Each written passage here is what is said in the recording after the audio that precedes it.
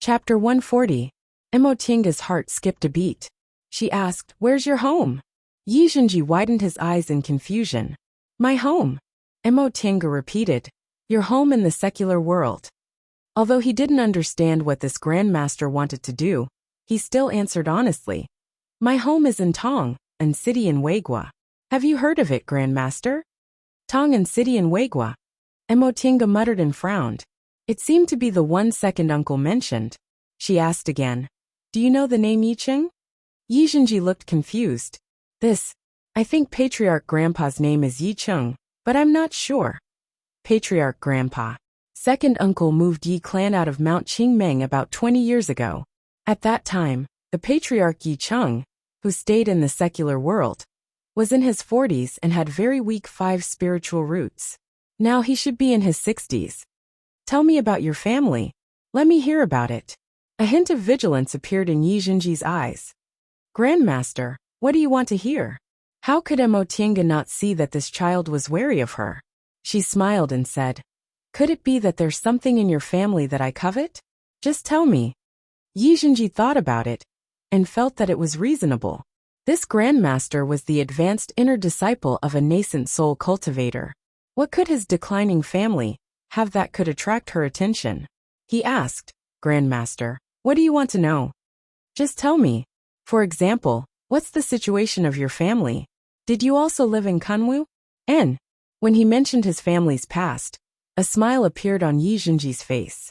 He said proudly, "My father said our family used to be in Kunwu, and our ancestors even produced many core formation cultivators. In the end, there was a granduncle who formed his gold core when he was just over 100 years old. At that time, he was famous in West Kunwu." At this point, a regretful expression appeared on his little face. "But this granduncle also passed away more than 20 years ago. There weren't many people in our family, and there weren't many people with spiritual roots, so our family declined just like that." "So there are no cultivators in your family now?" "Not really."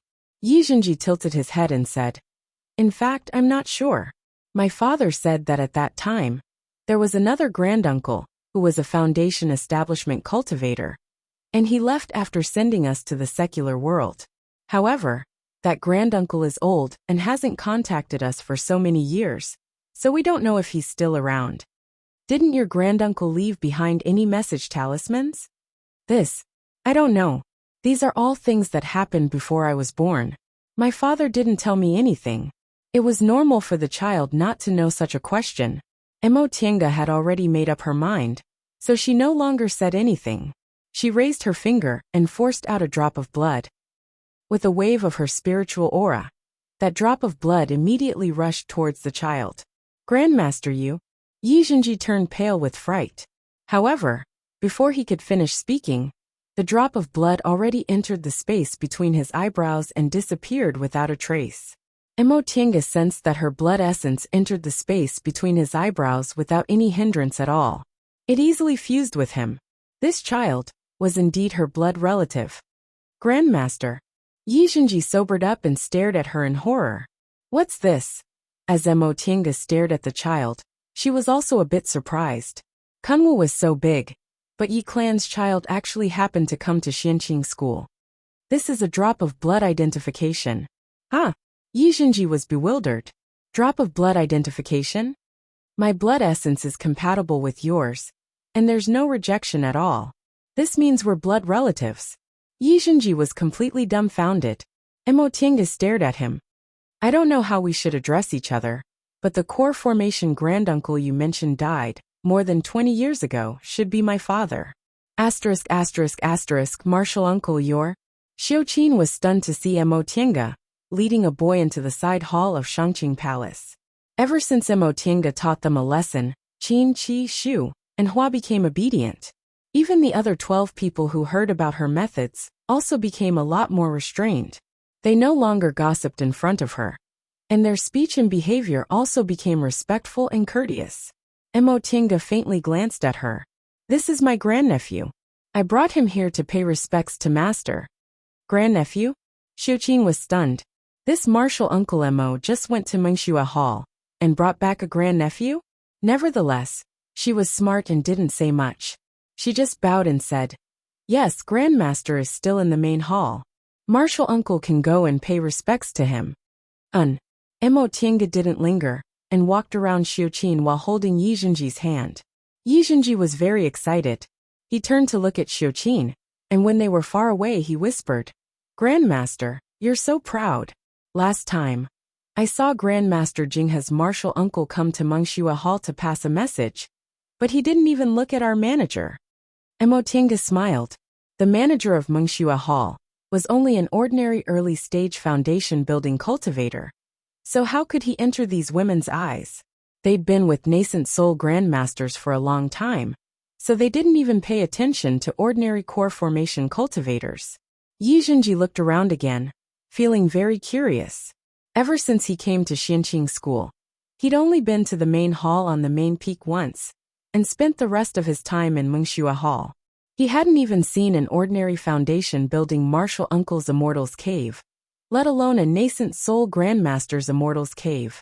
Emo Tiange couldn't help but smile as she looked at his innocent and happy appearance. This child had been very excited ever since he recognized himself as his relative. He originally thought he didn't have any backing, and would definitely be bullied by others. Unexpectedly, in the blink of an eye, he had a grandmaster who was related to him by blood. Those children who bullied him before couldn't compare to him. So he was so happy that he didn't know what to say. She recalled how Yi Zhenji proudly stuck out his chest when she explained the reason to the cultivator in charge of Mengxua Hall, which made her feel both funny and pitiful.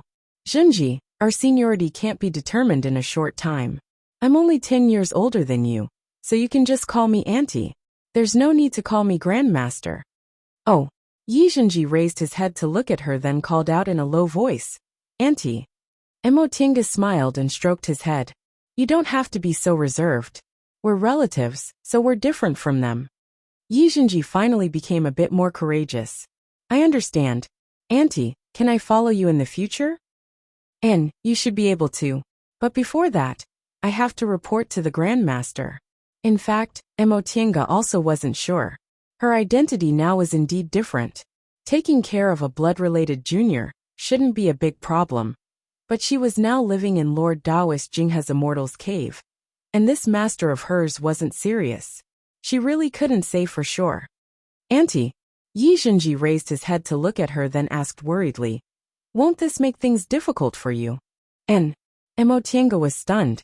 Just now she unconsciously frowned, but this child was actually so sharp? Yi Zhenji said, "Auntie, if you're in trouble, you don't have to worry about me. Now that they know you're my granduncle, they won't dare to bully me anymore." Seeing the child's serious expression, Emo Tiange smiled and answered seriously, "You don't have to worry. You'll understand after you meet the Grandmaster." And, as they spoke, the two of them arrived at the main hall. In Shangqing Palace, aside from Lord Taoist Jinghe himself, there were only the maids and her, so there was no need for anyone to report to them. Leading Yi Zhenji into the main hall, Emo Tiange saw that Lord Taoist Jinghe was still lying on his dragon chair, enjoying the service of the maids while flipping through an unknown book. He was also mumbling something. "Master." Lord Taoist Jinghe didn't even raise his head. "Oh, you're back. Why did you bring back a little guy today?" Emo Tiange let go of Yi Zhenji's hand and signaled him with her eyes. The child very cleverly knelt down and kowtowed. "Yi Zhenji greets the Grandmaster." Emo Tiange said, "Master, this child is related to me by blood. I want to bring him back to teach him personally. I sincerely ask for your permission." And Lord Taoist Jinghe was surprised. He then turned around and casually waved his hand at Yi Zhenji, signaling him to stand up. Then he turned to Emo Tiange. "What's going on? Where did this child come from?" Emo Tiange patiently reported. "When I went to Mengxua Hall today, this child happened to be bullied by others, so I conveniently saved him. Unexpectedly, this child actually came from my clan in the secular world." "Oh, what a coincidence." Lord Taoist Jinghe wasn't interested in these trivial matters of the branch family. However, when he saw Yi Zhenji standing up and shrinking behind Emo Tiange timidly, his interest was piqued. "Little fella, come here and let Grandmaster have a look." Yi Zhenji raised his head to look at Emotinga.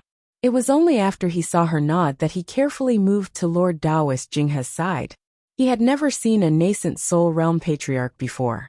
How imposing. The little guy looks pretty good. He looks like you. As Lord Taoist Jinghe spoke, he grabbed Yi Zhenji's wrist. Your aptitude is a bit lacking. You have 3 spiritual roots. And fortunately, all of your spiritual roots are fine, so building your foundation shouldn't be a problem. If you work hard, there's also hope for you to form your gold core. Yi Zhenji widened his eyes. He wasn't sad at all that the sovereign said his aptitude was a bit lacking, because disciples who could enter Xianqing school all had excellent aptitudes.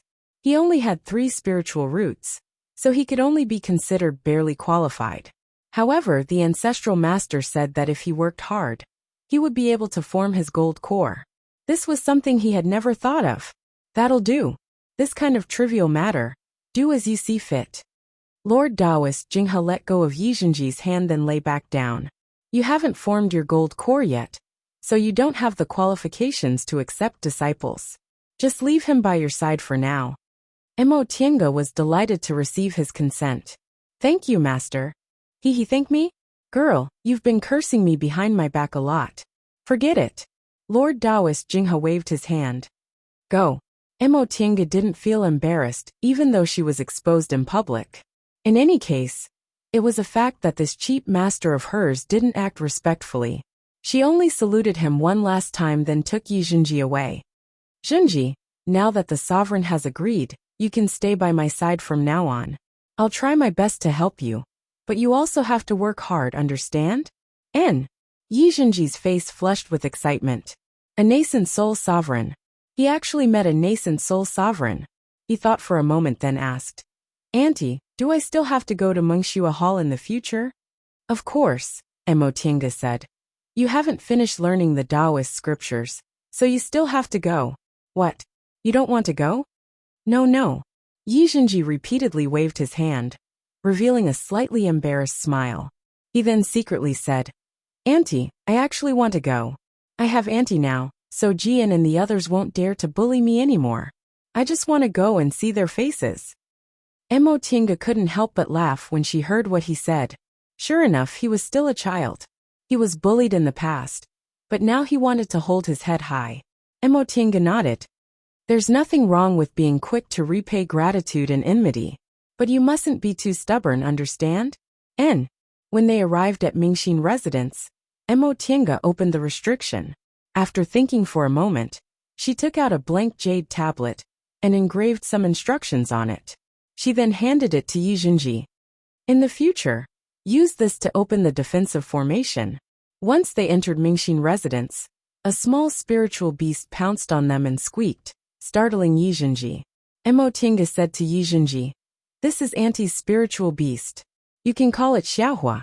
It's very smart, and its cultivation level is equivalent to an early-stage foundation building cultivator. In the future, if you need anything you can call it. She then crouched down and stroked the Inferno Beast's head. This is Zhenji. He's my nephew. In the future, treat him like you treat me, understand? The Inferno Beast squeaked again and intimately bit the hem of Yi Zhenji's robe. It didn't stop until Yi Zhenji also stroked its head. Emotinga smiled. She took out a jade bottle and poured several medicinal pills into it. Eat them and go play. If you want to go to the back mountain, that's fine. The Inferno Beast rolled its tongue and swallowed the medicinal pills. It then nodded at her and ran out of Mingxin residence, probably heading towards the spiritual beast courtyard in the back mountain. This Inferno Beast's cultivation level rose very quickly. Ever since they moved to Shangqing Palace, Missouri Tiange let it roam freely, so it often ran to the back mountain to play. Because there were restrictions in the Immortal's Cave, Emotinga also let it go. After leading Yi Zhenji into the courtyard, Emotinga introduced everything to him one by one. This is Auntie's Immortal's Cave. This is the concocting room. This is the tool refining room. And this is the cultivation room. As for this resting room, it'll be yours from now on. If you need anything, you can just ask the martial uncles here. They're the Grandmaster's maids, so all the affairs in Shangqing Palace are managed by them. Got it, Auntie. Yi Zhenji stood in the resting room and carefully touched the bed made of cold jade. There weren't many things in the room, but everything was so exquisite that he couldn't help but stare. "Where's your luggage?" Upon hearing Emotinga's question, Yizhenji took off the qianquan bag hanging from his waist and poured out the things somewhat embarrassedly. There were some clothes, a few Taoist scriptures and mental cultivation techniques, some children's toys, 3 spirit stones, and several worn-out jade bottles. Emotinga opened them to take a look. There were healing medicinal pills and aura-nourishing pills, but there were only 2 or 3 of them. Among them, there was even an aura-nourishing pill that seemed to be half-eaten. Yizhenji seemed to feel his things were too shabby, so he said with a red face, "Auntie, when I left home, there wasn't much left in the house. I only left these few things and Grandpa Patriarch gave them all to me." Emotinga smiled. Presumably, those people in the Yi clan with meager spiritual roots were still unwilling to leave, so even though they stayed in the secular world, they still cultivated. Moreover, most of the valuable things were with second uncle, so they originally didn't have anything valuable. After 20 years, it was very normal for there to be nothing left. She thought for a moment, then took out 7 or 8 jade bottles from her qianquan bag. These 2 bottles contain aura-nourishing pills. There are 100 pills in each bottle. You should know how to use them. These are aura-converging pills. They're also medicinal pills for cultivation, and their effects are 10 times better than aura-nourishing pills. However, you'd better increase your cultivation level before taking them. The medicinal effects are too strong, and your current cultivation level is too low. These are aura-purifying pills. For every 10 aura-nourishing pills you take, you'll have to take 1 to expel pill toxins. These are refreshing pills. They're used to detoxify poisons. Presumably, all the poisons you've come into contact with can be detoxified with these pills.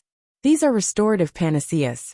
You'll use up all your spiritual aura in a fight of magical powers, so taking 1 can restore a lot of your spiritual aura. These are mind-clearing pills. They're used to calm the mind. If you feel uneasy, you can take 1. Seeing that Yizhenji's hands were trembling while holding the jade bottles, Emotinga smiled and took out a small pouch. "There are 200 spirit stones in here. I know you new disciples haven't graduated from Mengxua Hall yet, so you can't get a disciple's share. I'll give you these first for your cultivation." He only had 2 spirit stones in his possession, and he was reluctant to use them for a long time. Now that he suddenly received 200 spirit stones, Yizhenji was completely dumbfounded. But it wasn't over yet. Emotinga thought for a moment, then took out the greenwood sword, and the spirit-gathering pearl she no longer used. Touching these 2 things, she heaved a soft sigh. The spirit-gathering pearl wasn't a good thing, but it was left behind by her father. Moreover, it also guided her on the path of cultivation. After thinking for a while, she put it away and replaced it with a spirit-gathering formation she made herself. "This is the greenwood sword. My second uncle passed it on to me. Now I'll pass it on to you. This thing has been refined by a core formation cultivator, so ordinary spirit tools can't compare to it. You have to use it well." As for the spirit-gathering formation, when you cultivate, you can place it in the surroundings to increase the density of spiritual aura. Yizhenji received these things in a daze. Although he was only a new disciple, after entering Xianqing school, he still had some experience. He had seen spirit tools in the hands of fellow disciples, but they hadn't graduated from Mengxua Hall, so the school wouldn't give them spirit tools. Those who could have spirit tools were all people with powerful backgrounds. A small disciple from the secular world like him could only look at them with envy. However, this greenwood sword was obviously a high-grade spirit tool. It was much better than the ones he had seen before. "Auntie, this is a lot. Since you're my relative, I'll naturally give you the best." Emotinga's expression turned serious. "However, you also have to remember that you can only rely on yourself to walk on the path of cultivation. If you're complacent and don't move forward, then no matter how many treasures you have, it'll be useless." Yizhenji was startled by Emotinga's stern shout, but he soon regained his composure. He obediently lowered his head and said, "I understand. I'll cultivate diligently and live up to Auntie's expectations." Emotienga was very satisfied that this child was so obedient. She stroked his head and said, "All right, Auntie's going to cultivate. It's good for you to cultivate and familiarize yourself with it first. If you need anything, just call me outside the cultivation room." Yes. Emotienga turned around and was about to leave, but Yi Jinji hastily called out, "Auntie." Emotienga stopped. When she saw Yi Jinji looking at her, she blushed and said in a low voice, "I'm hungry." Stunned, she couldn't help but knock her own head, then said with a smile, "Auntie hasn't eaten for a long time, so I forgot you still need to eat. Wait a moment, I'll call someone to bring you some food." After returning to the cultivation room, Emotienga first sent a summoning talisman to Xiuqin, asking her to call someone to bring her food every day. After that, she arranged a formation and entered the virtual sky world. Standing inside the virtual sky world, she felt the gentle breeze and exhaled. However, she didn't immediately enter the hut to cultivate. Instead, she sat down by the stream. She didn't expect to run into someone from Yi Clan. She never grew up in Yi Clan, so Yi Clan only existed in her imagination. However, before second uncle passed away, he always told her to take care of Yi Clan if she had the ability in the future. Now that she ran into a child from Yi Clan, she naturally couldn't ignore him. This child told her that Yi Clan lived a good life in the secular world. There were still several cultivators in the clan. Although their cultivation levels were low and not worth mentioning in Kunwu, they were immortals in the eyes of mortals. Yi Clan quickly gained a foothold in Wei country. Now they were rich and healthy, and they even became Marquis Chong Ningho in Wei country. Hearing this, Emotienga felt relieved.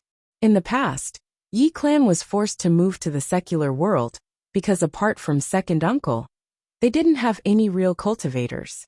Even if they had spiritual roots, they only had 5 spiritual roots, and could barely reach the second or third layer of the aura refining realm by relying on medicinal pills. However, living in the secular world was already enough. Far away from the bloody storms of the cultivation world, they could still enjoy glory, splendor, wealth, and rank in the secular world. What else could they ask for? Even if Lord Taoist Jingha's clan in the secular world produced a nascent soul cultivator and a core formation cultivator, it was still just an ordinary rich clan.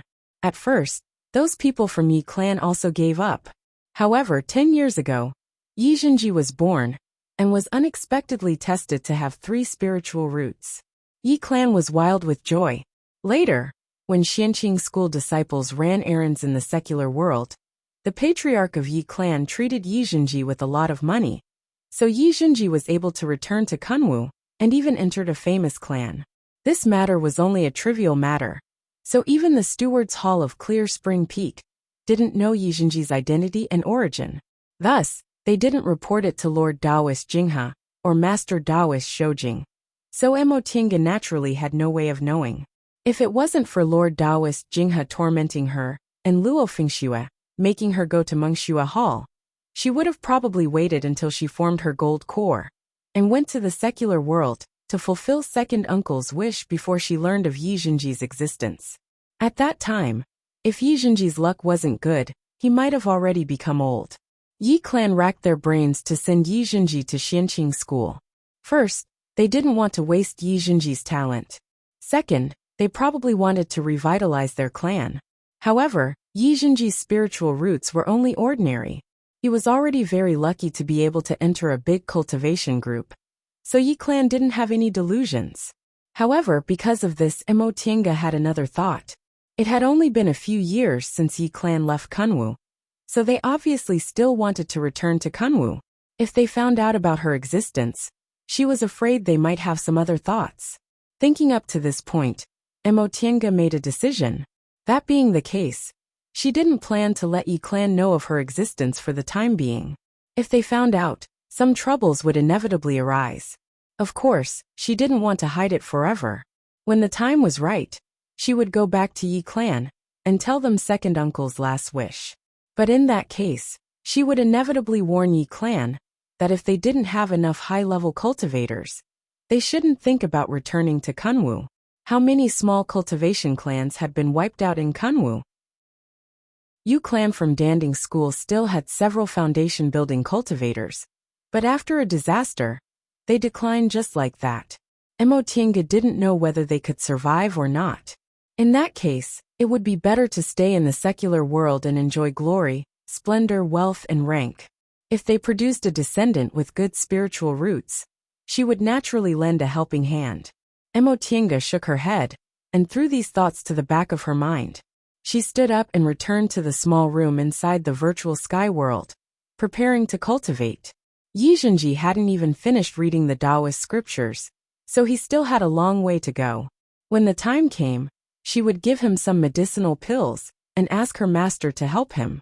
Presumably, building his foundation wouldn't be a problem, and he might even have a high chance of forming his gold core.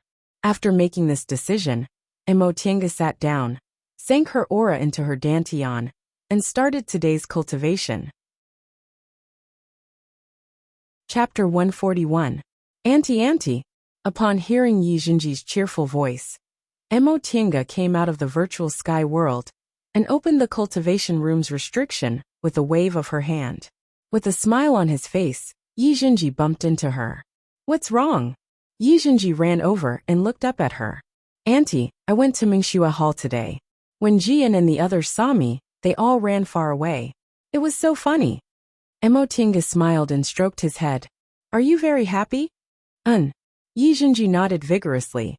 "I've always thought that when I built my foundation, I'd beat them all to the ground so they wouldn't dare to bully me." Emotinga smiled. When she was in Emo family's village, she also had the same idea. She wanted to read good books, listen to her mother, and when she grew up, she would teach Tianjun and the others a lesson. In the end, Tianjun didn't bully her anymore, and she also walked on a different path. Although they don't dare to bully you now, you still have to work hard to build your foundation. You can't always rely on others, understand? "And Auntie, I'll work hard to cultivate and won't embarrass you," Yi Zhenji said earnestly. "I know my aptitude isn't good, but before I came to Kunwu, Grandpa Patriarch told me that hard work can make up for my lack of talent. As long as I cultivate hard, I still have hope of advancing. It's good that you understand." Emotinga nodded with a smile. "At first, my aptitude was worse than yours, but in the end, I still built my foundation. Therefore, although aptitude is important, hard work and fated chances can't be underestimated." Yi Zhenji blinked.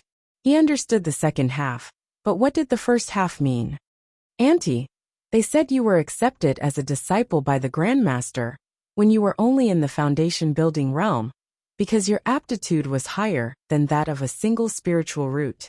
Why did you say your aptitude was bad? If your aptitude was bad, the Grandmaster wouldn't have accepted you as a disciple, right?" Both of these sentences are correct. Auntie's spiritual root is a very special kind of spiritual root. Before I built my foundation, I always thought my aptitude was bad, but after I built my foundation, I realized that wasn't the case. "Oh, but if that's the case, you were able to build your foundation because your aptitude is good, right?" This question startled Emotinga. The vision triggered during her foundation building had indeed made her suspicious for a very long time. Emotinga didn't know whether her success in building her foundation was related to the spiritual roots of the origin or not. Maybe the art of Sinu also had something to do with it. Although she didn't know what the spiritual roots of the origin were before she built her foundation, and considered them to be almost useless spiritual roots, maybe she benefited from the spiritual roots of the origin when she advanced. That's not necessarily the case. Auntie also had a hard time cultivating in the qi condensation realm. At that time, it was my second uncle who took care of me and provided me with a large amount of medicinal pills for my cultivation. That's why I was able to reach the foundation building realm one day. Yi Zhenji pondered for a moment, then smiled again. "I understand. Auntie has granduncle to take care of her, and I also have Auntie to take care of me. I'll work hard to make a realm breakthrough just like Auntie." This child was smart and sensible. He didn't need anyone to take care of him all the time. Just a few words of advice from time to time would do. Emotinga chuckled and patted his head. "It's good that you know. All right, you've been dawdling for so long. Hurry up and cultivate." All right, I'll go now. Yi Xinji answered obediently, then went back to cultivate. Mo Tiange closed her eyes and released her divine sense. The cultivation technique Yi Xinji practiced was the same as that of all new disciples. It was Xianqing school's most basic cultivation technique, the Nanhua Heart Sutra. In fact, all new disciples of Xianqing school, regardless of their aptitude, spiritual roots, or status, had to practice Nanhua Heart Sutra first to lay their foundation. When Mo Tiange entered the school several years ago, although she wasn't a new disciple, she still roughly studied it. This Taoist scripture was indeed an ideal introductory cultivation technique.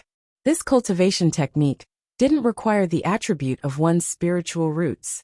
The cultivation speed wasn't fast, and it couldn't be used in fights of magical powers. However, it allowed one to comprehend the Tao of heaven and earth, cultivate one's heart, and cultivate one's nature. If one could cultivate Nanhua Heart Sutra properly, before practicing other cultivation techniques, there would be a lot fewer barriers to one's nature. Although Yi Xinji's spiritual roots weren't obvious, he had a good understanding of Taoist scriptures. His nature and perception were also pretty good. Mo Tiange watched him for a while. Seeing that his cultivation was going smoothly, she no longer paid attention to him and entered the virtual sky world to continue cultivating. Time passed quickly. After she finished cultivating, Mo Tiange went to Mengxue school to give Yi Xinji some pointers, then entered the virtual sky world to cultivate. And so on. After 2 years of peace and tranquility, 2 major events happened on Clear Spring Peak at the same time. The first matter was that Master Taoist Xianin was about to enter closed-door meditation to attack the nascent soul realm. When Mo Tiange learned about this, she was very happy. Senior martial brother Xianin was their master's #1 disciple. Not only was he the earliest to enter the school, but his aptitude was also the best. He was already more than 400 years old now, yet he was still stuck in the core formation realm. Now that he finally entered closed-door meditation to attempt to form his nascent soul, Mo Tiange inwardly prayed that this martial uncle or senior martial brother, who always took care of her, could smoothly form his nascent soul. If senior martial brother Xianin really succeeded, she would have to call him martial uncle Xianin instead. According to the rules of the immortal cultivation world, once one reached the nascent soul stage, one would be a grandmaster. Although the master who entered the sect was still the master, the disciples of the same sect still had to address each other according to their cultivation level. The other thing was that Taoist Shou Jing had been in isolation for 2 years and successfully entered the late stage of the core formation realm. When Mo Tiange heard this, she just smiled and said nothing. Later, when she ran into Luo Fengxue, she tried to sound her out, but she also calmly rejected her. Speaking of which, she still hadn't met this senior martial brother Shou Jing. When she officially became her master's disciple 2 years ago, this senior martial brother Shou Jing had been in closed-door meditation and rarely left his cave. These 2 things weren't big, but they weren't small either. In the past 2 years, Mo Tiange had been dealing with Shangqing Palace's affairs and gradually got closer to the power center of Xianqing School. So she also learned some things. Xianqing School had a total of 5 nascent soul cultivators. Among them, the head Grand Supreme Elder, Lord Taoist Jinyang, was in the late stage of the nascent soul realm, Lord Taoist Jinghe was in the middle stage of the nascent soul realm, and the remaining Lord Taoist Lingxiu, Lord Taoist Miaoyi, and Lord Taoist Huayan were in the early stage of the nascent soul realm. Lord Taoist Jinyang was undoubtedly the pillar of Xianqing School, but the other nascent soul cultivators were also the foundation of Xianqing School. Losing one nascent soul cultivator would greatly reduce the school's strength. Right now, Lord Taoist Lingxiu's lifespan was about to run out. In 100 years at most, this Lord Taoist would pass away. This was also the reason why Master Taoist Xianin was in closed-door meditation to advance to the nascent soul realm, and the reason why he was so happy about Master Taoist Shou Jing advancing to the late stage of the core formation realm. When a nascent soul cultivator passed away, another nascent soul cultivator would be needed to fill the gap to ensure the school's strength and status. Of course, these things had nothing to do with her. Right now, Emotienga encountered something that made her not know whether to laugh or cry. Senior Marshal Sister Emotienga had been very careful since she was ordered to go to the main peak by her master. But she still heard a surprised and gentle call from behind her. She instantly had the urge to step on the white silk handkerchief and fly back to her cave. She adjusted her expression, turned around and smiled. Junior Marshal Brother Bai. This Junior Marshal Brother Bai wasn't Jean Bai. Although Jean Bai had always been called Little Bai, Marshal Uncle Bai, or Junior Marshal Brother Bai, his surname was Jean. This guy's real surname was Bai, and his name was Yanfei. He was the disciple of Xianqing School's head Grand Supreme Elder, Lord Taoist Jinyang. He had a single spiritual root that was hard to come by in 100 years. As soon as he entered the school, Lord Taoist Jinyang made an exception and accepted him as his disciple. This Junior Marshal Brother Bai was now 25 years old and had been in the foundation building realm for 3 years. Ever since Emotienga was officially accepted as Lord Taoist Jinghe's disciple, almost all the affairs in Shangqing Palace were handed over to her. She was even in charge of some matters related to the Grand Supreme Elders. As a result, she gradually came into contact with the real heavenly favored ones in the school. The so-called heavenly favored ones could be said to be the elite disciples among elite disciples. In Yunwu sect in the past, foundation building cultivators could accept disciples, so elite disciples were only slightly better than ordinary disciples. Big cultivation groups like Xianqing School, on the other hand, were different. Only core formation cultivators were qualified to accept disciples. Needless to say, disciples who could become disciples of core formation cultivators had to have outstanding talents, but they also had to have a good attitude and comprehension. Such elite disciples were naturally much better than ordinary disciples. However, heavenly favored ones could only be called disciples under nascent soul cultivators, and their cultivation levels had to be especially outstanding.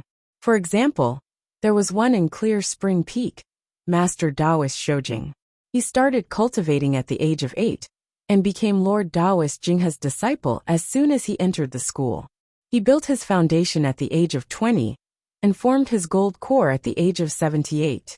In Xianqing School, he was one of the core formation cultivators most likely to form their nascent souls. Emotienga could also be considered a disciple of Lord Taoist Jinghe. She was in the middle stage of the foundation building realm at such a young age, and received her master's attention and high hopes. Forming her gold core was only a matter of time, and she might even form her nascent soul. This Bai Yanfei was the same. In terms of status, he was the last disciple of the head Grand Supreme Elder, Lord Taoist Jinyang. In terms of cultivation level, he built his foundation at the age of 22, and was now 25. His future was boundless. If it was before, Emotienga wouldn't have dared to believe she could make friends with someone with such status. But now, she only had a headache. This was how things started. She was now the one running errands for her master. A few days ago, she happened to go to Lord Taoist Jinyang's Immortal's cave to handle some matters for her master. She didn't know what was wrong with this Junior Marshal Brother Bai, but as soon as he saw her, not only was he overly enthusiastic, but he also invited her to meet him from time to time. In the beginning, Emotienga didn't think there was any harm in making friends with such a person. Unexpectedly, after several visits, she realized something was wrong. This Junior Marshal Brother Bai obviously didn't treat her as a Senior Marshal sister and Junior Marshal brother. He seemed to be pursuing her. Upon realizing this, whenever Bai Yanfei invited her again, she would find all kinds of reasons to dismiss him. However, for some unknown reason, the more she refused Bai Yanfei, the more enthusiastic he became. Almost every time she left Shangqing Palace, this person would use all kinds of methods to find out her whereabouts. He would then pretend to stick to her unintentionally, causing Emotienga to be afraid to go out recently. But even if she didn't dare to go out, she still had to go out. She had to carry out the things her master told her to do. If she accidentally ran into Bai Yanfei, she could only pretend she didn't know and think of a way to dismiss him. This matter made Emotienga feel strange. When she was a teenager, she always disguised as a man. When she came to Xianqing School, she changed her appearance to that of a woman. Moreover, she was always under Lord Taoist Jinghe's protection, so she had never experienced any pursuers. Now that one suddenly came, it made her want to avoid him like the plague. Seeing that she didn't look displeased, Bai Yanfei walked towards her with a smile. He was quite handsome, and he was also Lord Taoist Jinyang's last disciple, so he also had some admirers. However, Mo Tiange didn't have any feelings for him. Senior Marshal Sister Mo Bai Yanfei smiled at her. Long time no see. This time, Mo Tiange indeed hid for a long time. Because of this, she even asked Lord Taoist Jinghe not to go to Mengxua Hall. She holed up in Shangqing Palace every day and didn't go out. No matter what Bai Yanfei's intentions were, he was always polite and courteous to her face. So Mo Tiange answered with a smile. It's nothing. I've been practicing a secret technique recently, so I don't have time to go out. Really? Bai Yanfei's eyes brightened. What secret technique is it? Senior Marshal Sister, do you want to study it together? How could it be called a secret technique if I casually mentioned it? Mo Tiange paused for a moment, then squeezed out a smile. Junior Marshal Brother Bai, why are you here? Did you come to do something? Sort of. Bai Yanfei said vaguely, then said, Senior Marshal Sister, we haven't seen each other for a long time. Since we ran into each other, how about we have a good gathering? This isn't too convenient, right? Mo Tiange said, my master still has something he wants me to do. Junior Marshal Brother Bai, I'm sorry, but I'll take my leave first. She immediately got on the white silk handkerchief and flew towards Clear Spring Peak. Senior Marshal Sister, Bai Yanfei called out from behind her. Mo Tiange didn't dare to stay and didn't even look back. She flew back to Clear Spring Peak and rushed into Shangqing Palace. Mo Tiange only heaved a sigh of relief when she saw Bai Yanfei didn't follow her. She was really afraid of this Junior Marshal Brother Bai. She really didn't understand. Although her identity wasn't ordinary now and her aptitude wasn't bad, there were many beautiful and outstanding female cultivators in Xianqing School. Was it necessary for him to chase after her like this? Why are you burning your buttocks? Lord Taoist Jinghe's voice rang in her ears. She didn't make it, so she went straight through the main entrance. Once she passed through the main entrance, she saw the main hall. Lord Taoist Jinghe was meditating, which was very rare. Now that he was disturbed by her, he was glaring at her while blowing his beard. Master, she called out obediently. Lord Taoist Jinghe glared at her and stopped meditating. What happened? I told you to go to the main peak to pass a message, but you ended up like this? Was there a wolf chasing after you? There wasn't a wolf, but there was someone, Mo Tiange answered. She'd been his disciple for a long time, so she didn't mind. She found a seat, sat down, and poured tea for herself. Someone? Lord Taoist Jinghe was surprised. Who was chasing you? Mo Tiange only drank half of her tea. She rolled her eyes and told him the truth. It was Junior Marshal Brother Bai Yanfei from Morning Sun Peak. Bai Yanfei? Lord Taoist Jinghe thought for a while. Is he old Taoist Jinyang's disciple? Seeing Mo Tiange nodding, Lord Taoist Jinghe was even more surprised. Why was he chasing you? I also found it strange, Mo Tiange said. Junior Marshal Brother Bai was too enthusiastic. Ever since I met him, he often invited me out. I didn't want to go. He was doing it out of kindness. If I went, I'd be a bit overwhelmed. Kindness? Lord Taoist Jinghe immediately understood and snorted. This brat is really bold. He actually wanted to attack my disciple. Attack? Mo Tiange stared at him with a puzzled expression. Master, Junior Marshal Brother Bai was very good to me. He didn't attack me at all. Humph. Lord Taoist Jinghe snorted even harder. He curled his lips and glared at her. Keep pretending. Do you dare to say you didn't say it for me to hear on purpose? Having been exposed, Mo Tiange immediately became well-behaved. Yes, master. I think this brat is very annoying, but it's not good to directly send him away, so I wanted to ask master to deal with him. Upon hearing what she said, Lord Taoist Jinghe showed an expression that said that's more like it. He then raised his head complacently. Don't play tricks in front of master. You're just a little girl, who's lived for more than 20 years. What else can you hide from me? Mo Tiange smiled modestly. Yes, but how could I compare to you, master? You've lived for more than 800 years, and you've almost become a demon. Lord Taoist Jinghe felt refreshed after being flattered. However, he only laughed twice when he suddenly realized what she said wasn't quite right. Damn girl. You actually called me an old fart. No way. Emo Tiange immediately clasped her palms together. Master, I'm sincerely expressing my respect, and also asking you to help me deal with this matter. Lord Taoist Jinghe's temperament was that he loved to brag and flatter others. Once Emo Tiange assumed this posture, he was immediately appeased. He merely let out a humph and cast her a sidelong glance. His tone became amiable. Tell me, what's going on with this brat? Emo Tiange said. I'm also quite muddle-headed. It's just that when I went to Morning Sun Peak to ask to see Martial Uncle Jinyang, Junior Martial Brother, received me for a while. Later on, he often invited me out. This was the truth. She herself didn't understand what this Junior Martial Brother saw in her. Cultivation level? It wasn't that there weren't any young female cultivators in the middle stage of the foundation building realm in the school. Martial Uncle Miaoi of Blue Phoenix Peak had a senior martial sister in the middle stage of the foundation building realm in her 30s. That senior martial sister reached this stage through solid cultivation, unlike Emo Tiange, who reached this stage purely because of fated chances. Appearance. Emo Tiange thought her appearance wasn't bad. But in the cultivation world where beauties were as common as clouds, it didn't count as much. Identity. Being the disciple of a nascent soul grandmaster, Lord Taoist Jinghe, was indeed an extremely high identity. But at the same time, whatever she had, that senior martial sister from Blue Phoenix Peak also had. Furthermore, that senior martial sister wasn't the only one. Martial Uncle Lingxiu from Drifting Cloud Peak also had a junior martial sister, who was in her early 20s, and was even younger than her. Once Emo Tiange finished speaking, Lord Taoist Jinghe pondered for a moment then nodded. This brat has a bit of insight. My Qin Jinghe's disciple is naturally better than others. Emo Tiange clenched her teeth. Master. Upon seeing Emo Tiange's angry gaze, Lord Taoist Jinghe immediately burst into laughter. Don't.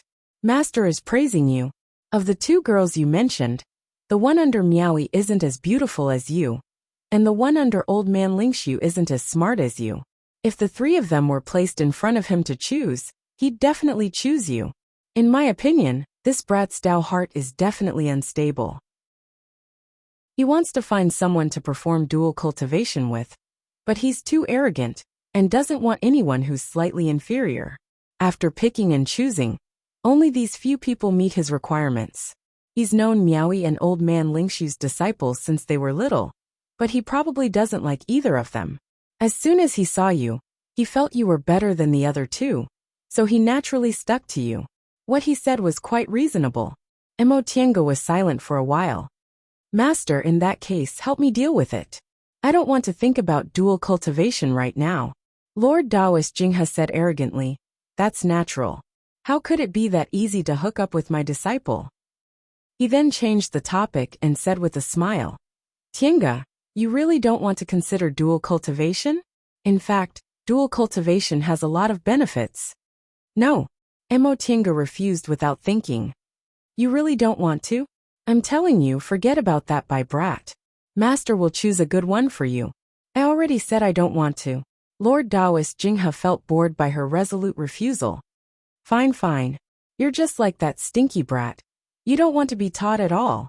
How can I be taught about this kind of thing? Master, have you ever performed dual cultivation? Lord Taoist Jinghe choked on her words. He then turned around and glared at her. What does that have to do with you? Whether I perform dual cultivation or not has nothing to do with you, Master. Emo Tiange stood up. I'm going back to cultivate. In any case, Master, help me deal with it. Chapter 142. Old Taoist Jinyang.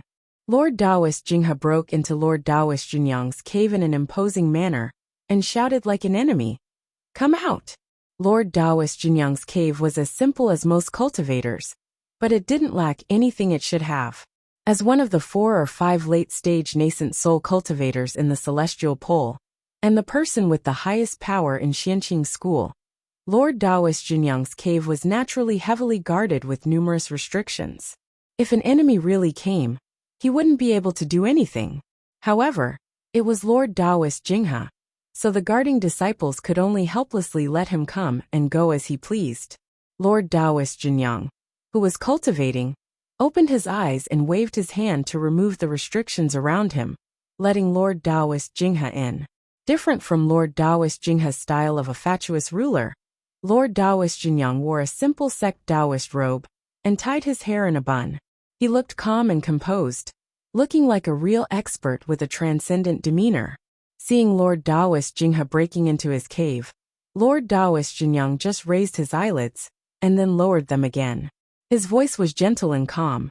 "What's up? What's up? You're asking me what's up?" Lord Taoist Jingha yelled. "Old Taoist Jinyang, are you jealous of me because I accepted a genius disciple but don't dare to say it?" Not to mention Xianqing school. Perhaps only Lord Taoist Jingha would talk to Lord Taoist Jinyang like this in the entire celestial pole. Lord Taoist Jinyang was also a genius in the past.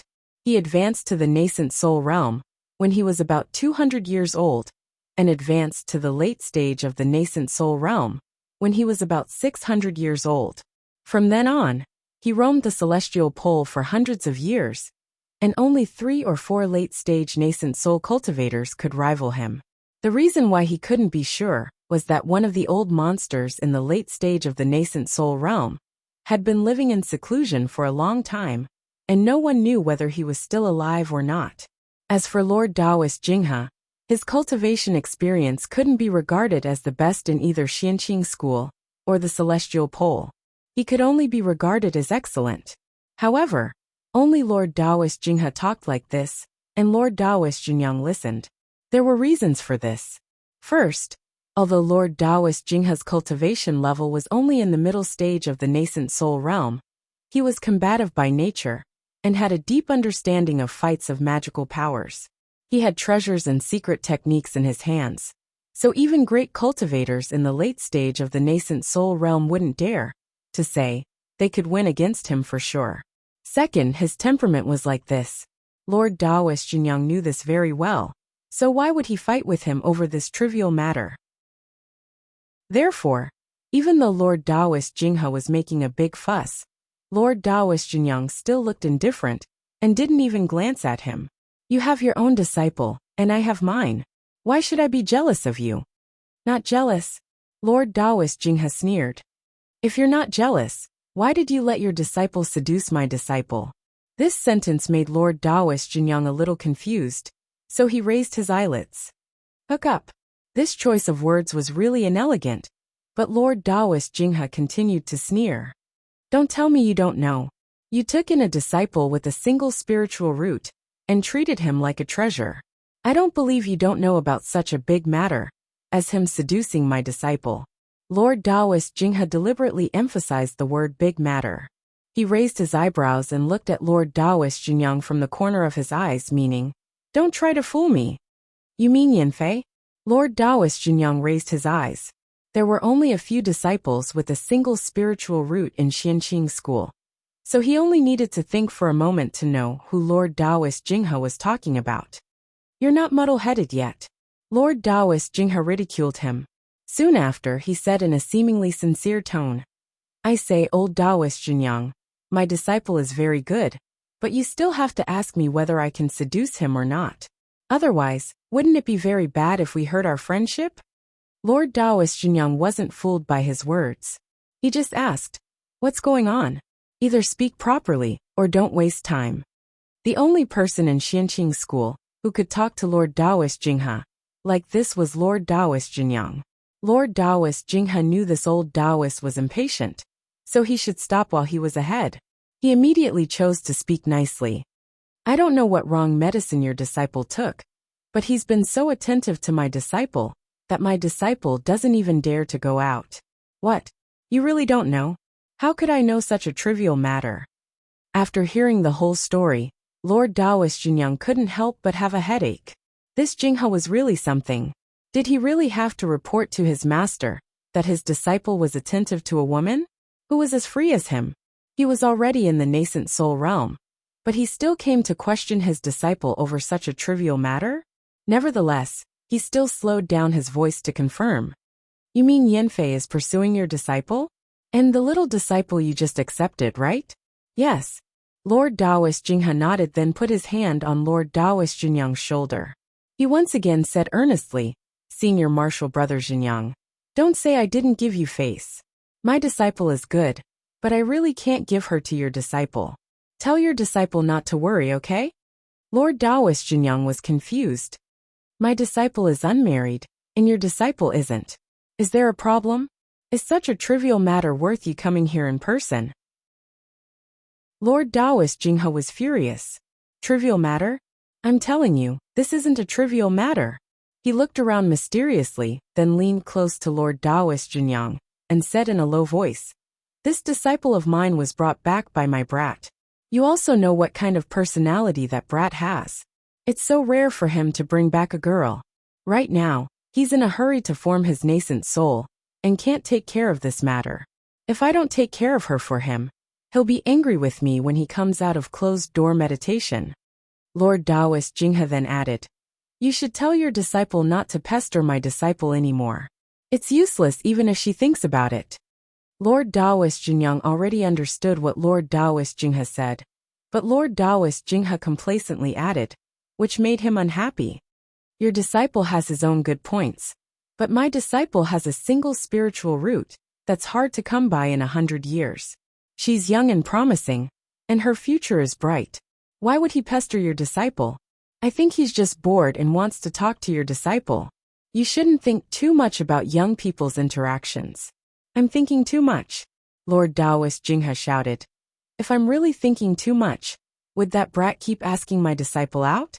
Old Taoist Jinyang, don't just protect your disciple. Although your disciple has a single spiritual root, compared to my disciple, she's just SOSO. Do you want to know what my disciple's aptitude is? Hehe, I won't tell you first. Lord Taoist Jinyang's face darkened when he saw Lord Taoist Jinghe blowing his own trumpet. All right, don't treat your disciple like a treasure. There are many people who want to perform dual cultivation with my disciple. Do you need to rush to please your disciple? What are you worrying about?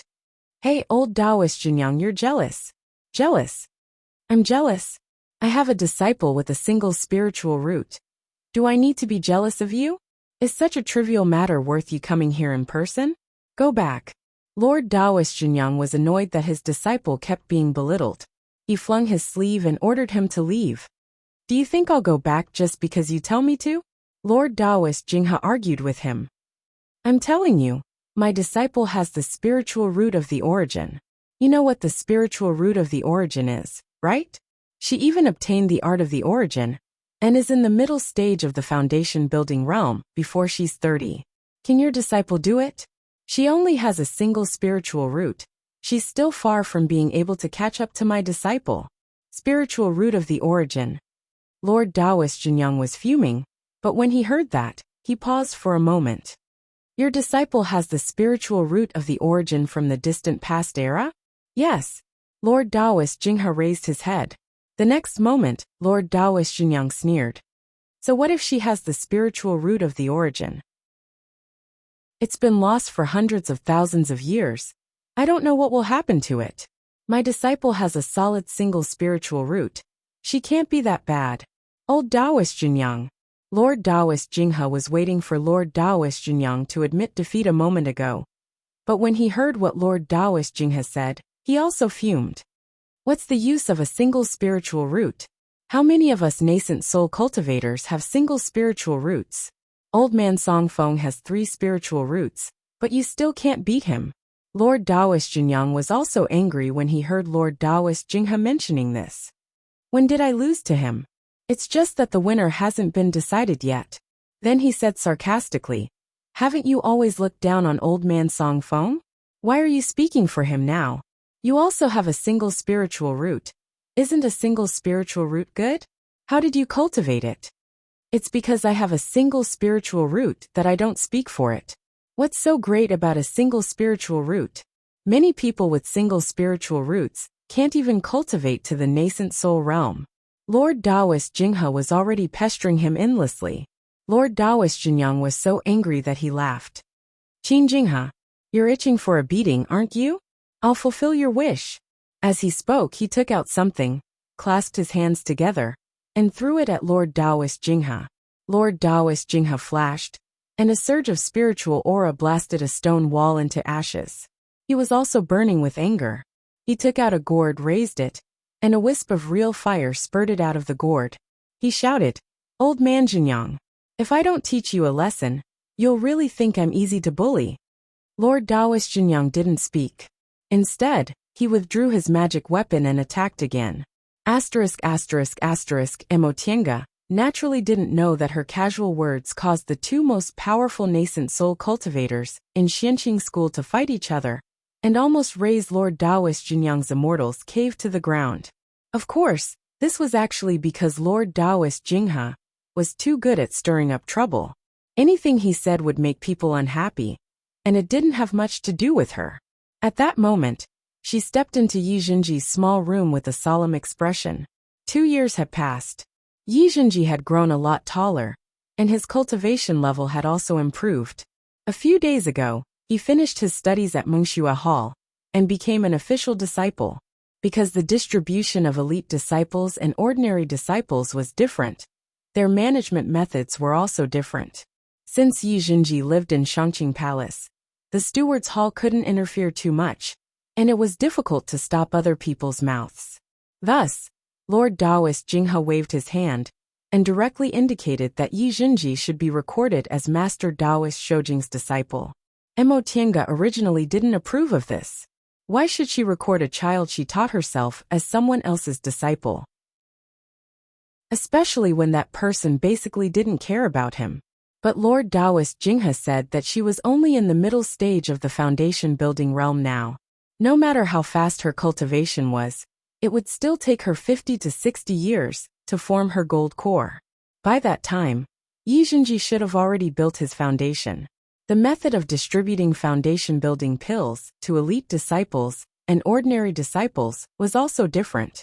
Did Lord Daoist Jinghe want to drag him into building his foundation? For this reason, Emotienga could only acquiesce. Now Yi Zhenji still lived here, and hadn't even seen his nominal master. Emotienga walked to the frost jade bed, and saw Yi Zhenji lying on the bed. She frowned slightly and helped the child up. She placed her hand on the top of his head, and inserted her spiritual aura into his body. After a long time, Yi Zhenji groaned and woke up.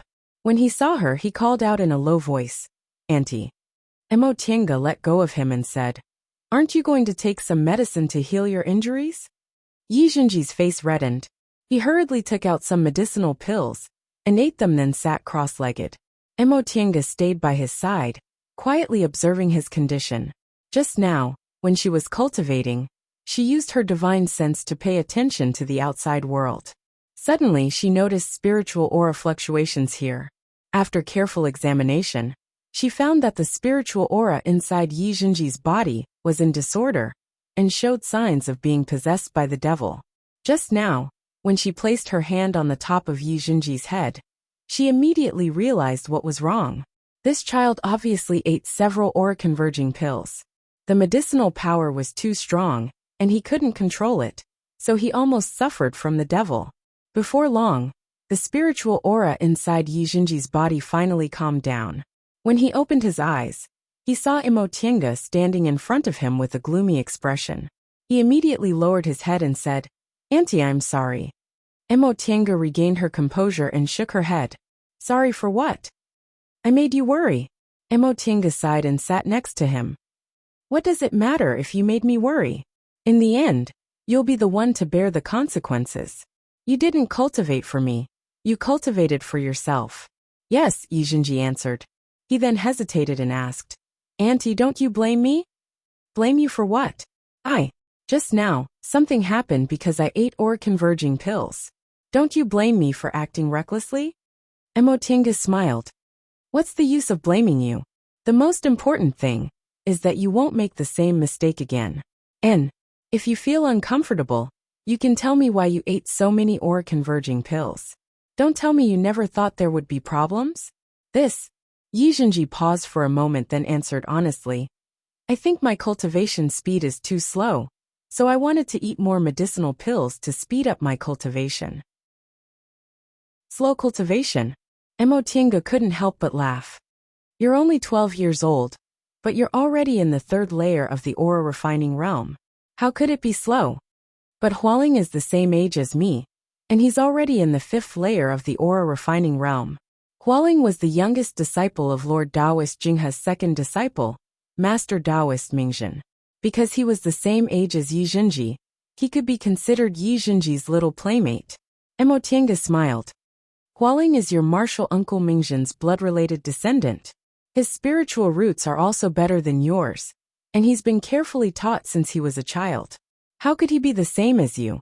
Upon hearing what she said, Yi Zhenji pursed his lips and his gaze dimmed. I know my aptitude isn't comparable to his, but if that's the case, doesn't that mean I'll never be able to catch up to him for the rest of my life? Of course not. Emotinga stroked his head. On the path of cultivation, aptitude isn't enough. You might not be able to catch up to him now, but as long as you continue to cultivate earnestly, you'll eventually catch up. Besides, in the past 2 years, you've advanced 2 layers from the first layer to the third layer, while Hualing barely advanced to the fifth layer a few days ago. What are you afraid of? Seeing that Yi Zhenji lowered his head and didn't say anything, Emotinga knew he was still unconvinced, so she said with a smile, Then let's do it this way. You'll spend 10 years cultivating earnestly. Let's see if you'll build your foundation first, or if he'll build it first. What do you think? Yi Zhenji thought about it. He still had a high chance of advancing to the foundation building realm within 10 years, so he smiled and said, In. But let's make this clear. You can't do things like you did today, pulling up seedlings to help them grow. Cultivation has to be done step by step. Being too impatient won't do you any good. If you're careless and end up suffering from qi deviation, you'll have to delay your cultivation for many years. The gains won't make up for the losses. Alright, I'll listen to Auntie. On the other side, Lord Taoist Jinghe had just finished his fight.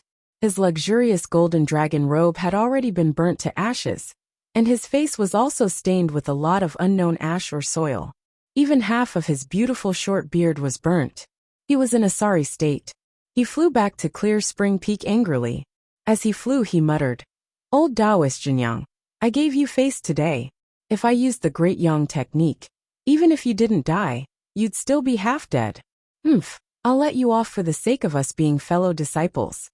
The old Taoist Jinyang he spoke of was currently directing his disciples to tidy up the cave with a dark expression. He himself called his youngest disciple over and locked him in a relatively intact stone room before he started scolding him. Brat, you're too bored, aren't you? Instead of cultivating diligently, you went to seduce that old fool Qin Jinghe's disciple? You could have fallen for anyone. But that old fool is a complete scoundrel. If the upper beam is crooked, the lower beam will be crooked. How good can his disciple be? If you behave yourself, I'll forget about this matter. Bai Yinfei was bewildered by his scolding. Master, I told you about this. Lord Taoist Jinyang was stunned. You told me? When did you tell me? Last time, when you were cultivating, I said I wanted to find someone to perform dual cultivation with. And you said I could do whatever I wanted. Thinking about it carefully, Lord Taoist Jinyang seemed to have said that. He couldn't help feeling embarrassed, but he still scolded him angrily. I said you could do whatever you wanted, but you really did? There are many beautiful female cultivators with high cultivation levels in our sect. How did you fall for that old fool's disciple? This time, he didn't even want to call him Qin Jinghe. He just directly called him old fool. Bai Yinfei felt even more wronged. I said I'd choose from the several martial uncles, but you agreed. I looked around, and only senior martial sister Emma was suitable. But you still didn't tell me. Lord Taoist Jinyang thought for a while, then said angrily, Doesn't your martial uncle Miaoi also have a girl? I remember she's not that old, and she's also suitable for you. Why didn't you choose her? Bai Yinfei cautiously looked at his master and said, That senior martial sister Wu doesn't look too. He didn't finish his sentence. But how could Lord Taoist Jinyang not understand? Lord Taoist Jinyang glared at him. You, as a cultivator, why are you so fixated on appearances? Whether they're beautiful or ugly, they're just bones under the skin. Besides, how ugly could a cultivator be? That old fool's disciple isn't that beautiful. Seeing his furious master, Bai Yanfei cleverly shut his mouth and stopped talking. Now that his master had a falling out with martial uncle Jinghe, saying anything more would only add fuel to the fire.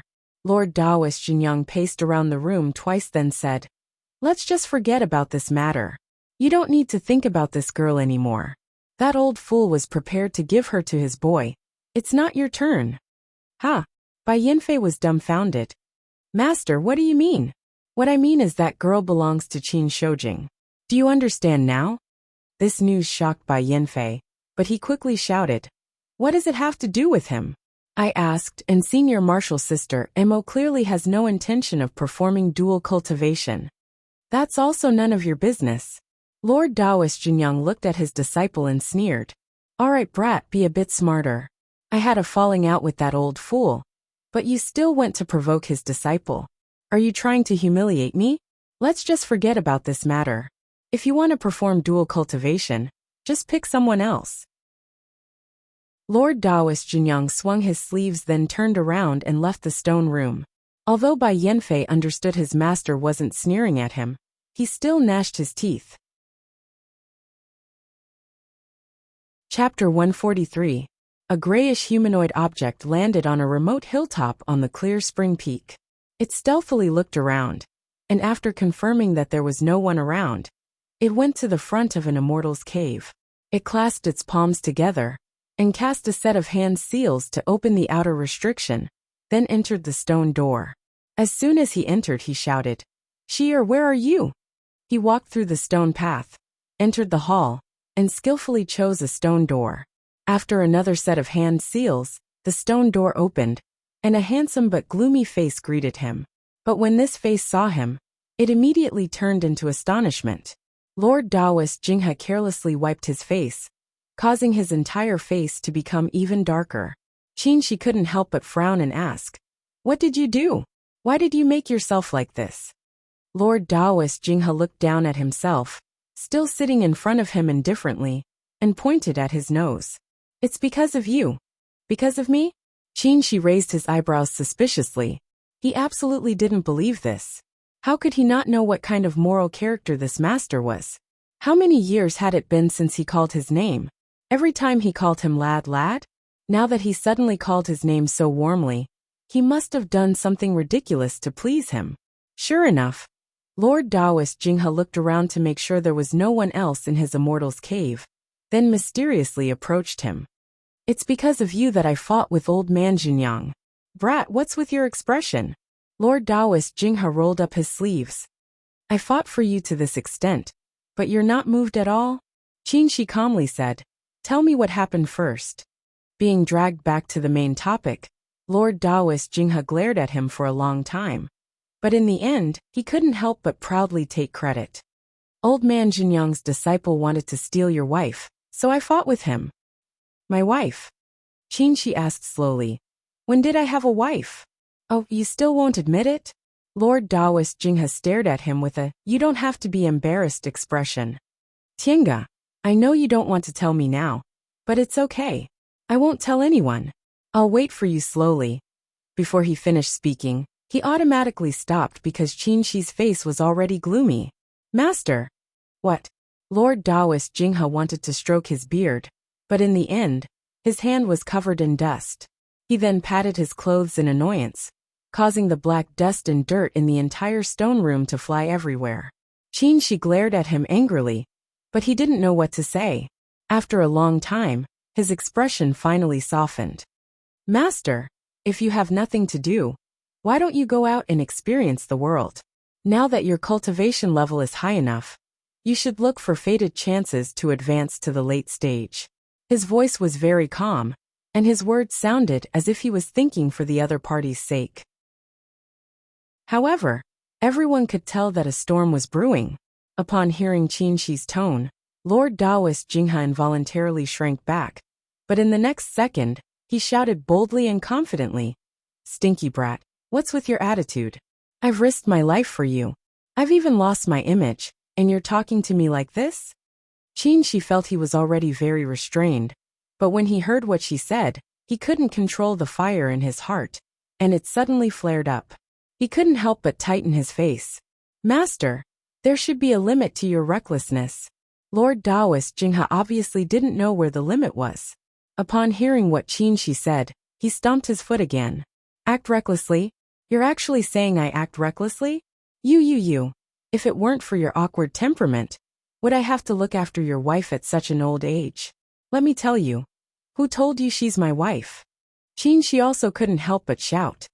You actually took this kind of non-existent matter seriously. You've lived for 800 years, but where did your brain go? Lord Taoist Jinghe had lived for 800 years, but he was still despised by a junior. God knew where his brain went, but he only knew that his self-esteem was hurt.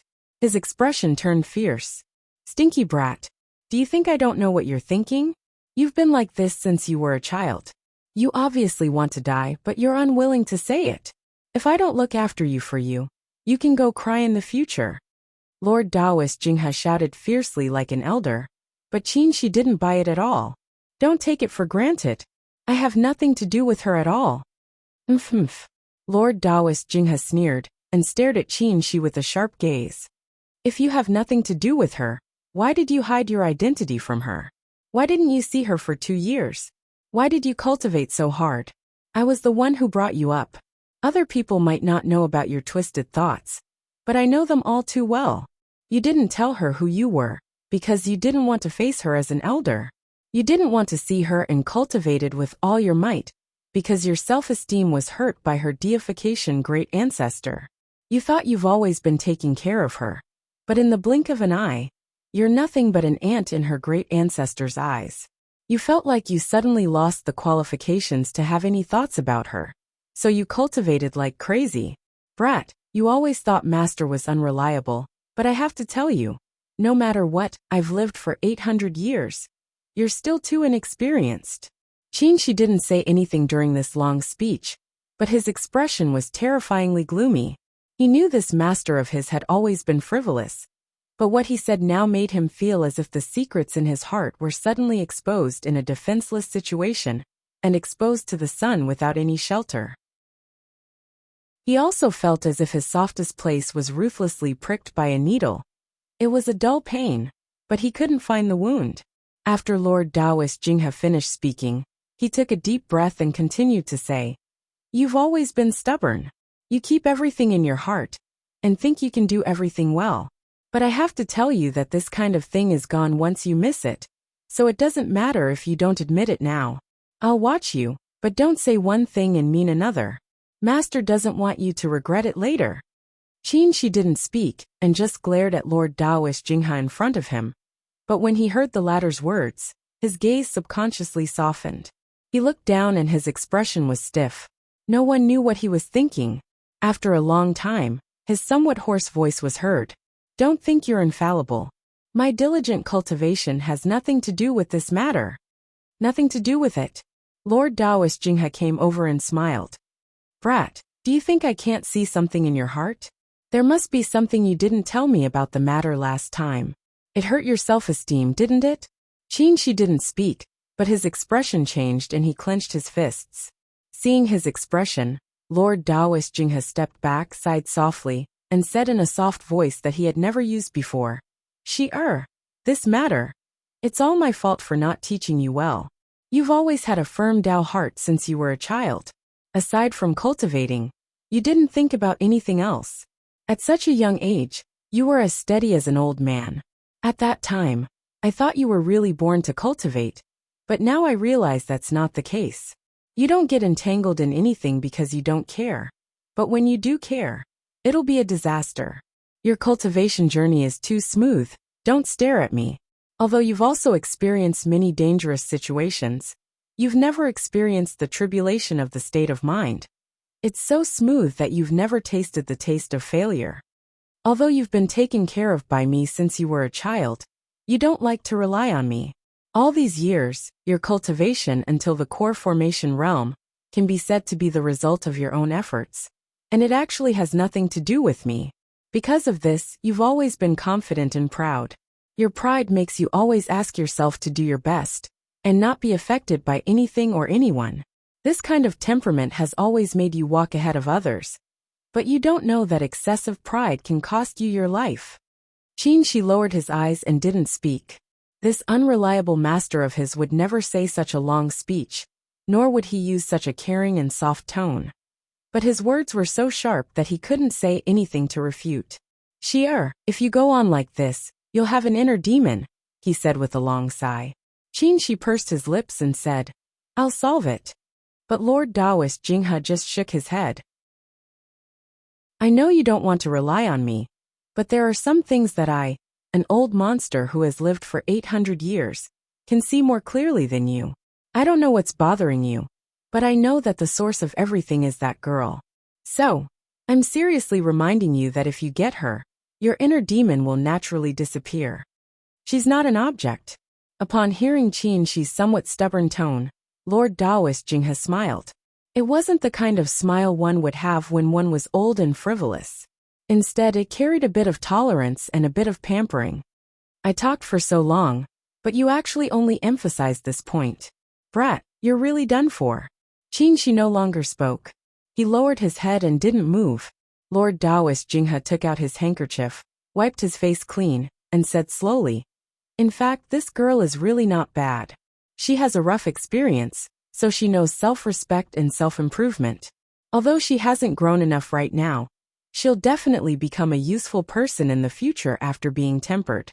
Apart from anything else, she's indeed suitable for you. You don't like noise, so she's very quiet. You only love to cultivate, so she also has a firm Tao heart. Most importantly, you admire her very much. It's impossible for you to fall in love with a woman all of a sudden. You can only start with admiration. The more you admire, the more you care. And the more you care, the easier it is to be moved. You've always looked down on women, but you just emphasized that she's not an object. Brat, can you deny that she's very special in your heart? She still didn't answer, but it made Lord Taoist Jinghe even happier. I haven't seen you so awkward in many years. Looking at you like this, I really feel a sense of accomplishment. Upon hearing this, Qin raised his head and shouted angrily, Master! Lord Taoist Jinghe was very happy, so he ignored Qin's expression. Don't. Other people's children have teenage worries when they're in their teens or 20s. But you only have them when you're over 100 years old. How rare. Qin became even more annoyed. Although he didn't say anything, he clenched his fists as if he wanted to punch him. Of course, he wouldn't do such a disgraceful thing like beating his elder, but he didn't mind driving him out. Seeing that Qin was about to lose control of his anger, Lord Taoist Jinghe wisely stopped while he was ahead. Alright, let's not talk about that. Let's just seriously discuss the feasibility of dual cultivation. Brat, you've cultivated the pure yang technique you obtained from the deification senior to the third layer, right? Right now, your pure yang aura is getting stronger and stronger, and it's not much different from a pure yang body. Your art of 3 primordial cycles has obtained extreme yang aura and neutral aura, so you only lack extreme yin aura, right? Upon seeing Qin nodding hesitantly, Lord Taoist Jinghe continued to speak. Let's talk about the art of 3 primordial cycles first. This cultivation technique is closely related to the distant past era. Ancient cultivators believed that the 3 primordial auras were the origin of heaven and earth.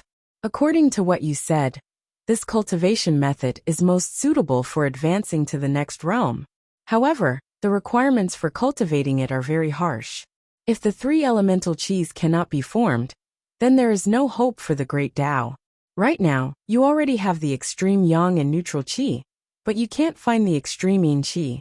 I don't believe that you don't know that dual cultivation with a female cultivator, with a pure yin body, is the easiest and safest way to obtain the extreme yin qi. Qin remained silent, but Lord Taoist Jinghe didn't force him to speak. He continued to say, Let's talk about the pure yang art. In the past, when you accidentally obtained the yang spiritual bead, I told you that this kind of rare treasure would allow your yang energy to grow endlessly, and it might even change your physique. Now that he had obtained the pure yang secret art, this saying had come true. Now that you have a pure yang body, you will receive great benefits when you dual cultivate with a pure yin body. After that, the room fell silent. Lord Taoist Jinghe stared at Qin Shi as if waiting for him to make a decision. Qin Shi's expression was stiff, but he didn't say a word. After a long time, Qin Shi finally said, I don't want to dual cultivate for some kind of benefit, whether it's for cultivation or for my inner demon. Lord Taoist Jinghe burst into laughter. He wasn't surprised by Qin Shi's answer at all. He patted Qin Shi's shoulder helplessly. Brat, I just said too much pride will cost you your life. You'd better. So what? If I have to rely on a woman to form my nascent soul, what's the fun in that?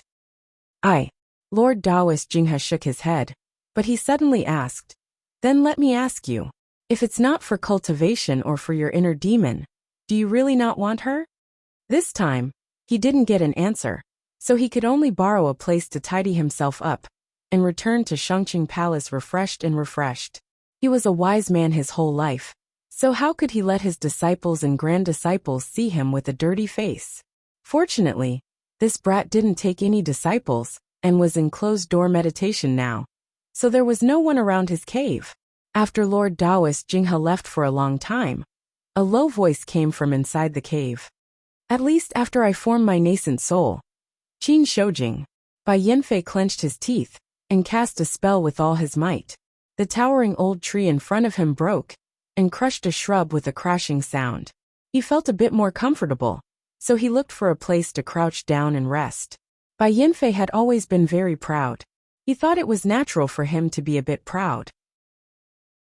He was born in the royal family of the secular world, and was the noble crown prince of Yin country.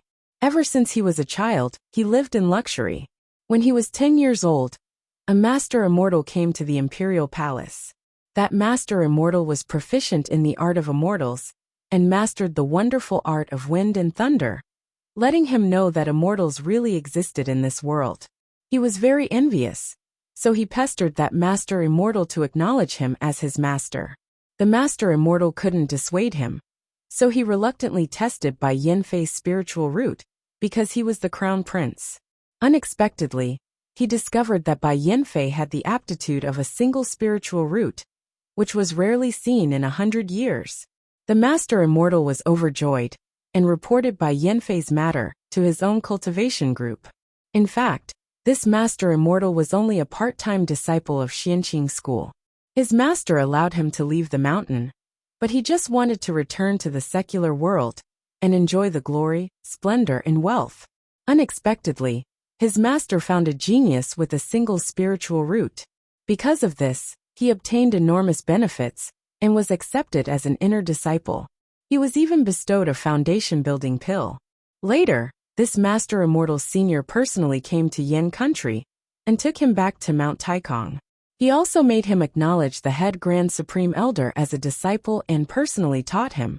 At that time, he no longer cared about the glory, splendor, and wealth of the secular world. He abandoned the crown prince position and the envious gazes of his former imperial father and brothers to become the advanced inner disciple of Xianqing school's head Grand Supreme Elder. When he was a mortal, he was the crown prince of a country. When he was a cultivator, he was the proud disciple of a late-stage nascent soul cultivator. How could he not be proud when he achieved what he did? Sure enough, with his excellent aptitude, his path of cultivation was also very smooth. Advancing to the next realm and building his foundation were extremely difficult and dangerous for others, but they were extremely easy for him. However, there were still times when he wasn't happy. For example, whenever the female cultivators in the school talked about the male disciples, they would first say Martial Uncle Shoujing, or Senior Martial Brother Shoujing first. He was very unconvinced. What was so great about Qin Shoujing? Building his foundation at 20 and forming his gold core at 78? Lord Taoist Jinghe's direct disciple? Handsome? Speaking of appearance, he had seen Senior Martial Brother Shoujing's appearance, and he was just SOSO. He thought he was handsome and charming, not losing to anyone else at all. Speaking of identity, he was Lord Taoist Jinyang's last disciple. Was Qin Shoujing worse than him? Lord Taoist Jinyang was also a late-stage nascent soul great cultivator. His cultivation level and identity were even higher than Lord Taoist Jinghe's. Speaking of cultivation level, wasn't it because Qin Shoujing was older than him?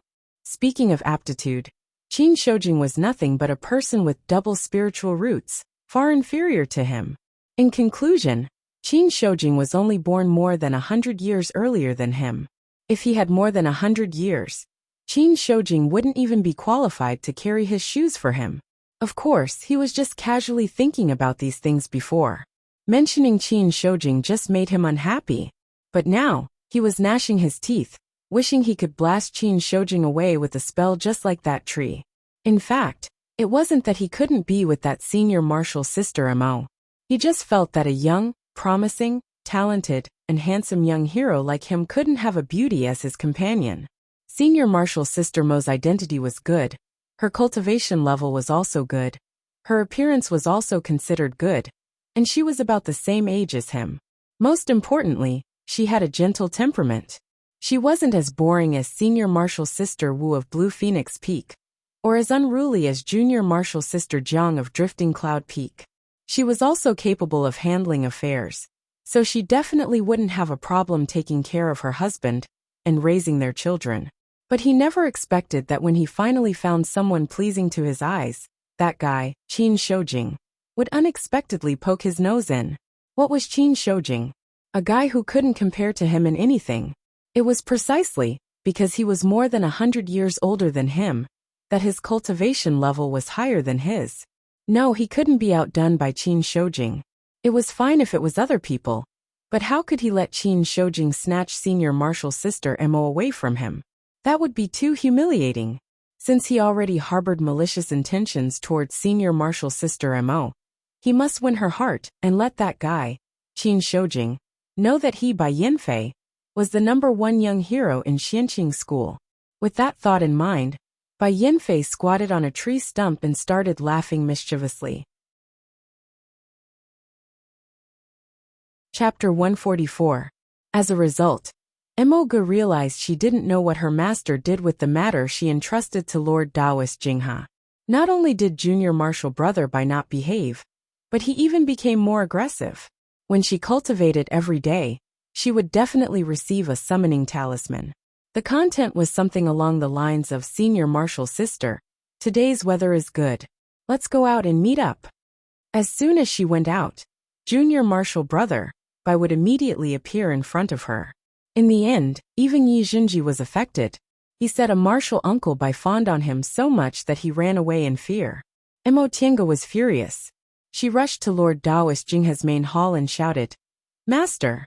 Lord Taoist Jinghe was so frightened by her sudden appearance that he threw away 2 grapes. When he regained his senses, he glared at her. "What are you doing? Why are you making such a big fuss?" Mo Tiange already knew what kind of person her master was, so she wasn't scared at all. Not only did she not shake him off, but she also complained. "How did you do things? Junior martial brother Bai is pestering me even more tightly now. He's so annoying." Lord Taoist Jinghe was surprised. "What about him? He sends me summoning talismans every day, and even runs to Jinji's side to fawn on me. He really scared Jinji." "Oh." Lord Taoist Jinghe swallowed a grape and nodded thoughtfully. "This brat isn't stupid after all.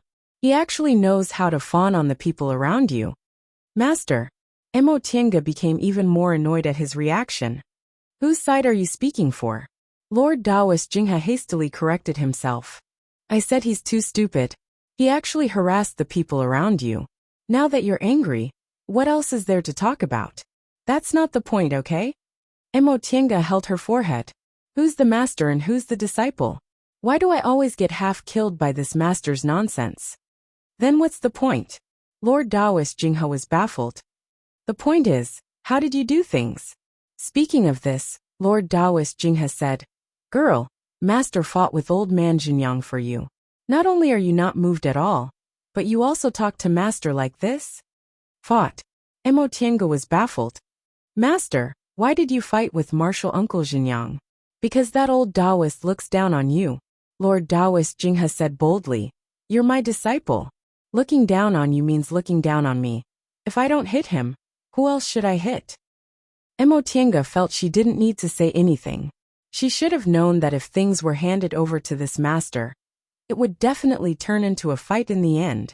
Now that the fight was over, it was no wonder that the other party did not listen to him at all. Why are you looking at me like that? Lord Taoist Jinghe, who was baptized by Emotinga's murderous gaze, was unhappy. Child, why don't you know how to respect your master? Emotinga ignored his words. She stroked her chest and swallowed her anger. She then said calmly, "All right, master. You can continue eating grapes and putting on airs. I'll deal with it myself." She turned around and walked out of the main hall. Behind her, Lord Taoist Jinghe's noisy voice rang out. "Child, how can you talk to your master like that? What do you mean by putting on airs? Don't go." Emotinga walked out of Shangqing Palace and sent a summoning talisman. The reason why she didn't want to settle it herself was because she wanted to keep a low profile and didn't want to stir up trouble. But now, it seemed that she couldn't count on anyone else. It was better for her to do it herself. Besides, so what if she offended that junior martial brother Bai? At most she would offend that martial uncle Jinyang. In any case, her master already had a falling out with him. She didn't have to wait long outside Shangqing Palace before she heard a cheerful voice. "Senior martial sister Emo." Emotinga took a look. This junior martial brother Bai came really fast. Junior martial brother Bai. She forced a smile. Bai Yinfei's eyes were full of spring, and his face was full of smiles. After he decided to pursue this senior martial sister Mo, he consulted several senior martial brothers, with dual cultivation partners, and several senior martial sisters. But they all said different things, and no one could convince the other. In the end, there was only one thing that no one objected to. A chaste woman was afraid of a pestering man. Bai Yinfei thought about it. He really didn't know how to use other methods. But this one was simple. He just needed to pester her directly. Therefore, he sent a summoning talisman every day and inquired about her whereabouts. In the end, someone suggested he start with senior martial sister Mo's little nephew. He thought senior martial sister Mo only had this one blood relative, so she must value him very much. Sure enough, senior martial sister Mo replied to his summoning talisman and was willing to meet him. Senior martial sister Mo Bai Yinfei beamed with joy. "I've been waiting for a long time. You're finally free." Emotinga looked left and right, then said with a calm expression, "Junior martial brother Bai, I have something to tell you. Come with me." Bai Yinfei nodded hurriedly. There were many people in the vicinity. It would be bad if others heard them. It would indeed be bad if others heard them. Although Emotinga was already prepared to offend people, she didn't intend to make them lose face. That would be making enemies for no reason. After circling around in the sky, Missouri Tinga finally saw a completely empty mountaintop. So she took the lead and landed. Senior martial sister Mo, this is. Bai Yinfei originally thought they were going to find a beautiful place to talk about their worries. But he never expected they'd find a bare mountaintop without even a place to sit. However, his eyes shifted. There was no one here. Could it be that she wanted to? Before he could finish his thought, he heard Emotinga's voice. "Junior martial brother Bai, I think we should talk about some things." Bai Yinfei regained his composure. He rubbed his nose and obediently answered, "Senior martial sister, please speak." Emotinga glanced at him, then looked into the distance. Her voice was indifferent as she said, "I understand junior martial brother's kindness, but ever since I embarked on the path of immortality, I've been wholeheartedly focused on Tao and didn't intend to get involved in matters of love, so I can only let you down.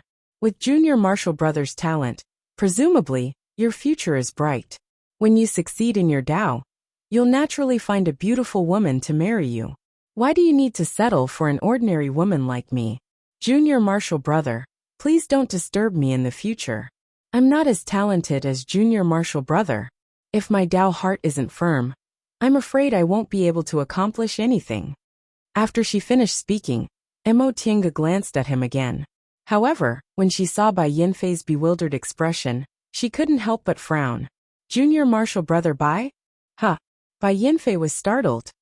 "Junior martial brother, did you hear what I said just now?" Bai Yinfei scratched his head as if he still didn't understand. "I've finished speaking. I'll take my leave first.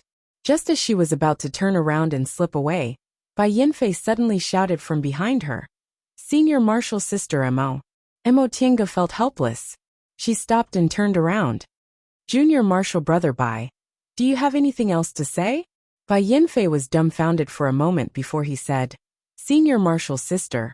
Are you rejecting me? Tiange naturally wouldn't say it so bluntly. She smiled and said, It's me who's not worthy of Junior Marshal Brother Bai. But I don't mind. Bai Yinfei shouted. I know Senior Marshal Sister Mo isn't a peerless beauty and your aptitude is also average. But I think you're quite suitable, so I won't be picky. Could it be that he couldn't tell she was just being polite? But I mind. After rejecting a person she didn't like, Tiange also became angry when the person said in a condescending tone, I don't mind that you're not worthy of me. Her voice turned cold. I mind very much. Bai Yinfei still didn't understand why she was angry. With an innocent expression he said, I don't mind. Why do you still mind? Tiange tried to restrain herself. But in the end, she still couldn't hold back. Junior Marshal Brother Bai. Even if your cultivation level is the highest in the world, and you're incomparably handsome, there will still be people who don't like you. I don't want everyone to like me. That's why I'm the one who doesn't like you. Tiange interrupted him and said bluntly. Some people didn't understand even if she gave him face. So she might as well tell the truth. Such a straightforward answer made Bai Yinfei finally silent. Tiange saw his face turning green and white, so she thought it was better to be tactful and not turn hostile. Junior Marshal Brother Bai, I'm wholeheartedly devoted to Dao, so I really don't want to get involved in this kind of love matter. You're very good. There's naturally a good girl who likes you. But I don't have such thoughts, so let's end this matter here.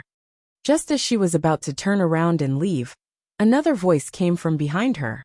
Senior Marshal Sister Mo. Tiange felt powerless. Junior Marshal Brother, is there anything else? The corners of Bai Yinfei's mouth twitched, but in the end he still said, Is it because of Qin Shoujing? You rejected me because of Qin Shoujing, right? Tiange said expressionlessly, Who said that? Marshal Uncle Jinghe said that Qin Shoujing brought you back because he wanted to use you. Tiange didn't say anything, but her expression had already explained her mood. You misunderstood, right? I didn't misunderstand. This was what Marshal Uncle Jinghe said. Bai Yinfei sneered. What's so good about Qin Shoujing? Which part of me is inferior to him? In terms of aptitude and identity, how can he compare to me? He was only born 100 years earlier than me. Give me another 100 years, and I'll definitely trample him under my feet. Tiange also sneered. Junior Marshal Brother Bai, do you know where you're standing right now? Whatever you do in Morning Sun Peak is fine. But this is Clear Spring Peak. It's not a place for you to throw a tantrum like a young master. Bai Yinfei was startled by such rude words. Senior Marshal Sister Mo. Tiange continued to sneer. On Clear Spring Peak, in front of me, you spoke ill of my Senior Marshal Brother. Junior Marshal Brother Bai, could it be that Marshal Uncle Jinyang never taught you manners? Bai Yinfei's face turned blue.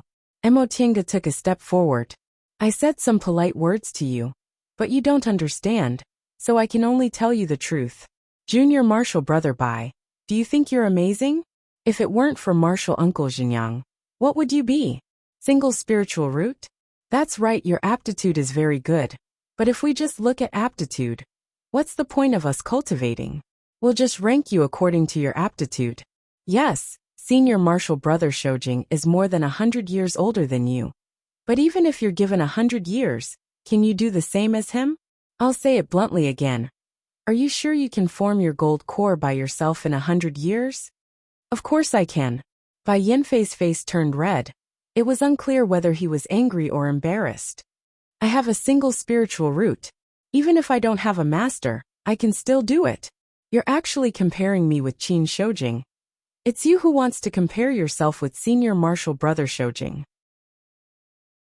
Tiange raised the corners of her mouth and stared at him. It's fine if you don't want to compare yourself with him. But why don't you compare yourself with me? I'm not a genius with a single spiritual root. But I'm already 29 years old, and in the middle stage of the foundation building realm. What about you? Genius Junior Martial Brother Bai, you're only a few years younger than me. Why did you just build your foundation? That's because you had a fated chance. Bai Yinfei shouted, trembling with anger. Do you think I don't know? You encountered a fated chance right after you built your foundation, so you directly advanced to the middle stage of the foundation building realm. Yes, but fated chances are also strength. Mo Tiange continued to smile. So what if we're comparing the aura refining realm to the foundation building realm? Junior Martial Brother Bai, you built your foundation at 22 years old. Senior Martial Brother Shoujing built his foundation at 20. And Senior Martial Brother Lingxi of Sweet Dew Peak built his foundation at 17. You still couldn't beat them. Let's talk about me. I built my foundation at 23 years old.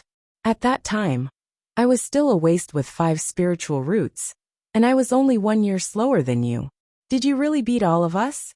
Bai Yinfei couldn't say anything. He only saw Mo Tiange looking at him, as if she was looking at an ignorant child. Cultivate diligently. If you only put your mind on dual cultivation, 100 years later, you'll really be unworthy of the title genius with a single spiritual root. Senior Martial Sister Mo, Bai Yinfei once again chased after her. It was unclear whether it was because he was unwilling or because he was angry. But this time, Mo Tiange didn't stop. With a wave of her sleeve, a surge of spiritual aura blocked his path. So Bai Yinfei could only watch helplessly as she stepped onto the white silk handkerchief and swaggered away. Bai Yinfei stood in the same spot. His heart was filled with resentment and embarrassment. It really never crossed his mind that this senior martial sister Mo would actually look down on him. But just now, senior martial sister Mo easily blocked his path with a single move, letting him know that he really wasn't as good as her. No, of course it wasn't like that. He angrily cast a spell, blasting a big hole in the ground. He was a genius with a single spiritual root, and he was Lord Daoist Jinyang's last disciple. How could he be inferior to others? They were just lucky. The bare cliff suddenly slid open, startling Bai Yinfei back to his senses. As soon as he turned his head, he saw a person standing in front of the open stone door. That person was looking at him with an indifferent gaze. Junior Martial Brother Bai, you came to our clear spring peak as a guest. Why did you smash a hole in my immortal's cave? Bai Yinfei stared blankly at the person in front of him, unable to regain his composure for a while. But soon, when he clearly saw who it was, he jumped up in anger. Qin Shoujing, it's all because of you. I'll fight you. Bai Yinfei unreasonably took out the magic weapon his master bestowed upon him, and angrily rushed forward. It never occurred to him that he wouldn't be able to defeat Qin Shoujing with his current cultivation level. Qin Shi simply raised his hand, and a spiritual pressure immediately enveloped him. Bai Yinfei's spiritual aura stagnated, and he couldn't move even an inch. He was unwilling to accept this and desperately tried to mobilize his spiritual aura to resist. But this spiritual pressure was too strong. He spat out a mouthful of blood and fell to the ground. Qin Shi withdrew his spiritual aura and said faintly, Junior Martial Brother Bai, don't blame me for teaching you a lesson on behalf of Martial Uncle Jinyang. You. Bai Yinfei lay on the ground, unable to say anything. It was unclear whether it was because he was beaten or because he was angry. After thinking about it, he was overwhelmed with sorrow, so he simply burst into tears. Why was his life so bitter? He had just been rejected, and now he was being taught a lesson by his rival in love. Moreover, it was in this kind of position he really lost all his face. Qin Shi was dumbfounded when he started crying. Although he usually didn't show his emotions, he still couldn't help but feel like he didn't know whether to laugh or cry. He had only met this junior martial brother Bai many years ago. Although he had grown up now, his temperament was still that of a child. After crying for a long time, Bai Yinfei wiped his face and stood up while sobbing. His face was covered in tears and snot. Coupled with the blood he spat out just now, his whole face was smeared with blood. In an instant, he no longer had the demeanor of a handsome young master, and looked like a dirty cat. Just as he was about to stand up, pat his clothes, tidy his hair, and go back in a fresh and clean manner, he saw Qin Shi right after he stood up. He became angry again. Why are you still here? Qin, she said expressionlessly. This is my immortal's cave. Of course I'm here. You. Bai Yanfei suddenly felt so ashamed and resentful that he wanted to die when he thought about how he was treated as a joke. He fiercely glared at Qin Shi. However, Qin Shi turned a blind eye to his glare. He said calmly and indifferently, Junior Marshal Brother Bai, if there's nothing else, you should hurry back to Morning Sun Peak. I won't keep you here. Who wants to stay? But Qin Shi didn't wait for him to speak. He turned around and entered his immortal's cave. The stone door was closed and the illusory formation was opened. Bai Yanfei was left standing alone in a daze. The wind blew through his dirty cat face, making him look extremely sad. Mo Tiange angrily opened the restriction on Mingxin residents. Yi Zhenji and his little friend Hualing were playing with the inferno beast, Xiaohua, in the courtyard. When the two little guys saw her coming in with a cold expression, they immediately stood up. Auntie, Marshal Uncle. Seeing their scared expressions, Mo Tiange hastily squeezed out a smile. Oh, it's Hualing. What are you two playing? No, nothing. Yi Zhenji hurriedly said. Auntie, we're not playing with Xiaohua. We're playing with Xiaohua.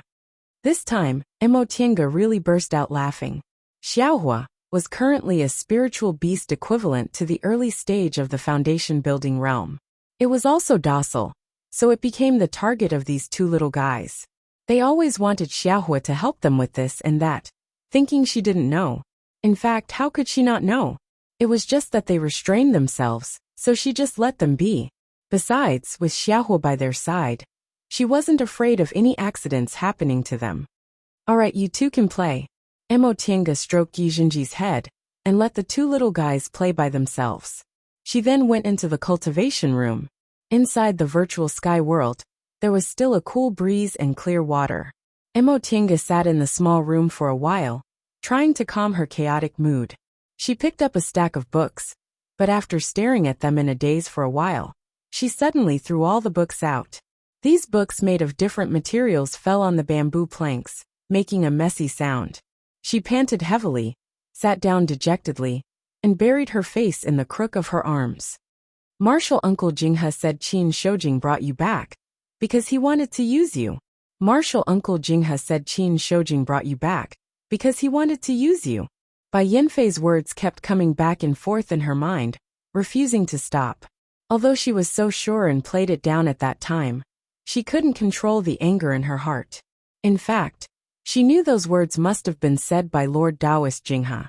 No matter what, Bai Yanfei wouldn't make things up. However, she didn't know what the original words were or what they meant. She couldn't help but guess, did they really have such a plan? With the virtual sky world, she wasn't afraid of other people harboring evil intentions towards her. But she didn't want that person to really harbor evil intentions. Chapter 145. Mo Tiange later heard that out of anger, Lord Taoist Jinyang took Junior Marshal Brother Bai back and grounded him. He then disappeared without a trace. Even when she went to Morning Sun Peak to run errands, she never saw Junior Marshal Brother Bai again. Her days also returned to normal. When she gradually integrated into the school and gained a reputation among the aura-refining disciples, Lord Taoist Jinghe agreed that she no longer needed to go to Mengxue Hall every day. She only needed to go to the Steward's Hall to give sermons every once in a while. In addition, the affairs of Shangqing Palace were still handed over to the maids, but she was still responsible for them. If there were any mistakes, they could ask her.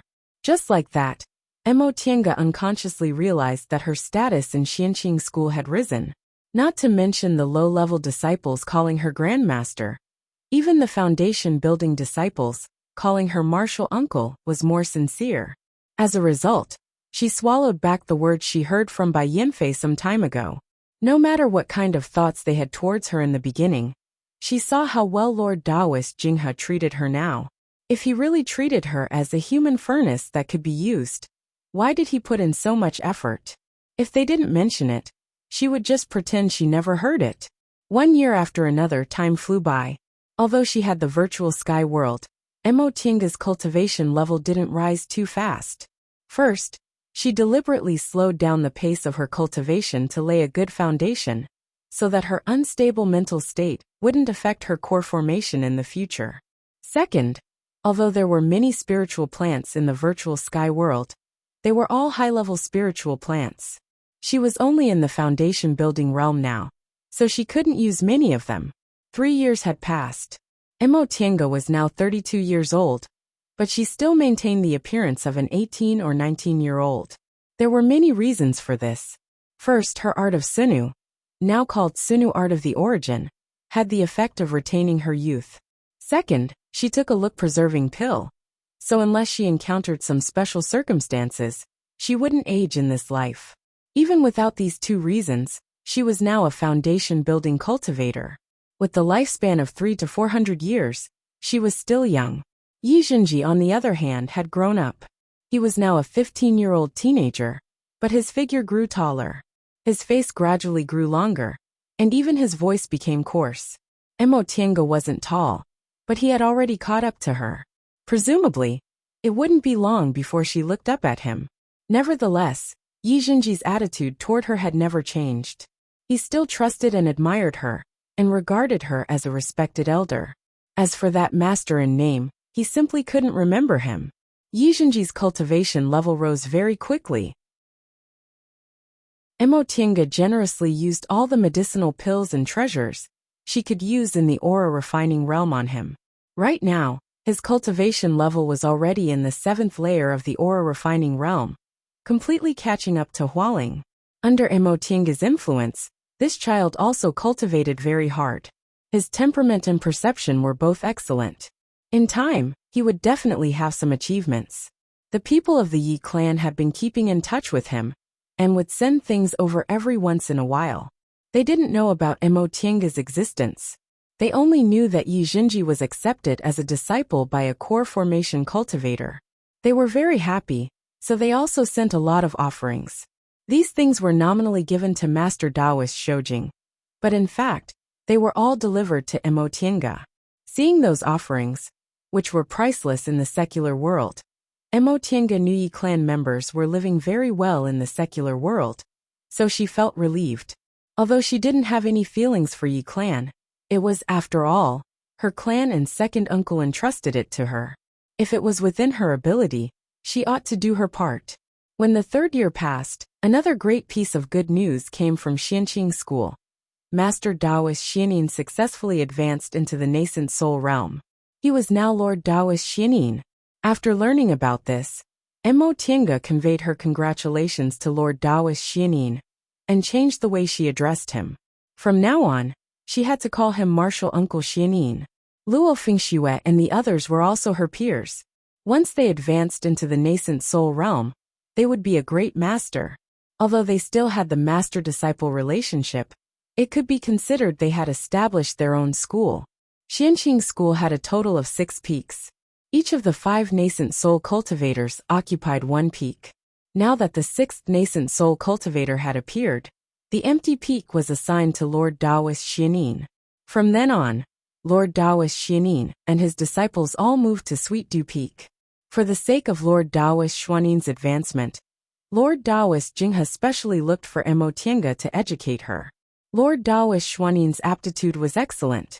He was one of the disciples with a single spiritual root that Xianqing School would only accept once every several hundred years. However, he never fought for the title of genius. He only cultivated step by step, laying a solid foundation step by step. Now he was already more than 400 years old when he tried to form his nascent soul, so he could succeed on his first try. This matter was just right to educate Emotienga. She obtained the art of the origin, got rid of the reputation of having a waste spiritual root, and her aptitude could also be called a genius. Lord Taoist Jinghe knew her cultivation was too fast, so he specially reminded her that no matter how good her aptitude was, she could only achieve twice the result with half the effort if she had a solid foundation. Emotienga understood his meaning. She was also aware of this problem. Building her foundation at the age of 23 was considered early, but she also directly advanced from the early stage to the middle stage. If she sold some of the spiritual plants in her virtual sky world, she could have continued taking spirit-gathering pills and reached the late stage of the foundation building realm in 10 to 20 years. However, using medicinal pills to advance her cultivation level had a huge hidden danger. If her mental state couldn't keep up with her cultivation level, problems would arise when she made a realm breakthrough. Lord Taoist Jinghe was very pleased that she understood his meaning, but he muttered, "It'd be good if that stinky brat could also understand." Lord Taoist Xuannin's advancement into the nascent soul realm not only greatly affected Xianqing school, but it also affected the structure of the great cultivation groups in the celestial pole. The demonic beast riot not long ago was now officially over, because Xianqing school issued a mountain sealing order early. Although they lost many foundation building disciples and several core formation cultivators, the aura refining disciples weren't affected. Many disciples with high aptitudes were also well protected. Presumably, in 50 to 60 years, Xianqing school would return to its former heyday. As for the other 6 great cultivation groups, Danding school no longer had the strength to be one of the 7 great cultivation groups. It would take at least several hundred years for them to recover their strength. Although powerful cultivation groups like Tiandao sect also managed to preserve their most important disciples, their losses were much greater than Xianqing schools because of their early underestimation.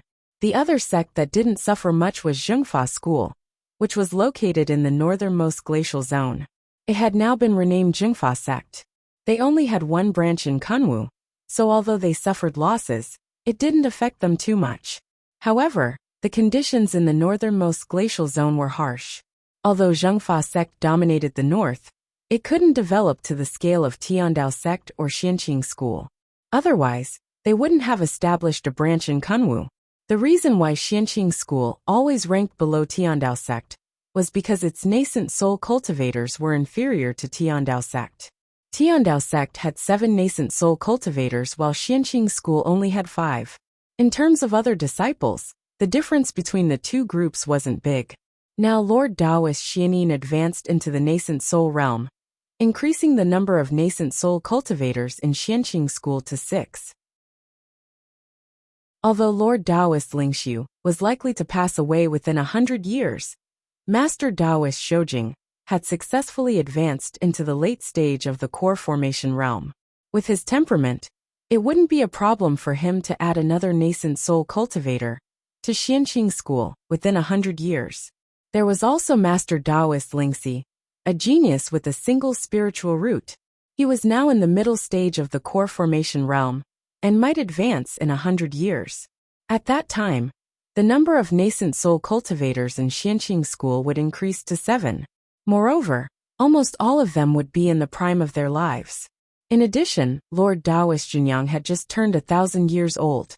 With his cultivation level in the late stage of the nascent soul realm, it was very possible for him to live for another 7 or 800 years.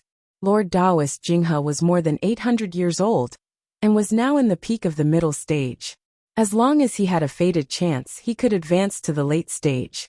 Knowledgeable people could almost imagine how prosperous Xianqing school would be in the next several hundred years. On the other hand, although Tiandao sect had 7 nascent soul cultivators, 3 of them were nearing the end of their lives and would pass away within the next 200 or 300 years. Among the core formation cultivators, they couldn't compare to Xianqing school in terms of talent.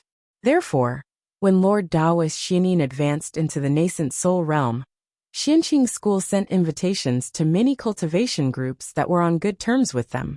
The cultivation groups that received the invitations all pondered what kind of gifts they should send to befriend Xianqing school. Among them, the Grand Supreme Elders of Tiandao sect had mixed feelings. This indicated that the title of the number 1 cultivation group in the celestial pole would very likely change hands. Regardless of what other people thought, the nascent soul ceremony Xianqing school prepared for Lord Taoist Xianyin was bustling with noise and excitement. Emotienga had a headache. Many guests came to Xianqing school for this nascent soul ceremony. Ordinary guests could be received by aura refining disciples, but those guests with status and background had to be received by elite disciples like them. Because of this, Emotienga secretly cursed that senior martial brother Shoujing, who claimed to be in closed-door meditation. Why did he say that it didn't matter to him? but she had to put aside her cultivation and be busy everywhere. But in any case, this was Lord Taoist Jinghe's idea, so she had to obediently obey. Although she didn't show much respect to this master on the surface, there was a trace of respect in her heart. The reason she could have her current status and didn't make any mistakes on the path of cultivation was all thanks to this master. Fellow Taoists, welcome to Mount Taikong. I'm Mo Tiange, Lord Taoist Jinghe's disciple. I've been ordered to come and welcome you. This time, cultivators from medium-sized cultivation groups came to the mountain. Their cultivation levels weren't high nor low. Core formation cultivators were already received by their senior martial brothers and sisters with similar cultivation levels, so she received the disciples brought by these people. After all, with her identity, it wouldn't be considered rude even if she came alone. Sure enough, when these 7 or 8 foundation-building cultivators heard her identity, they all looked surprised, but soon returned the greeting with envy in their eyes. One of them was very quick-witted and immediately said, I'm Wei Shida, a disciple of Mount Bailing. Greetings to Martial Uncle Mo. Mo Tiange hurriedly smiled and said, Senior Martial Brother, you don't have to be so polite.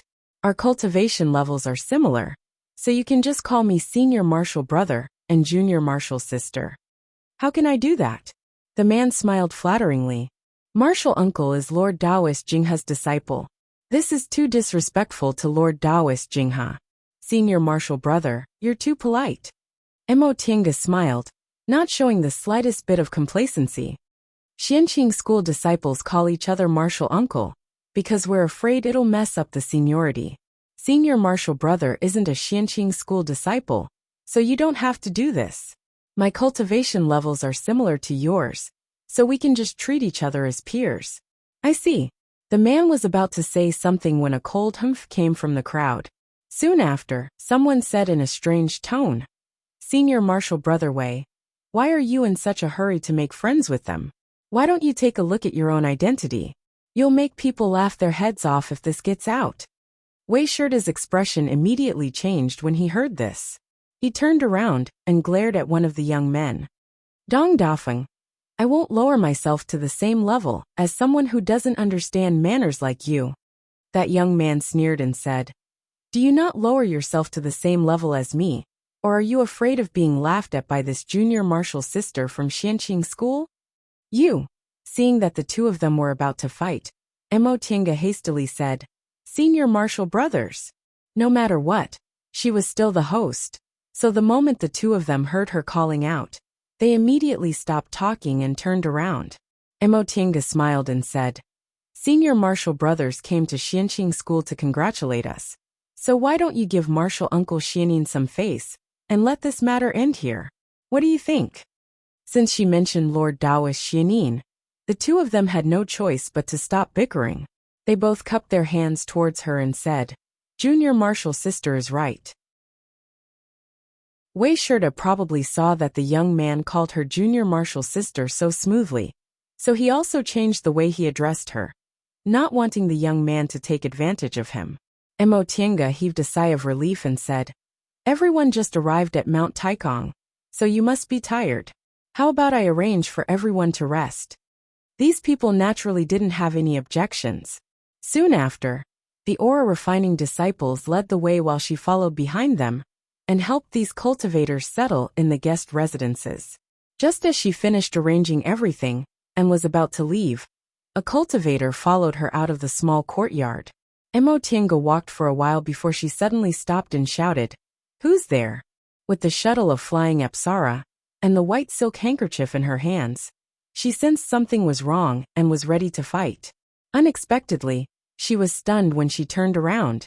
The cultivator behind her was also in the early stage of the foundation building realm. He was dressed in black clothes and had a very tall stature. He was more than a head taller than her. Junior Martial Brother Yi? That person said hesitantly. Are you Junior Martial Brother Yi? In just a moment, Mo Tiange regained her composure and smiled. Senior Martial Brother Lu, long time no see. This person was Louis Dao, one of the few acquaintances she had left in Yunwu sect. Upon hearing her answer, Louis Dao revealed a smile but stopped halfway. The corners of his eyes were half moist. Junior Marshall Brother Yi, you're alive. You're really alive. This is great. His excitement was beyond Emotinga's expectations. Ever since she left Yunwu's sect, she hadn't thought about the past for a long time. At that time, it could be said that she was fleeing for her life. She simply didn't dare to bid farewell to those people. Moreover, the people she cared about at that time either had families and clans like Morong Yen, or had foreseeable futures like Louis Dao, so she didn't need to worry about anything. Now that she saw Louis Dao had become a foundation-building cultivator, and came to congratulate her on behalf of the sect, he must have been doing well. Emotinga was very happy, but she also felt calm because it was within her expectations. After a while, Louis Dao regained his composure. Junior Marshall Brother Yi, please don't take offense. I ran into an old friend today, and forgot myself. Senior Marshall Brother Lu is happy for me. How could I take offense? Emotinga was happy to see Louis Dao's expression, but she also felt strange. Senior Marshall Brother Lu, how did you see me? Louis Dao smiled and said, I was arranged to live there. He pointed at the guest house not far from them. When I saw you just now, I thought my eyes must have been playing tricks on me. How could there be two people who look so similar, but their clothes are completely different? They're too similar, so I couldn't help but come here to verify it. Fortunately, I came and asked. It really was you. Chapter 146. Emotinga was both surprised and happy to meet an old friend. Although she fled Mount Yunwu in a sorry state, she was now the advanced inner disciple of a nascent soul cultivator in Xianqing School, the second largest cultivation group in the Celestial Pole. She didn't need to be afraid of Mount Yunwu's Jiang clan finding out, so she calmly admitted her identity. Sooner or later, she would personally deal with the Jiang clan. Now, through Louis Dao's mouth, she let the Jiang clan know she was still alive and well, so it wouldn't be bad to annoy them. The two of them hadn't seen each other for 12 years. After catching up for a while, Emotinga invited Louis Dao back to her residence. Louis Dao was surprised to see her living in Lord Daoist Jinghe's Immortal's cave, and hearing the gatekeeper call her Marshal Uncle. He couldn't help but ask, Junior Marshal Brother Yi, why do they call you Marshal Uncle? Emotinga smiled, but before she could answer, a maid answered. Marshal Uncle Mo is Grandmaster Jinghe's advanced inner disciple, so we naturally have to call you Marshal Uncle.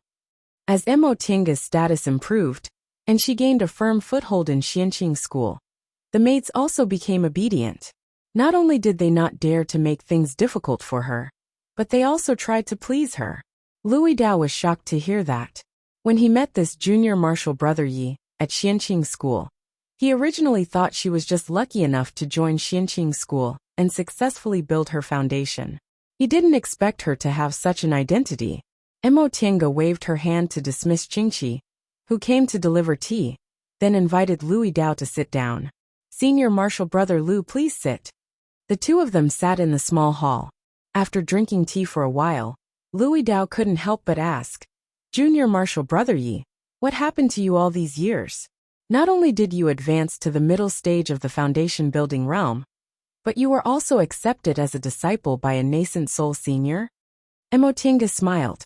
I was just lucky. She paused for a moment and said, in the past, everyone thought I only had 5 spiritual roots, and happened to have the same strength. It was only after I came to Xianqing School that I realized it was a special kind of spiritual roots. Later, I was accepted as a registered disciple by Lord Daoist Jinghe, and became an official disciple after I built my foundation. She only talked about her experiences in a few sentences, but Louis Dao actually sighed and said, back then, you suddenly disappeared. Later on, Branch Master Jiang said you were a traitor who killed Jiang Chengxian. I was shocked. After that, I never heard any news about you, so I thought you actually came to Xianqing School. As he spoke, he asked again, by the way, Junior Marshal Brother Qin and Junior Marshal Brother Jiang both disappeared with you. Later on, the sect kept this a secret, and I couldn't find out any news. I've always guessed that they were related to this matter. Junior Marshal Brother Yi, is it true? Emotinga hesitated for a moment before she nodded, Correct. Back then, I escaped from Mount Yunwu because Jiang Qingxian behaved inappropriately towards me. Senior Marshal Brother Jiang saved me, so he was implicated. Junior Marshal Brother Jiang saved you. Louis Dao was shocked once again. It was no wonder he reacted like this. At that time, Jiang Shangheng didn't even spare them a glance, yet he actually offended his own clan for the sake of saving her. It was truly inconceivable. In addition, the fact that she actually left Mount Yunwu in such a manner also made him endlessly shocked. Upon seeing Mo Tiange nod, he took a moment to digest this truth, then asked, "What about Junior Marshal Brother Qin?" Mo Tiange was silent. After a long time, she finally said, "Senior Marshal Brother Liu, just take it that there's no such person in this world." Louis Dao was startled. "What do you mean? There's no such person in this world?" The corners of Mo Tiange's lips curled into a smile. She didn't want to explain too much. "Right, why doesn't Senior Marshal Brother Liu seem too surprised about my authenticity?" Seeing that she changed the topic so quickly, Louis Dao naturally understood she didn't want to talk about it. He was a cultivator who came from the secular world, so he naturally had the ability to read people's thoughts and body language. Thus, he didn't bring it up again and answered with a smile. Junior Marshal Brother Yi indeed didn't have any flaws at that time, and other people also never suspected that you were a woman disguised as a man. However, people like us who've been with you day and night would still more or less notice some abnormalities. At that time, Junior Marshal Brother Su. When Su Jingji was mentioned, Louis Dao's expression dimmed for a moment, but he immediately smiled again. Junior Marshal Brother Su once secretly told me why he always felt Junior Marshal Brother Yi was a bit strange. Mo Tiange never expected the two of them would actually talk about this kind of thing in private. Even though the situation had changed, Mo Tiange still felt a bit curious. "Oh." Louis Dao shook his head and said with a smile, "Speaking of which, we both had the same feeling. It's just that we didn't think too much about it." "Really? How was I strange?" "For example, Junior Marshal Brother, you've always been unable to grow taller." Mo Tiange was stunned. She couldn't help but laugh. "I can't do anything about that."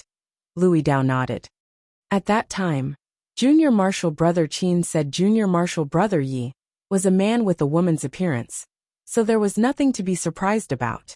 We thought about it and agreed. You really looked like a woman. Now it's really like that, so I'm not very surprised. He actually said that. Mo Tiange muttered to herself. No wonder he didn't look surprised at that time. It turned out he already knew about it. In fact, that was true. Nothing could be hidden from him. Upon seeing her expression, Louis Dao hesitated for a long time. In the end, he still couldn't help but ask, "Junior Marshal Brother Yi, Junior Marshal Brother Qin, he's very good." Mo Tiange smiled, but there was a hint of coldness in her smile. "He's unimaginably good. He's better than you and me." These three words were spoken with great emphasis. The coldness in her smile disappeared in a flash, almost making Louis Dao think he was hallucinating. She immediately said, "Let's not talk about this anymore. Senior Marshal Brother Liu, I've been away from Mount Yunwu for so long. Can you tell me what happened after we parted?" Louis Dao swallowed the questions in his heart and nodded. "Of course." He thought for a moment then said, "Let's start from when Junior Marshal Brother left Mount Yunwu. At that time, my current master thought highly of me and accepted me as an inner court disciple. I also obtained a foundation building pill. After my injuries were healed, I entered closed-door meditation for half a year. I didn't expect my luck to be so good that I really built my foundation. It was only after I finished building my foundation and came out of closed-door meditation that I learned about Junior Marshal Brothers. Junior Marshal Brother Su unexpectedly died, and the three of you went missing at the same time. At that time, I lived with the four of you, but now, I'm the only one left." Louis Dao looked lonely. He was an individual cultivator, so he valued friendships more than cultivators from cultivation groups. When that accident happened that year, he was also worried for a long time. It was precisely because of this that he was so excited to see Mo Tiange was still alive. The sect didn't give any explanation for Junior Marshal Brother Jiang and Junior Marshal Brother Qin's disappearance, But you, Junior Marshal Brother Yi, were labeled as a traitor. They said you were greedy for money and killed Junior Marshal Brother Jiang Chengxian. I naturally didn't believe it, but since I couldn't find you, I could only give up. Now that I know the truth, I finally understand how shameless Jiang clan is. Fortunately, they learned their lesson. At this point, Mo Tiange was puzzled and asked, "What lesson did they learn?" Louis Dao said, "I don't know which expert the two martial uncles of Jiang clan offended, but one night, Branch Master Jiang was seriously injured. The other martial uncle was also found, and was also seriously injured. From then on, Jiang clan declined. Later on, they had no choice but to relinquish the position of branch master." Seeing Mo Tiange's shocked expression as well as understanding, Louis Dao couldn't help but ask, "Could it be that Junior Marshal Brother Yi knows who it was?" "I think I know." Mo Tiange quickly regained her composure. "Senior Marshal Brother Liu, how are you doing on Mount Yunwu now?" "Not bad." Louis Dao looked happy when she mentioned this matter. "My master already advanced to the core formation realm, and Jiang clan no longer has the final say on Mount Yunwu. I'm doing very well." Judging from his expression, he indeed seemed to be doing very well. Mo Tiange also felt happy for him. The atmosphere between the two of them was finally filled with the joy of reuniting after a long time. Louis Dao took this opportunity to say, "There's another good thing. Junior Marshal Brother Yi will definitely be very happy to hear it." Oh, Louis Dao wanted to pretend to be mysterious, but with his burly appearance, acting like that was really funny. In the end, he couldn't help but say, Zixia sect originally thought its strength would soar after it annexed Yunwu sect and Jindao school, and could become a great cultivation group. However, because of the foundation building pills incident, the three groups suffered disastrous losses. Not long after, their nascent soul grandmaster encountered an accident in his cultivation. Now the three groups' strength is greatly damaged. Not to mention becoming a great cultivation group, they can't even control us and Jindao school anymore. So you're saying that Yunwu sect and Jindao school have actually separated from Zixia sect? More or less. Louis Dao nodded. Zixia sect only dared to treat our two groups like this, because they have a nascent soul cultivator as their backer.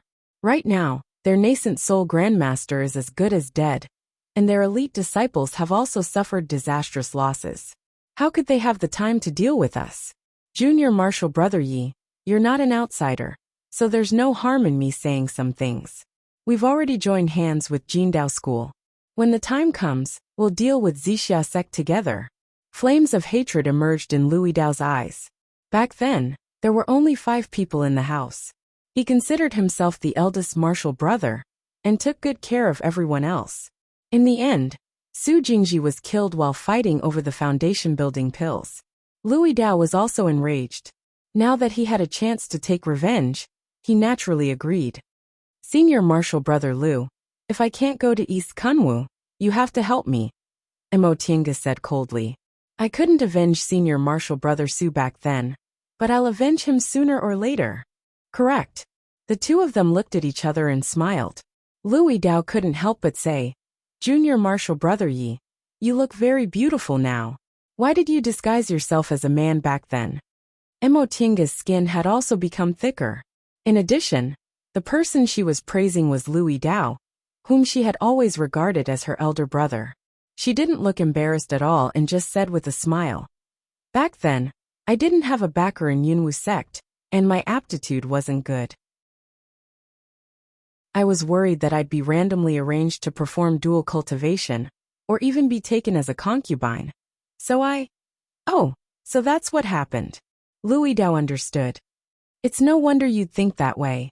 It's indeed very easy for a female cultivator without a backer or aptitude to be randomly arranged. It's even possible for them to be used as human furnaces. Speaking of this, Mo Tiange suddenly thought of something. Right, Senior Marshal Brother Liu, how are Senior Marshal Sister Murong and Senior Marshal Sister Wang?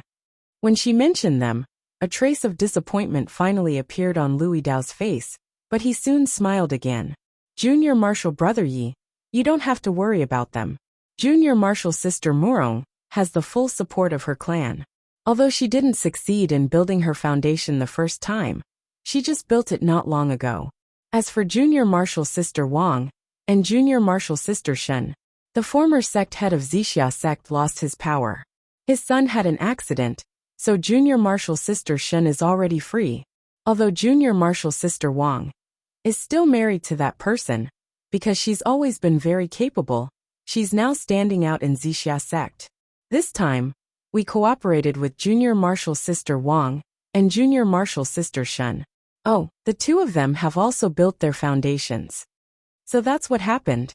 This was better than she had imagined. Presumably, Wang Qianyi would also be able to leave the Sea of Suffering soon. Chapter 147. The Soul Formation Ceremony to celebrate Lord Daoist Xuannin's successful advancement to the nascent soul realm took several months to prepare. Emo Tiange was so busy that she even reduced her cultivation time to 6 hours a day. Not only her, but all the other elite disciples also did the same. The reason was that there were too many guests. Not only did the invited cultivation groups come, but even unknown cultivation groups in Eastern Kunwu, like Yunwu sect, also came to congratulate them. The more cultivation groups that came, the more conflicts there were. Some cultivation groups or cultivators that had grudges against each other met here. And it was really like when enemies saw each other, their eyes blazed with hatred. Just like when Emo Tiange received the two people she met that day.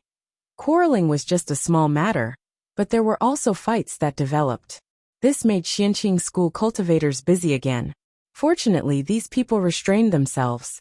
They knew this was Xianqing school, so they didn't go too far. After several months of busyness, the soul formation ceremony finally began. On this day, the sky was clear and the sun was bright. More than 5,000 Xianqing school disciples, and several thousand guests, who came to congratulate them, all gathered in the square on the main peak of Mount Taikong. Emo Tiange stood among the elite disciples, and looked at the many cultivators in front of the main hall. Advancing to the nascent soul realm was a matter of great importance. In addition, there were several thousand guests watching the ceremony, so it was related to the school's reputation. All of Xianqing School's nascent soul cultivators attended the ceremony.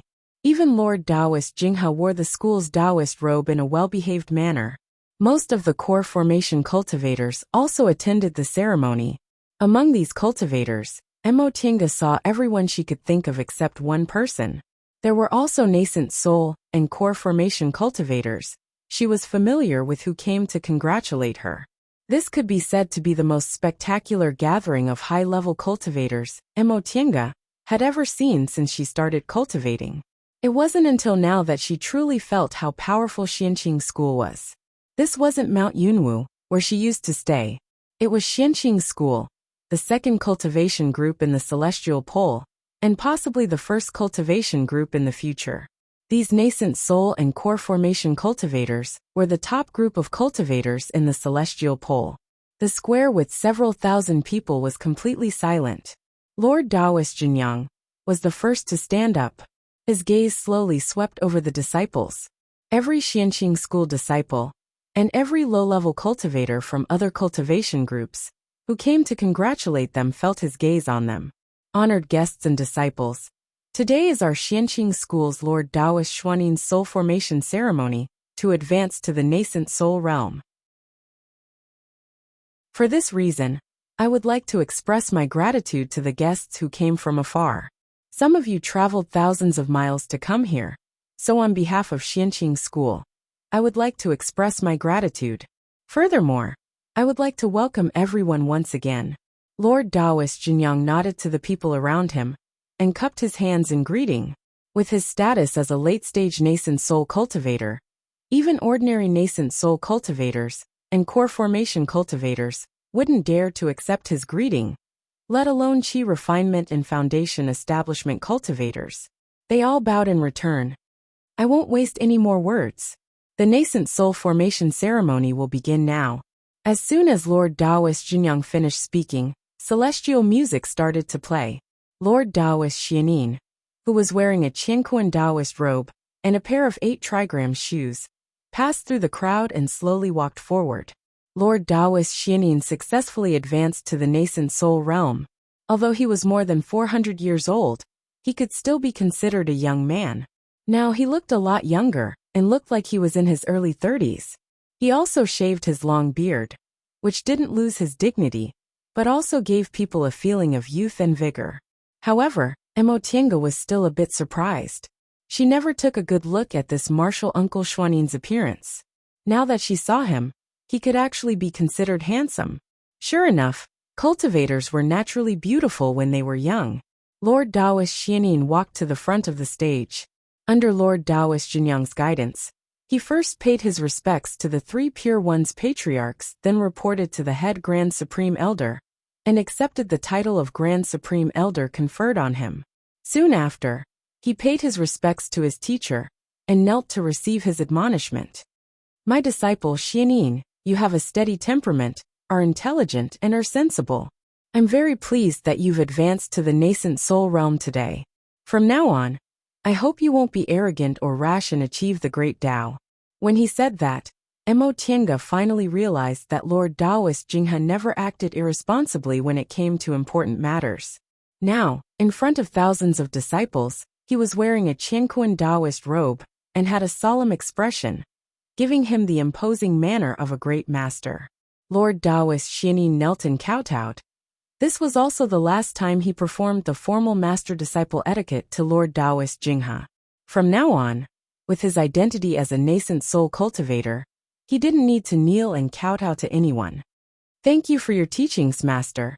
Xianin will never forget Master's hundreds of years of teaching.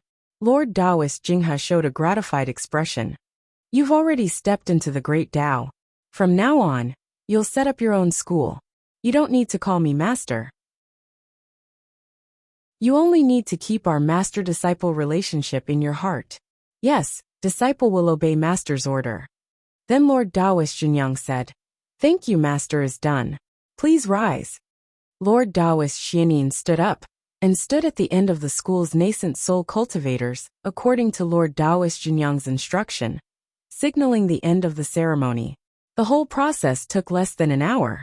At that moment, Lord Taoist Jinyang issued an order for the disciples to withdraw, and the guests to take their seats. Although cultivators like them didn't need to eat mortal food, the most important part of entertaining guests was still the banquet. Thousands of jade tables were placed up and down the main peak of Xianqing School. The guests were invited to take their seats, and were accompanied by Xianqing School disciples. Emotienga also received this task. She was in charge of entertaining female guests. Female guests were treated more favorably than male guests, so they were all arranged indoors. This was Emotienga's first time gathering with so many female cultivators, so she couldn't help but feel dizzy. There was no other reason. The fragrance was too strong. The female cultivators who could come to Xianqing School to congratulate them all had a certain status in the school. Each of them considered themselves as fairies.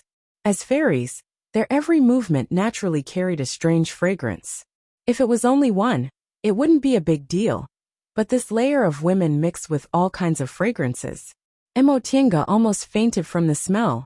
In the end, she simply sealed her nose with spiritual aura, and pretended she couldn't smell anything. However, this time really broadened her horizons. It turned out female cultivators in the cultivation world were like this. In the beginning, she disguised herself as a man in Yunwu sect. Later, when she came to Xianqing School, although she was with Luo Fengxue and other female cultivators, Xianqing School was a Dao school. Most of the female cultivators also dressed in Taoist robes. The few people she was close to all wore plain clothes. For such a big event, the other 6 great cultivation groups naturally all came. 3 female cultivators from Tiandao sect came, but they all wore 3 different kinds of clothes. One was dressed like a fairy floating in the air. One was dressed like a witch whose important parts were wrapped in black cloth, revealing a large part of her snow-white skin. And one was dressed like a standard sect uniform with light purple and white borders. It was said that Tiandao sect's disciples were a mix of good and bad people, and came from all kinds of backgrounds. Judging from their clothes, it was indeed true. Then came Gujian sect's disciples. Gujian sect was a sect of sword cultivators, so their disciples had to be plain. They all wore green and white clothes and carried long swords. Because of the conflict she had with Gujian sect's cultivators before, Emotienga didn't have a good impression of Gujian sect. Therefore, these female cultivators from Gujian sect were entertained by other disciples. Then came Zhengfa sect. Although Zhengfa sect's main branch wasn't in Kunwu, it was a dominant sect in the north, so its power couldn't be underestimated. Just like Xianqing school, Zhengfa sect was also a Dao school. Their female disciples also wore blue and white Taoist robes and looked plain. However, the blue color of their Taoist robes was a kind of blue-green. Xianqing school's Taoist robes were mostly white with light blue embellishments, but they wore blue-green robes with white coats on the outside. Biyun sect's female disciples had a different kind of elegance. Biyun sect was a very peculiar cultivation group. First of all, it recruited the most female disciples. Second, its disciples were all very beautiful regardless of whether they were male or female. Finally, their dual cultivation technique was very famous. Biyun sect's uniform was white clothes. When these female disciples wore them, they looked as elegant as fairies, clear and beautiful. There were also Lingsho sect's female disciples. Their uniform was yellow. Although they weren't as elegant as Biyun sect's female disciples, they were more beautiful and adorable. The hem of their clothes was embroidered with a qilin, which was said to be the mount of Lingsho sect's founding grandmaster. As for Danding school, because it was seriously injured, it only had one female disciple. She sat silently on the side, and her clothes were also ordinary. Apart from them, the female disciples of the other slightly inferior small cultivation groups all had different styles. Most of them didn't wear their sect's uniform. Most of them were dressed in enchanting and beautiful clothes. Emotienga guessed that it was precisely because their cultivation groups weren't as good as the 7 great cultivation groups that they cared more about beauty. In contrast, most of the disciples of the 7 great cultivation groups wore their sect's uniform. In terms of beauty and temperament, they weren't inferior at all. What satisfied Emotienga was that although her appearance wasn't bad, it wasn't too outstanding among such a large group of female cultivators, which was exactly what Emotienga wanted. As a woman, there were very few who didn't want to be beautiful, but she always knew that as a female cultivator, it was best if her appearance wasn't too bad. If she had a little bit of beauty, people would generally treat her kindly, but she also didn't pose a threat. Male cultivators wouldn't have thoughts of forcibly occupying her, and female cultivators also wouldn't feel jealous. There were too many beauties in the cultivation world. If her appearance wasn't amazing, she would most likely be classified as ugly. If she stood among a group of beauties and still looked very beautiful, she would become the target of many high-level cultivators.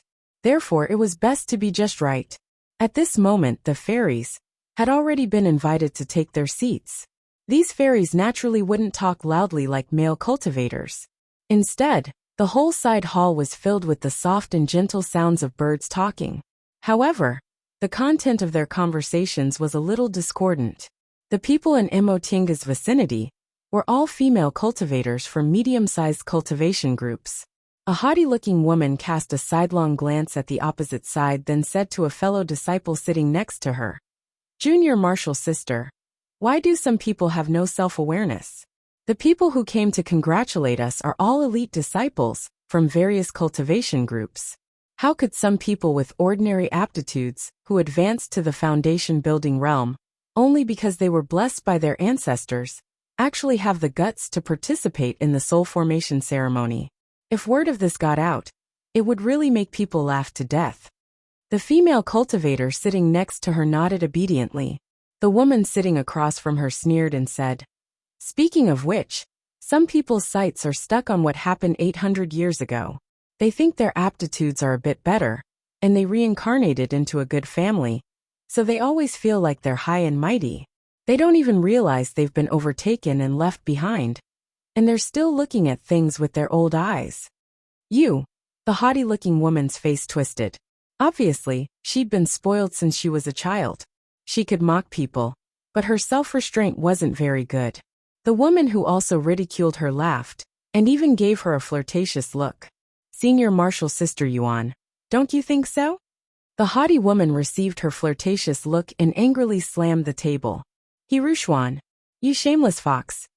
The woman called He Rushuan was indeed a bit beautiful. More importantly, her figure was extremely charming. Although this haughty woman called Senior Marshal Sister Yuan could also be considered beautiful, she lost this aspect of her charm. He Rushuan wasn't angry when she heard what the woman said. Instead, she deliberately giggled and said, Senior Marshal Sister Yuan, are you still angry with me? I already told you. It's Senior Marshal Brother Zheng who likes me. I don't have that kind of intention. Why are you angry with me? On the surface she was explaining, but she was secretly mocking her. This Senior Marshal Sister Yuan was so angry that her whole body trembled. She said angrily, He Rushuan, do you really think you're something good? You're nothing but trash who sleeps in one bed, and then sleeps in another. You don't even know how many men you've slept with. This sentence greatly broadened Emotinga's horizons. As it turned out, these ethereal fairies also knew how to say this kind of vulgar quarrel between women in the secular world. They weren't any different from those male cultivators. Upon hearing what she said, He Rushuan's expression finally changed a little. However, her anger only lasted for a moment before she quickly concealed it. She once again giggled and said, Look at what Senior Marshal Sister Yuan said. If you want to sleep with someone, you have to sleep with someone else first. You're not like some people who strip naked and lie on someone else's bed, only to be thrown off. As a woman, it's really too shameful. Her raised eyebrows were clearly directed at that Senior Marshal Sister Yuan. It was obvious who she was talking about. Sure enough, Senior Marshal Sister Yuan's face flushed. This was obviously her secret. She never thought she'd talk about it in front of so many people, so she immediately shouted, What nonsense are you talking about? Whether I'm talking nonsense or not, Senior Marshal Sister Yuan knows very well, don't you? He Rushuan covered her mouth and smiled. She then lowered her head and drank her wine in a gentle and elegant manner. You! Senior Marshal Sister Yuan stood up angrily and made a fighting stance. Seeing that the situation was far from good, Mo Tiange immediately stopped watching the show and stood up. Senior Marshal Sister, please forgive me for not being a good host. It's none of your business. Before Mo Tiange could finish, that Senior Marshal Sister Yuan angrily interrupted her. I want to settle accounts with this shameless foxy woman. Before Mo Tiange could say anything, He Rushuan already cut in. Senior Marshal Sister Yuan, we're at Xianxing School. The master of this Senior Marshal Sister talking to you is Lord Daoist Jinghe. He's a dignified middle-stage nascent soul cultivator. Unlike Marshal Uncle Yuan, who's only in the early stage of the core formation realm. On the surface, she was talking about Mo Tiange, but she was secretly pointing out Senior Marshal Sister Yuan's identity, causing Senior Marshal Sister Yuan to suffer a loss in silence. However, she also pointed out that Mo Tiange's identity was different from the others. She wasn't a small disciple without any background like the one she used to show off in the school. This Senior Marshal Sister Yuan still had a bit of rationality left. She immediately snorted angrily and sat down. A victorious smile appeared on He Rushuan's face. Mo Tiange saw this and smiled at that Senior Marshal Sister Yuan. It's good that Senior Marshal Sister can understand. I apologize for not being a good host. Fortunately, this Senior Marshal Sister Yuan wasn't an idiot. After He Rushuan pointed out her identity, she knew she couldn't afford to offend Mo Tiange. Even though she still couldn't put down her pride, she still stood up and saluted Mo Tiange. I was too presumptuous. Please forgive me, Senior Marshal Sister. Mo Tiange smiled and brushed this matter aside. It's just a trivial matter. No need to take it to heart. Now that peace had been restored, Mo Tiange secretly gave He Rushuan a meaningful glance. She could see that this Senior Marshal Sister Yuan had a simple and arrogant personality. If it wasn't because of He Rushuan's provocation, she wouldn't have lost her composure like this. Fortunately, He Rushuan was a smart person. Upon seeing Mo Tiange's meaningful glance, she returned a smile, allowing Mo Tiange to heave a sigh of relief. Now that the matter on this side was over, Mo Tiange's sharp ears picked up another incident at the table. Two female cultivators were comparing beauty and mocking each other's attire. One of them said, "Big sister Jeanne, your clothes today aren't bad. Unfortunately, they're too white. They're so white that they look like they're attending a funeral." The other one retorted sarcastically, "Little sister Juan, your clothes are also very beautiful, but they're too red. They're so red that other people would think you're holding a dual cultivation ceremony if they saw you." "Aya, big sister Jeanne is too polite. Your hairpin is pretty good, but it's yellow like there's a banana stuck in it. How can it compare to little sister Juan's white jade double phoenix hairpins? From afar, it looks like there's a white radish on top of your head." Some people whose cultivation wasn't high enough burst out laughing. However, the two women glared at them angrily. "What are you laughing at? You're rude." Fortunately, the one who laughed thought this show was very amusing, so she didn't mind. She just waved her hand and buried her head in her laughter. The two women continued to flatter each other. "Big sister Jeanne, when did you change your bracelet? I thought you'd wear a bracelet until you died." "That's because little sister one rarely pays attention to it. A good bracelet can naturally be matched with many clothes. It's just a matter of trying something new once in a while, unlike little sister, one who changes her bracelet every day. Unfortunately, they're all secular goods. They can't even be considered spirit tools. Although secular goods are cheap, you have to spend a lot of effort to find them. This is the cultivation world. There are too many spirit tools and the like here. They're crudely made and aren't much better than secular goods. The workmanship isn't exquisite, so they can't be matched with clothes at all." "Ah, big sister Jeanne, your clothes are made of cloud brocade, right? That's rare. Unfortunately, it seems like cloud brocade can't be made into magic tools. The quality is a bit lacking. If I didn't look carefully, I would have thought it was made of fish belly. How could it compare to little sister Juan's pearl ornaments? I don't know which year they're from, but they don't have any spiritual aura at all. They're dull and don't even have a bright color. They look like fish scales." "I say, little sister, if you lack pearls, you can just come to big sister. Our family happens to have a lake that produces good pearls with spiritual aura. They can be made into spirit tools or magic tools." Mo Tienga glanced at the steamed fish on the table and lost her appetite. "How could I dare to trouble big sister? Although our family isn't as big as big sister Jeanne's, no matter where you go, our family has a branch. If big sister Jeanne wants some new goods, you can just call us. There's no need to be polite."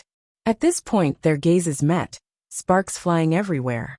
"Our family doesn't have anything. Why would we need little sister one to worry about us like this?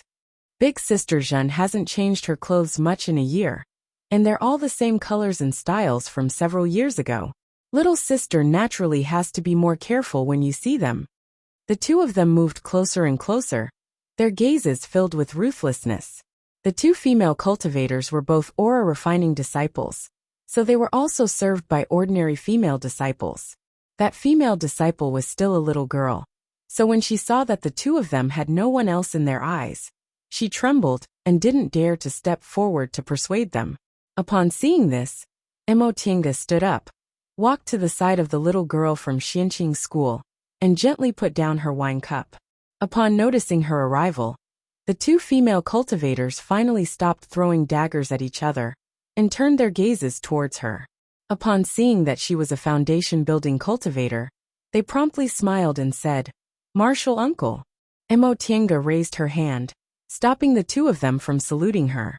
She then said with a smile, "Mrs., please forgive me for my poor hospitality. Allow me to offer you a toast." How could they dare to refuse a toast from a foundation-building cultivator? They immediately stood up and drank.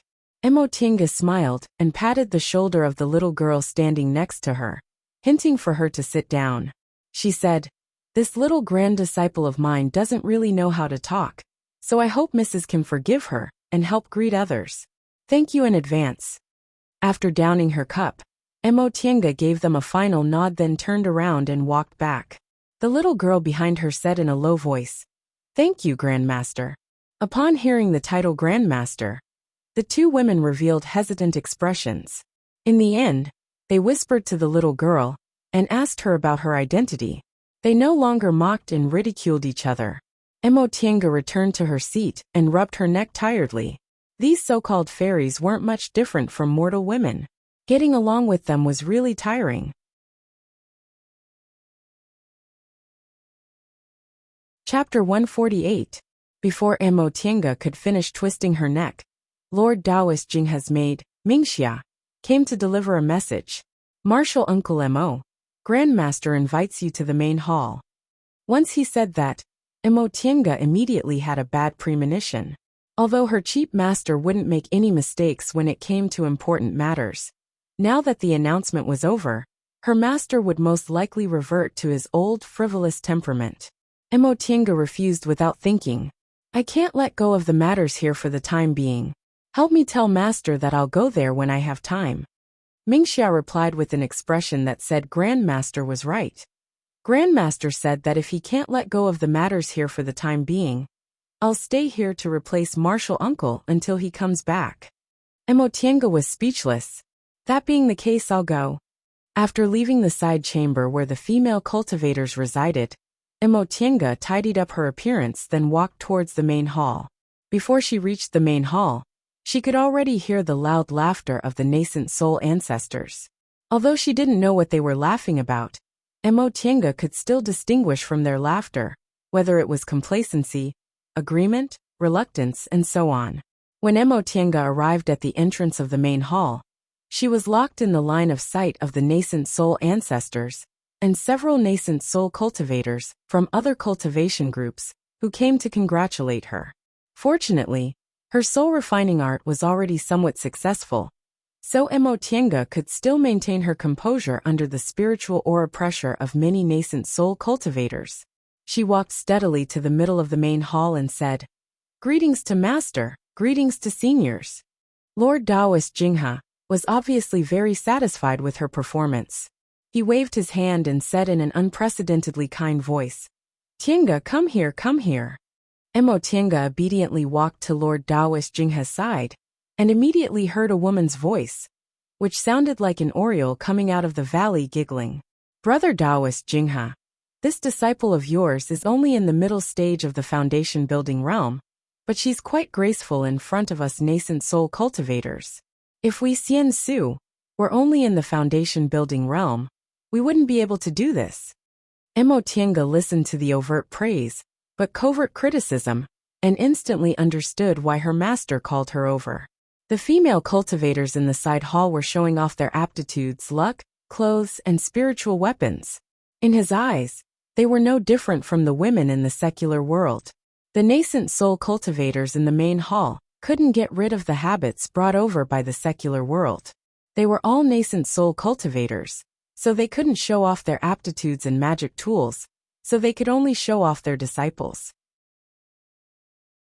Sure enough, they heard a bald nascent soul male cultivator say with a smile, "With Ma Xianin and Qin Shoujing supporting Brother Jingha, Brother Jingha can naturally accept disciples much more freely than us."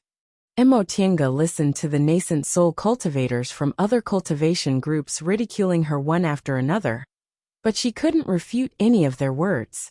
She really felt angry, so she rolled her eyes at her master in a place where no one could see her. Lord Taoist Jingha finally felt happy when he saw his little disciple's unhappy gaze. He put on a nonchalant smile and said, "I wonder which clan's disciple dares to challenge a 5th-ranked demonic beast alone, when he's only in the early stage of the foundation-building realm." The main hall was silent for a while. The female cultivator from before said, "But I heard it was your first disciple Xianin, who just advanced to the nascent soul realm, who killed that 5th-ranked demonic beast. Then tell me whose disciple can escape unscathed from under the nose of a 5th-ranked demonic beast alone, when she's only in the early stage of the foundation-building realm." Once he said that, sure enough, no one said anything else.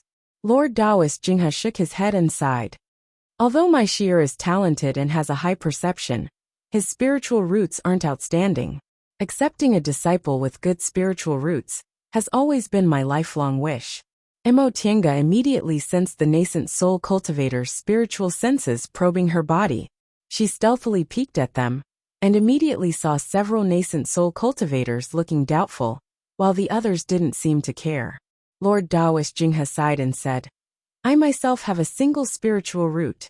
Although I'm in the middle stage of the nascent soul realm now, I don't think a single spiritual root can really help me communicate with the great Tao. Accepting Tiange as my disciple can actually solve the doubts in my heart. After all the cultivators with great divine power in the Middle Ages respected spiritual roots of the origin as the best. What's more gratifying is that my disciple's temperament, bearing, perception, and Tao heart are all excellent. When the time comes, she should be able to achieve the great Tao one step earlier than your beloved disciples. After he finished speaking, his smiling expression turned into a complacent laugh. Mo Tiange stood on the side, watching her master's undisguised complacency. She was sweating profusely in her heart. If he didn't say the last sentence, people might have mistaken him as a matchmaker. At that moment, a black-clothed male cultivator sitting near the door of the main hall said coldly, even if she really has excellent spiritual roots of the origin from the distant past era, I'm afraid it won't be easy for Brother Taoist Jinghe to fulfill his wish without the art of the origin. Lord Taoist Jinghe waved his sleeve disapprovingly. Your Tiandao sect doesn't have it, but it doesn't mean our Xianqing school doesn't have it. Ever since our Xianqing school was founded, we've had countless extraordinary people. A mere art of the origin isn't a big deal, but a spiritual root of the origin that's hard to come by in several thousand years is something that can only be encountered by chance. At this point, Mo Tiange was already standing on the side with her eyes slightly lowered, pretending to be dead. She didn't feel indignant at all when her master called the art of the origin a mere art of the origin. In any case, this master of hers was very thick-skinned. The nascent soul cultivators from other cultivation groups really didn't have any reaction. However, Lord Taoist Jinyang, who fought with Lord Taoist Jinghe a few days ago, and had his face covered in dirt, snorted fiercely. However, the nascent soul cultivators from other cultivation groups sitting in the main hall all looked uneasy. Every cultivation group came to congratulate Lord Taoist Xianyin of Xianqing School for advancing to the nascent soul realm.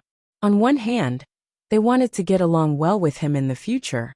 On the other hand, they more or less wanted to inquire about Xianqing School's strength. But now they actually came knocking on their door, and were choked by a middle-stage foundation building disciple. Everyone's gazes towards Mo Tiange became much colder. However, with Lord Taoist Jinghe's protective and bloodthirsty temperament, he couldn't really do anything to Mo Tiange. Mo Tiange felt the temperature in the main hall drop. Soon afterward, she heard Marshal Uncle Miaoi's gentle female voice saying with a chuckle, from the foundation building realm, to the core formation realm, to the nascent soul realm, and then to the deification realm. Only then can one be considered to have truly obtained the great Tao. Even everyone present feels that the great Tao is mysterious. Tiange's path is still long. Once she said that, the atmosphere in the main hall immediately eased up a lot. Lord Taoist Jinghe had enough of being complacent. Now that Lord Taoist Miaoi had helped him smooth things over, he felt quite satisfied. Thus, he simply closed his eyes and enjoyed the maids next to him massaging his shoulders and back. Right at that moment, Mingxia slipped in from the side door. She nervously reported to Mo Tiange in a soft voice, Marshal Uncle Mo, several senior martial sisters are fighting in the side hall. Mo Tiange frowned. They were fine when I left. What's going on? She then raised her eyes to look at Lord Taoist Jinghe. Lord Taoist Jinghe was obviously done showing off. He raised his hand and said indifferently, this kind of thing is bound to happen in every big banquet. You just need to handle it properly. Although the matter in the side hall was also troublesome, it was still better than standing in the main hall and becoming a target for the nascent soul cultivators. Mo Tiange hastily cupped her hands and bowed. Master, disciple will take her leave. She then turned around and slipped out of the main hall's side door.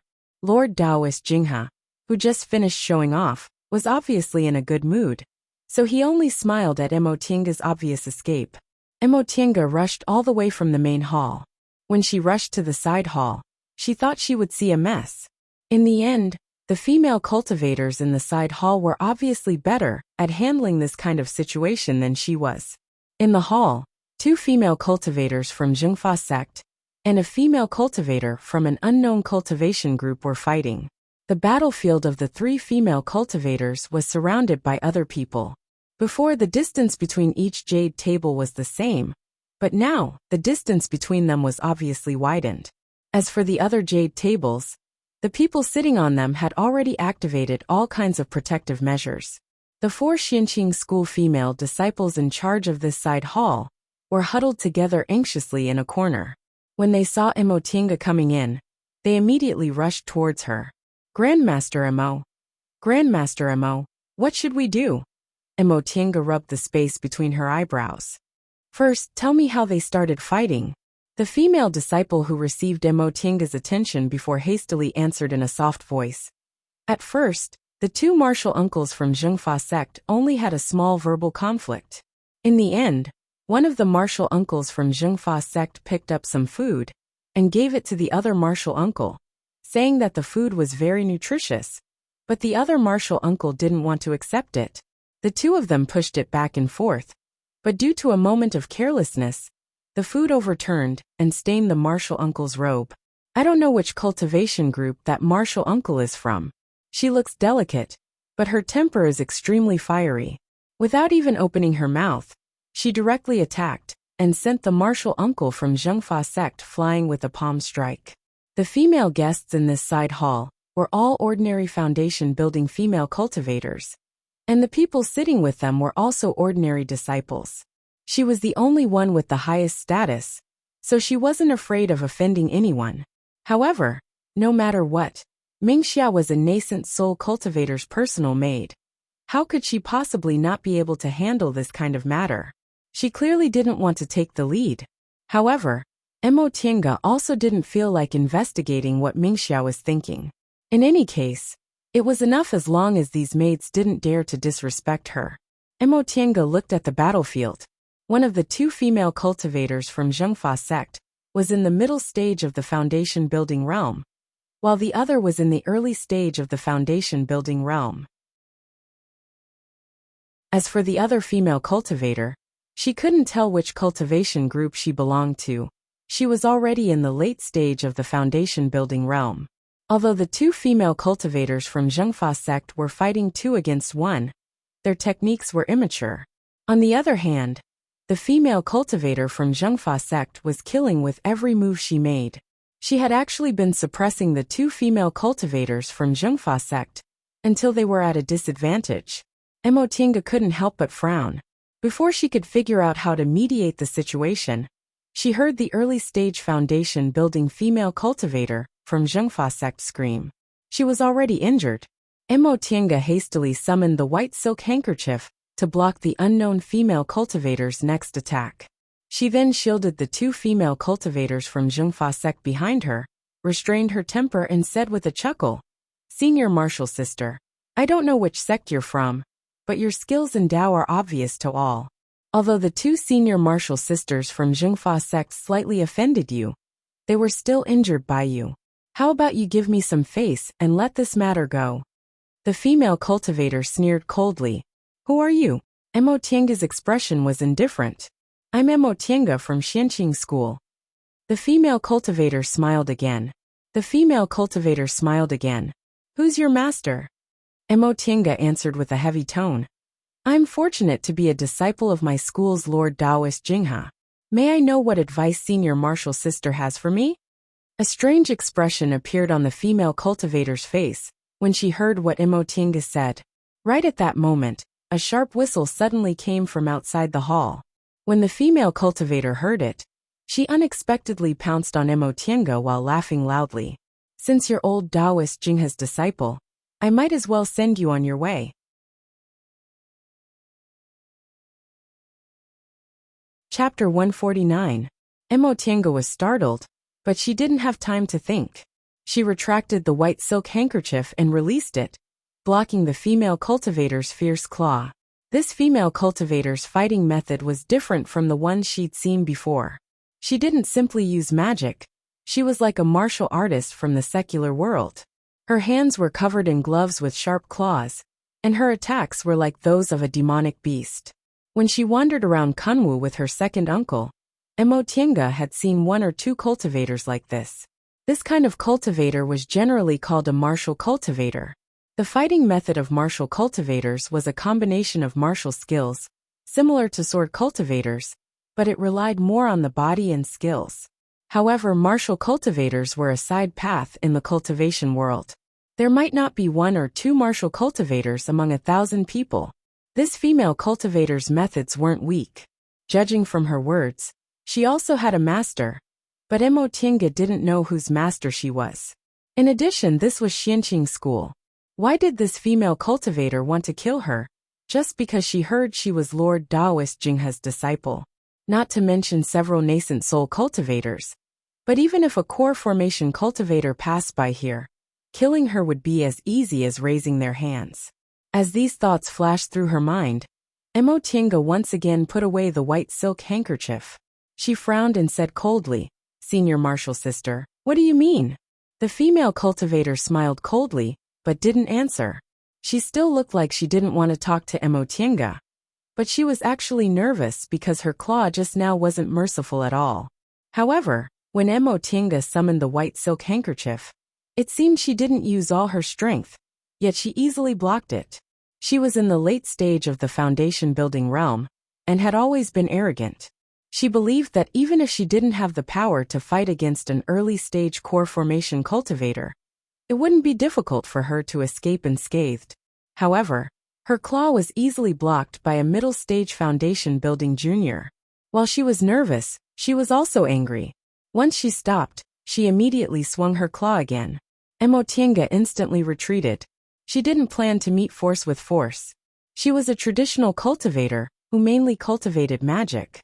When fighting against martial cultivators, it was best not to let the opponent get close to her. However, there were people everywhere in this side hall, so it was difficult for her to hide for a while.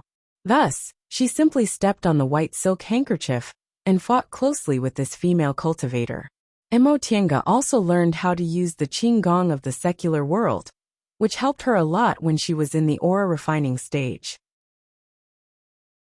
In addition, the white silk handkerchief was extremely nimble, so even though she was in close combat with this female cultivator, she was still able to move with ease and wasn't hit by her at all. In the blink of an eye, their figures changed several times. Most of the foundation building female cultivators in the side hall couldn't even see their figures clearly, let alone the aura refining female cultivators. Their faces even turned pale from the spiritual aura pressure emitted by the two of them. Completely at a loss as to what to do, Emotienga seized a gap and threw the shuttle of flying Apsara to entangle the female cultivator. She shouted, "What are you standing there for? Go and report to the core formation grandmaster." Only then did the other female cultivators come to their senses and wanted to leave the hall in a hubbub. The female cultivator she was fighting suddenly retreated after blocking the shuttle of flying Apsara. She smiled gloomily and said, "You want to call a core formation cultivator to deal with me? Humph, I won't fight with you. Just wait and see." After saying that, he quickly retreated. In a flash, he was out of the side hall's door. Emotienga didn't immediately chase after them. Instead, she turned around and said, "All of you stay here. Don't go out." The female aura refining disciples nodded repeatedly. Since the two of them were fighting and the spiritual aura pressure was already astonishing, how could they dare to go out? They could only watch as Emotienga followed the female cultivator out of the side hall. Emotienga noticed that the change in the female cultivator's attitude was caused by a whistling sound. The sound was very short and wasn't heavy. Presumably, cultivators under the foundation building realm shouldn't have heard it. However, because of the soul refining art, Emotienga was very sensitive to spiritual aura fluctuations. Not only did she hear the sound, but she also sensed a peculiar spiritual aura pressure that was somewhat restrained. Emotienga followed behind the female cultivator at a moderate distance. Sure enough, she saw that the female cultivator was heading towards the place where the spiritual aura pressure came from. Emotienga was suspicious. This direction was indeed the direction where the nascent soul cultivators were. Qin Jinghe. All of a sudden, she heard a loud shout. Emotinga's mind trembled and her blood and aura surged. She couldn't control herself and fell from the white silk handkerchief. She suddenly looked up and saw a surging black cloud above the main hall, where the nascent soul cultivators were located. A ferocious human head could be faintly seen on the black cloud. The female cultivator Emotinga was chasing didn't feel this spiritual aura pressure at all. She turned around and smiled charmingly at Emotinga, before disappearing in a flash. Emotinga's expression changed. She didn't have time to study what kind of technique the female cultivator used to disappear, because she felt this spiritual aura pressure definitely belonged to a cultivator above the nascent soul realm. After this loud shout, all the nascent soul cultivators in the main hall came out. Xianqing School now had a total of 6 nascent soul cultivators. In addition to the dozen or so nascent soul guests who came to congratulate them, there were more than 20 nascent soul cultivators in total. Emotinga swept her gaze over them and felt relieved. With so many nascent soul cultivators, no matter how powerful the other party was, she would still be safe. She also felt strange. Not to mention there were so many nascent soul cultivators here. This was Mount Taikong.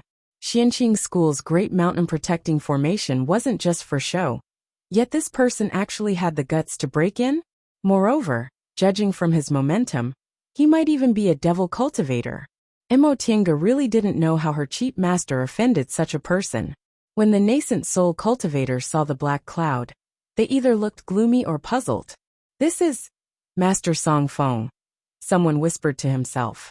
The expressions of the puzzled nascent soul cultivators changed instantly. The bald cultivator said in surprise, "Turns out he's still alive." Among this group of people, only Lord Taoist Jinyang and Lord Taoist Jinghe looked calm. At that moment, Lord Taoist Jinghe flew up and said heavily, "Song Feng, today is my disciple's nascent soul ceremony. If you want to take revenge, do it another day." A sneer came from the black cloud, and the ferocious ghost face twisted a bit. "What? Qin Jinghe also has times where he shows weakness?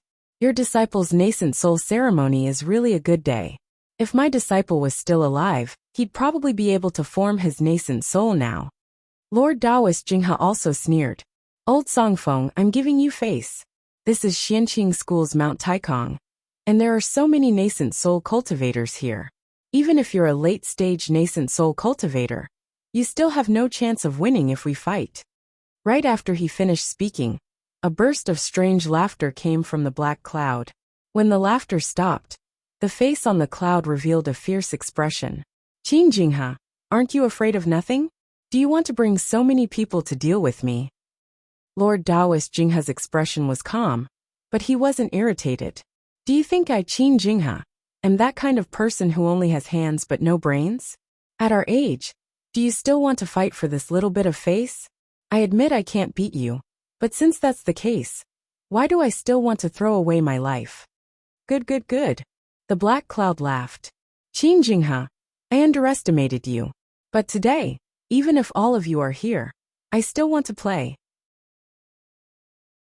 Once he said that, the momentum of the black cloud suddenly became stronger, and the early-stage nascent soul cultivators below also felt suffocated.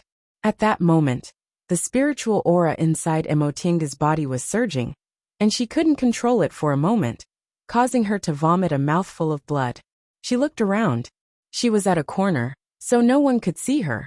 So she immediately summoned the white silk handkerchief and hid the light of opening the virtual sky world by borrowing the spiritual aura turbulence of the magic weapon. Several breaths later, she entered the virtual sky world. Once she entered the virtual sky world, she swallowed a green pendant pill. After adjusting her breath for a while, she pointed at the space between her eyebrows, causing the bead to appear. She then cast an art on the bead, causing the sky of the virtual sky world to be torn open, allowing her to see the scene outside. During this time, Lord Taoist Jinyang had already stepped forward. He flew to Lord Taoist Jinghe's side and shouted, "Brother Songfeng, if my junior martial brother has offended you in any way, please forgive him for the time being for my sake. Today is the soul formation ceremony for our Xianqing School's new nascent soul cultivators. If there's anything, let's talk about it another day, okay?" The face on the black cloud opened its mouth and laughed. Then its voice became a bit gentler.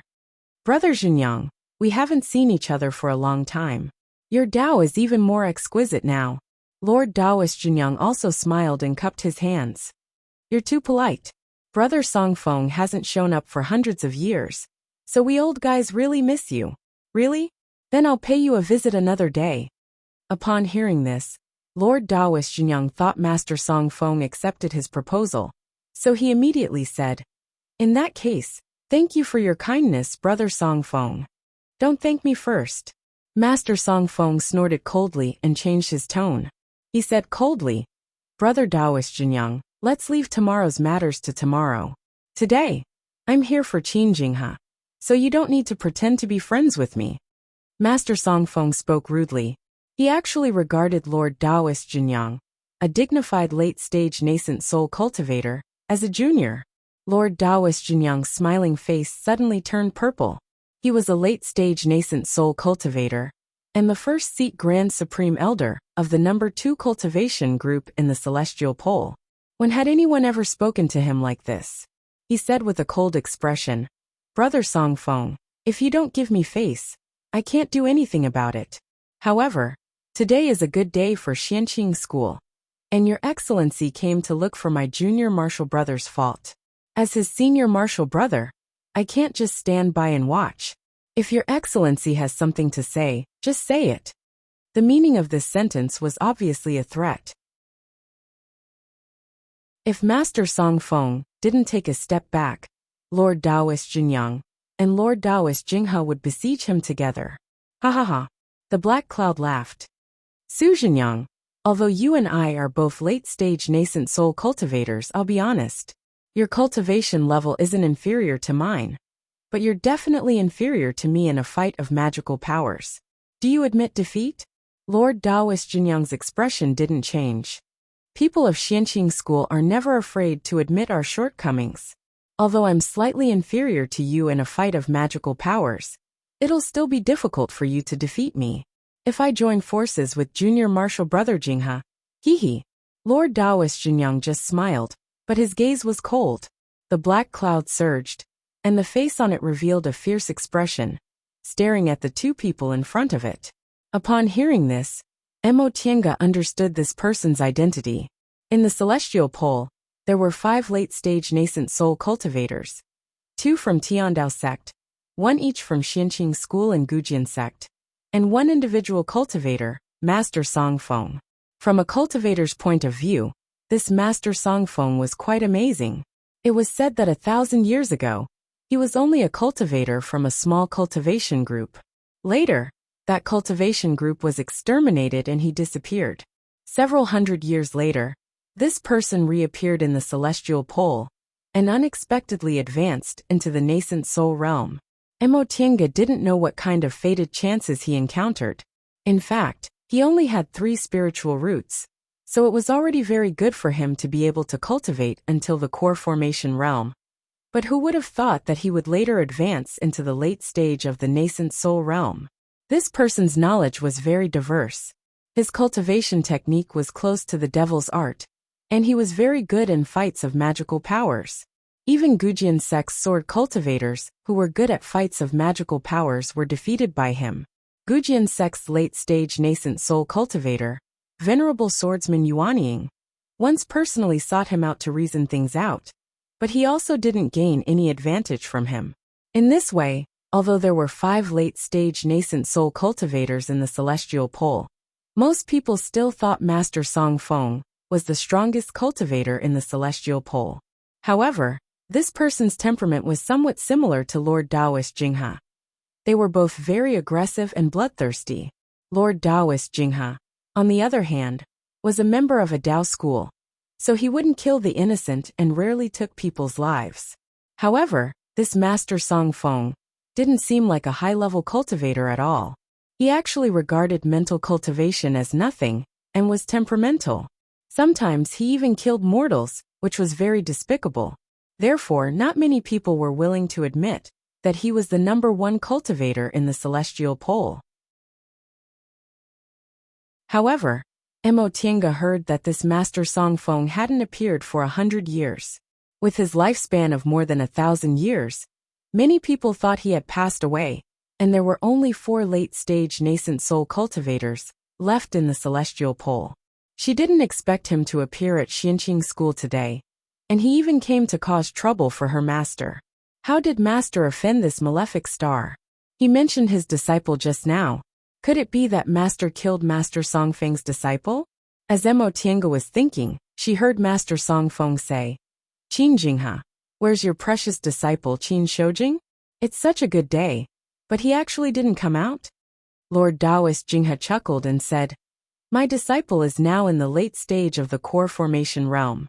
He's in closed-door meditation, and won't come out unless he forms his nascent soul." Nascent soul? The black cloud smiled gloomily. This brat is really lucky. He reached the late stage of the core formation realm so quickly.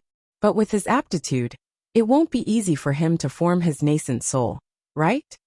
Lord Taoist Jinghe smiled and said, "Old Songfeng, with your aptitude, you can form your nascent soul, and even advance to the late stage of the nascent soul realm. What can't my disciple do?" "Me." The face on the black cloud threw its head back and laughed. "Ha ha ha ha. Qin Jinghe, you're comparing Qin Shoujing to me? I don't want to say this, but you think too highly of him." Although the face on the black cloud was blurry, everyone could feel the contempt in his eyes. In West Kunwu, if anyone mocked Qin Shoujing about his cultivation, they would most likely be regarded as jealousy. A cultivator with double spiritual roots was actually more talented than many cultivators with single or mutated spiritual roots. This was already enough to explain the problem. But the one who said this was Master Songfeng, a late-stage nascent soul cultivator, so no one would say anything about him. A late-stage nascent soul cultivator naturally had the qualifications to look down on a mere core formation cultivator, even if that person was a rare genius who formed his gold core within 100 years. Lord Taoist Jinghe, who was originally as impatient as a child, was very calm today. He wasn't provoked in the slightest. Instead, he said with a smile, "Is that so? I say, Old Songfeng, you think too highly of yourself. I don't want to say this, but aren't you a monster that's neither human nor devil nor monster? It's fine if you show off in front of others, but you have to do it in front of me. Aren't you afraid of being laughed at?" His words were full of sarcasm, making Master Songfeng fly into a rage. "Qin Jinghe, you. What about me?" Lord Taoist Jinghe was still smiling, but Mo Tiange had been his disciple for a long time, so she keenly sensed the killing intent in his eyes. It seemed her master already wanted to make a move. "Alas, look at you. You clearly know I know everything about you. But why did you still come here to make me laugh at you?" Many nascent soul cultivators were baffled by what he said. Did Lord Taoist Jinghe know some secret about Master Songfeng? All of a sudden, the black cloud surged, and its spiritual aura pressure instantly pressed down. Lord Taoist Jinyang immediately took out an 8 trigrams disc. It was unknown what this disc was made of, but aside from the 8 trigrams painted on it, it was completely brown. As soon as Lord Taoist Jinyang took it out, it swelled up against the wind. When it was about the same size as the black cloud, the eyes of the 8 trigrams shot out 2 rays of light, one black and one white, which interweaved into a net and firmly surrounded the hall. It was actually protecting cultivators with low cultivation levels from the oppression of the spiritual aura pressure. "Humph. Insignificant tricks. I'll fight you first." The black cloud also swelled up in an instant, almost rushing towards Lord Taoist Jinghe. Mo Tiange was inside the virtual sky world, so although she didn't feel it, she could tell from the reaction of Lord Taoist Jinghe's maids, Mingxia and Wanqiu, that the spiritual aura fluctuation was very strong. Fortunately, there were many nascent soul cultivators present, so Lord Taoist Xianin waved his hand and added a protective cover to the 2 of them, stopping them from vomiting blood. If she was outside the virtual sky world, Mo Tiange definitely wouldn't have such an opportunity to carefully observe the fight of magical powers between top nascent soul cultivators. Right now, she wasn't worried about her own safety, or the safety of Lord Taoist Jinghe and Lord Taoist Jinyang, so she focused on observing. As soon as Master Song Feng made this move, Lord Taoist Jinghe and Lord Taoist Junyang each occupied a position. Although these two old men had a fight not long ago, it could be seen that they had excellent tacit understanding in front of a formidable enemy.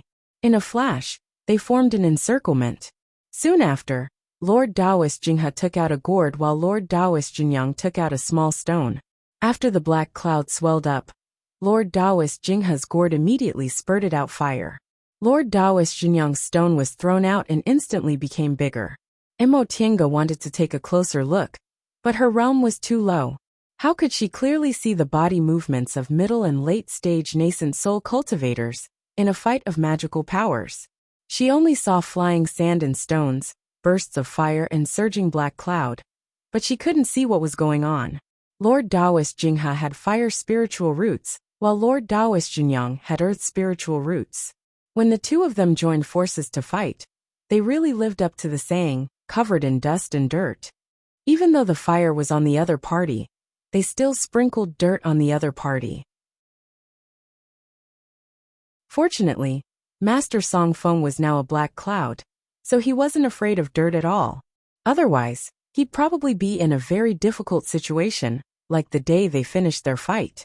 After a while, the fight between the three of them finally stopped. Mo Tiange finally saw that Lord Taoist Jinghe and Lord Taoist Junyang couldn't defeat Master Song Feng, even though they joined hands. However, judging from the closed eyes of the face on the black cloud, he probably wasn't feeling well either. The three of them separated. Lord Taoist Jinghe and Lord Taoist Junyang sat cross-legged, while the black cloud closed its eyes and rested. The other nascent soul cultivators from Xianqing School could see that Master Song Feng couldn't do anything to Lord Taoist Jinghe and Lord Taoist Junyang, so they didn't make a move. After a long time, the black cloud opened its eyes first, and its voice came from inside. Qin Jinghe, tell that brat of yours that I'll take revenge for killing my disciple sooner or later. He'd better stay in the sect until I pass away, or else I'll definitely take his life. The black cloud easily broke through the light net laid by Lord Taoist Junyang's 8 trigrams disc and suddenly left. Mo Tiange heaved a sigh of relief in the virtual sky world. Since Master Song Feng dared to come here so boldly, he probably knew no one could stop him, right? That was reasonable. Nascent soul cultivators were hard to kill, let alone a late-stage nascent soul cultivator with many secret techniques and treasures. Judging from these nascent soul seniors' indifferent reactions, they probably didn't intend to stop him at all. However, she didn't know what Master Song Feng meant when he said he killed his disciple. Could it be that it was Qin Shoujing who killed his disciple? After thinking it over, Mo Tiange once again thought about the female cultivator who fought with her in the beginning. If she didn't have the magic weapon Zhong Muling gave her, she definitely wouldn't have been able to fight that female cultivator so easily. That woman sneaked into Xianqing School and disappeared when Master Song Feng appeared. Could it be that she was also Master Song Feng's disciple or grand-disciple? No matter how she thought about it, she still couldn't figure it out. She shook her head and threw these thoughts to the back of her mind. This matter had nothing to do with her. Right now she should think about how to get out without anyone noticing.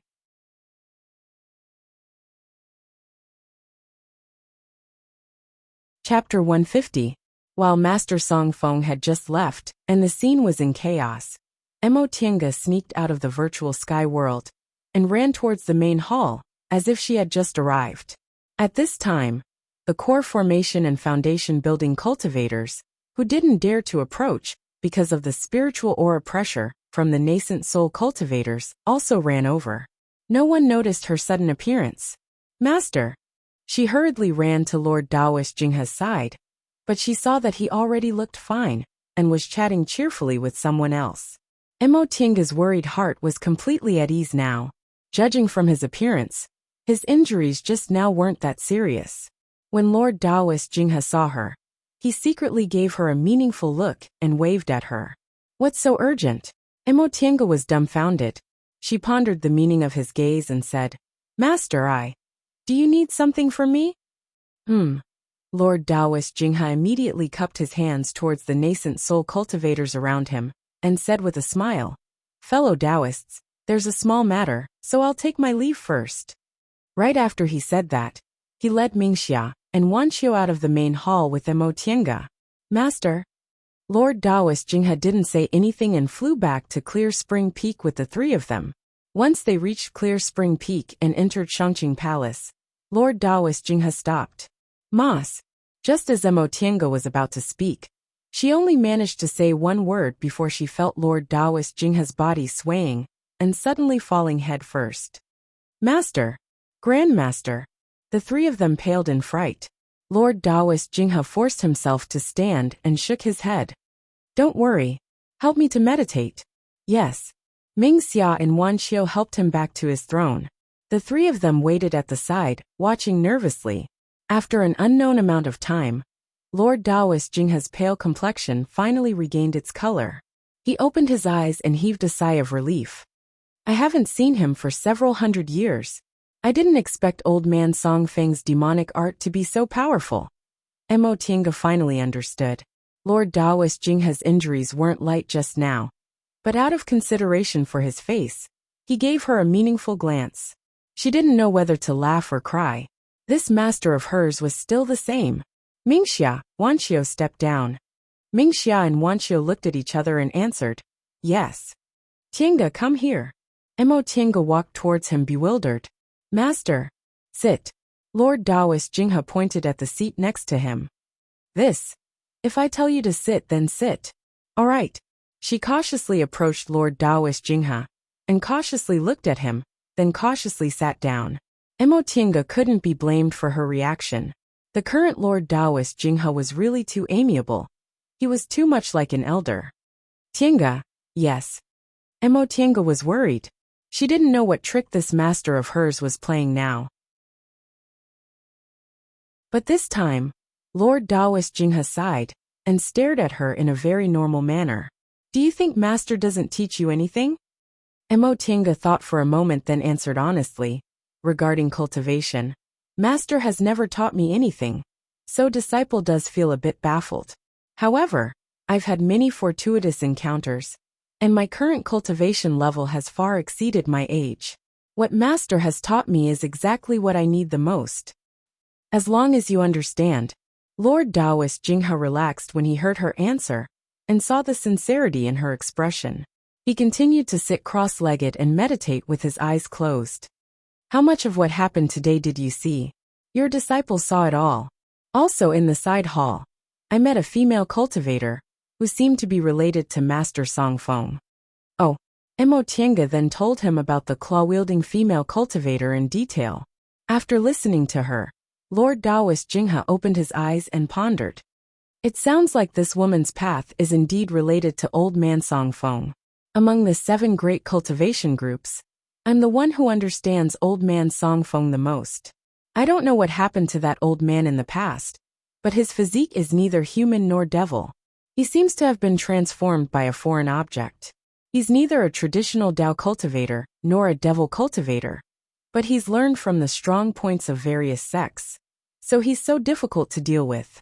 According to what you said, that woman should be a martial cultivator, and her moves carried devil aura.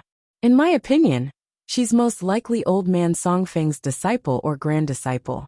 Although you didn't lose to her this time, you must be careful if you meet her in the future. Yes, I understand. Lord Daoist Jinghe nodded then asked, do you know what happened between Master and Old Man Song Feng? Emotienga shook her head. Disciple only heard your conversation just now, so I roughly know it's related to senior martial brother Shoujing. Lord Daoist Jinghe chuckled softly. His expression was both helpless and proud. Yes, it was indeed that boy's fault. This Old Man Song Feng once had an extremely talented junior who had a conflict with your senior apprentice brother Shoujing. In the end he was killed. At that time, Old Man Song Feng had long disappeared from the world, so I didn't take it seriously. I didn't expect he was still alive and wanted to take revenge. Alas, that old man is very vengeful. It'll be difficult to deal with him in the future. Then, Master, do you also have a grudge against Master Song Feng? Not really. Several hundred years ago, when I just advanced to the middle stage of the nascent soul realm, I went to a secret place with Old Man Song Feng, so we had some disputes. Lord Taoist Jinghe didn't say much and shook his head. Although we didn't become enemies at that time, we parted on bad terms. With her master's personality, it would be strange if he could get along with a person with a strange temper like Master Songfeng without any problems. Master Songfeng didn't have a good impression of her master, and his beloved disciple was killed by Qin Shoujing, so he naturally hated her even more. When Emotinga thought of this, she also felt a bit of a headache. Outsiders didn't know how long one's lifespan was after cultivating to the late stage of the nascent soul realm. Her master was already more than 800 years old, but Master Songfeng seemed to be only 1,000 years old. If her master didn't advance, he would definitely pass away before Master Songfeng. At that time, wouldn't a direct disciple like her suffer from revenge? Of course, if she didn't leave Xianqing school, she would naturally be fine. Tiange, in the future, when you go out alone, you'd better not show your identity as my disciple to others unless old man Songfeng passes away one day, or you form your nascent soul. Do you understand? Emotinga was stunned. Lord Taoist Jinghe had always been arrogant and domineering, but he made her do this. Obviously, he wanted her to avoid this disaster. She was a bit moved, and even called him master willingly. Yes, master. Seeing her like this, Lord Taoist Jinghe smiled. Child, you're probably only willing to call me master today, right? Emotinga lowered her head and smiled. Although this master was unreliable, his heart was as clear as a mirror. However, although she usually called him master disrespectfully, she always felt she was very lucky to have such a master. Lord Taoist Jinghe stopped smiling and said, After I formed my nascent soul, I accepted 5 disciples in total: Xianin, Qingyuan, Mingzhen, Suxin, and Changkong. Your original second martial brother, Qingyuan, unfortunately died early, so I later accepted another disciple and gave him the Taoist name Qingyuan. I originally didn't want to accept any more disciples, but who would have thought I'd find your senior martial brother Shoujing when I returned to Qin clan in the secular world.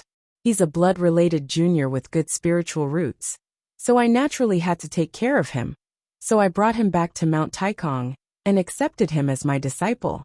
Although this boy's spiritual roots are ordinary, his temperament is excellent, and he's extremely intelligent, so I accepted him as my last disciple.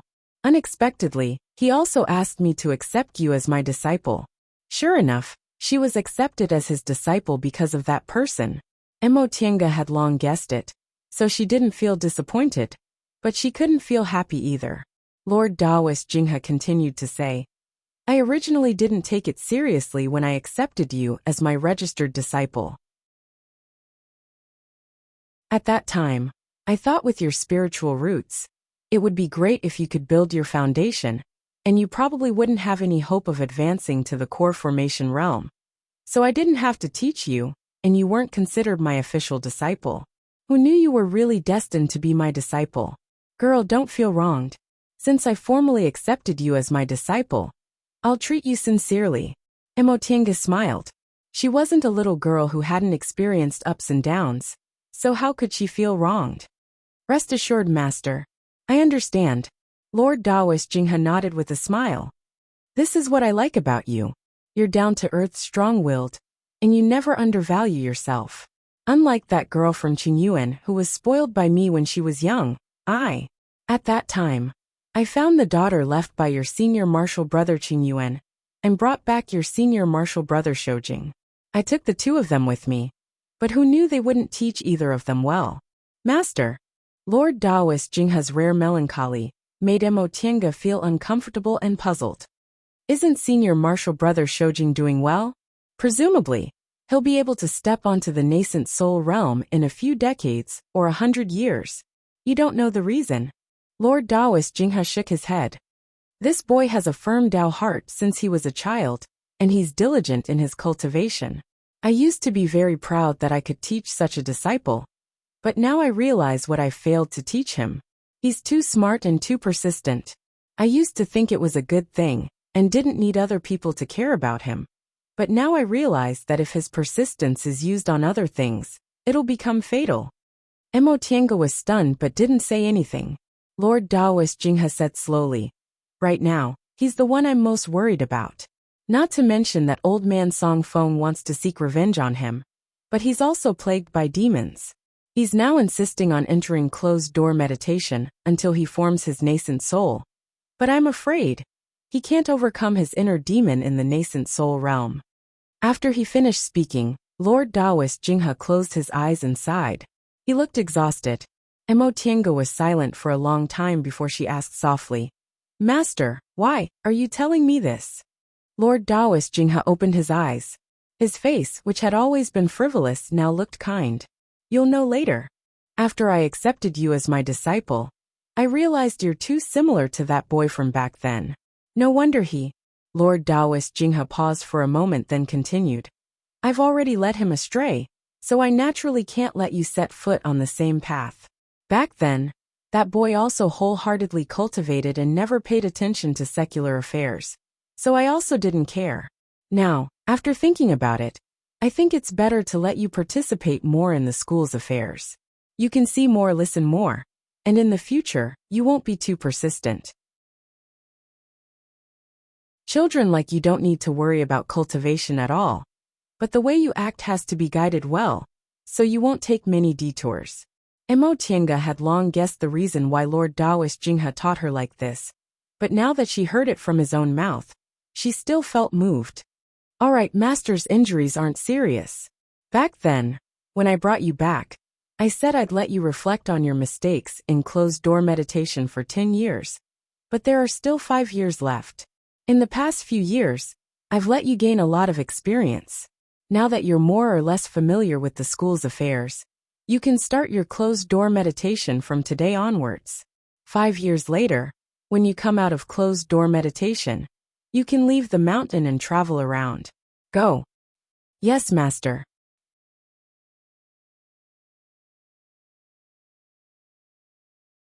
Chapter 151. Auntie. A voice came from outside the cultivation room. Mo Tiange used an art to come out of the virtual sky world and removed the restriction. The person who stepped into the room was a man in his 20s. He was tall and looked like a young man, but his face still retained the innocence and gentleness of a teenager. Mo Tiange saw him and asked with a smile, "Zhenji, what's the matter?" This young man was Yi Zhenji. He was already 20 years old. His originally cute face was still likable even after he grew up. In addition, he had a good character and treated people generously, so he was very popular among the low-level disciples. In the past 10 years, Mo Tiange didn't hesitate to give him medicinal pills and treasures. He was now in the 10th layer of the aura refining realm, and only needed to wait for the school's test to obtain a foundation-building pill. Upon seeing her, Yi Zhenji smiled with 2 dimples on his face. "Auntie, you're still cultivating." "Of course I'm cultivating. Didn't you go to the martial arts hall with Hualing? It's only noon, but you're already back?" The martial arts hall was a branch hall on the main peak of Xianqing School. It was used for martial arts competitions between disciples. Under normal circumstances, there would be a core formation cultivator and several foundation building cultivators, overseeing it to train the disciples' abilities in fights of magical powers. Male disciples were always more interested in fights of magical powers, so they would go to the martial arts hall every few days. Yi Zhenji was the same. After he reached the 10th layer of the aura refining realm, he and his childhood playmate, Hualing, went to the martial arts hall every day to accumulate experience in the foundation building pill test. Mo Tiange thought this was a good thing, so she just let him be. "Don't mention it." Yi Zhenji sat across from her looking bored.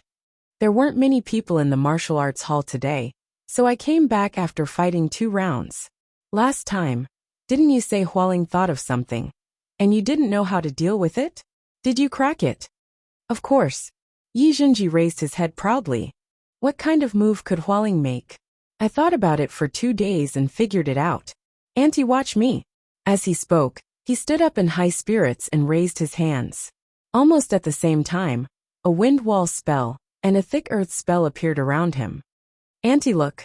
I used these 2 spells together, so Hualing's freezing spell and splitting earth spell can't hit me." Mo Tiange smiled. "This is indeed a good idea. It's hard for you to think of this." Upon being praised, Yi Zhenji felt a bit embarrassed. He withdrew his spell then sat back down. Auntie, there's something I want to discuss with you. What is it? Tell me. A hesitant expression appeared on Yi Xinji's face. He said hesitantly, I want to take a trip home. Mo Tiange was stunned. Yi Xinji came to the mountain when he was 9 years old, and met her when he was 10. Since then, she had always kept him by her side, and he had never left her side. It had already been 11 years since he left home. After cultivators like them entered a cultivation group, they rarely returned to the secular world. Yi Xinji also never mentioned homesickness, so Mo Tiange also didn't think too much about it. At this moment, Yi Xinji's face faintly revealed a melancholic expression. When I left home, my mother cried the whole night. Auntie, there's still 1 year left before the Elite Disciples Foundation building pill test. I want to take advantage of this period of time to go home. Can I? Upon seeing the child's expectant expression, Mo Tiange didn't say anything. She naturally understood Yi Xinji's feelings. Back then, she also felt the same way. However, it wasn't a good thing to be so sentimentally attached to one's family. Auntie, seeing that she didn't respond, Yi Xinji pleaded again. I'll definitely come back as soon as possible. I just want to go back and take a look. Our Xianqing school doesn't require disciples to sever their ties with the secular world. However, under normal circumstances, you're only allowed to visit your family after you build your foundation. You haven't built your foundation yet, and you're in the first year of waiting for the test, so it's really inconvenient for you to leave. Yi Xinji didn't say anything. His face was full of frustration. Mo Tiange thought for a moment then said to him with a smile, You don't have to be so disappointed. 5 years ago, your grandmaster said he'd let me leave the mountain to travel after I finished my closed-door meditation for 5 years. Now 5 years have passed. After a while, I'll take you back after I finish dealing with some chores. What do you think? Yi Xinji was ecstatic. Auntie, are you happy now? Yi Xinji nodded repeatedly. Thank you, Auntie. After thanking her, he hesitated for a moment. But Auntie, didn't you say you didn't want the clan to know you? Mo Tiange smiled. My surname isn't Yi, so what's the matter? They won't be able to tell. You can just call me Martial Uncle at that time. Yi Xinji was Master Daoist Shoujing's advanced inner disciple in name, so he should call her Martial Uncle. After comforting Yi Xinji, Mo Tiange ended her cultivation and stepped out of the cave. 5 years had passed, and her cultivation level had reached the peak of the middle stage of the foundation building realm. She just needed some fated chances to break through to the late stage of the foundation building realm. However, Mo Tiange wasn't in a hurry. She was only 37 years old now. In terms of age, her cultivation level was already very high. Even Qin Shoujing was only in the middle stage of the foundation building realm when he was her age. She stepped into the main hall of Shangqing Palace. Lord Daoist Jinghe was sitting cross-legged in meditation. He fought with Master Song Feng 5 years ago, so his injuries weren't light. In the past few years, he had been recuperating. Fortunately, his cultivation level was high, so his dantian and meridians weren't injured. Mo Tiange stopped not far from him and called out, Master. Lord Daoist Jinghe opened his eyes. You're out of closed-door meditation? Mo Tiange nodded. In the past 5 years, she had been locked in her small cave and hadn't come out. Now that she came out, she naturally came out of closed-door meditation. She felt Lord Daoist Jinghe's divine sense sweep over her, but she was very calm. Her soul-refining art was already in the second layer. As long as he didn't deliberately use spiritual aura pressure to suppress her, she could still maintain her composure in front of nascent soul cultivators. After he finished examining her, Lord Daoist Jinghe nodded. Not bad. You're in the peak of the middle stage. Presumably, it won't be a problem for you to break through to the late stage in a few years. You actually practiced the soul-refining art to the second layer? I've never seen such an achievement in just a dozen years. Mo Tiange smiled. It's Martial Uncle Xianin who's thoughtful. Disciple isn't afraid of qi deviation. Master, how's your injury? I'm fine. Lord Daoist Jinghe waved his hand indifferently. It's almost healed. Humph. Old Songfo must have had a hard time these past few years. At that time, old Taoist Jinyang's meteorite hit him squarely. According to my estimation, he'll have to enter closed-door meditation for at least 10 to 20 years. In this case, I've made a profit. Seeing Lord Taoist Jingha's proud expression, Mo Tiange shook her head helplessly. This master could probably only be serious once in a while. By the way, you just finished your closed-door meditation. The school's minor competition will be held in a few days. Do you want to participate? Mo Tiange hesitated. It's not good for me to go, right? The school's minor competition was mostly attended by ordinary disciples. The aura refining minor competition was related to the foundation building pill. And the foundation building minor competition had other rewards.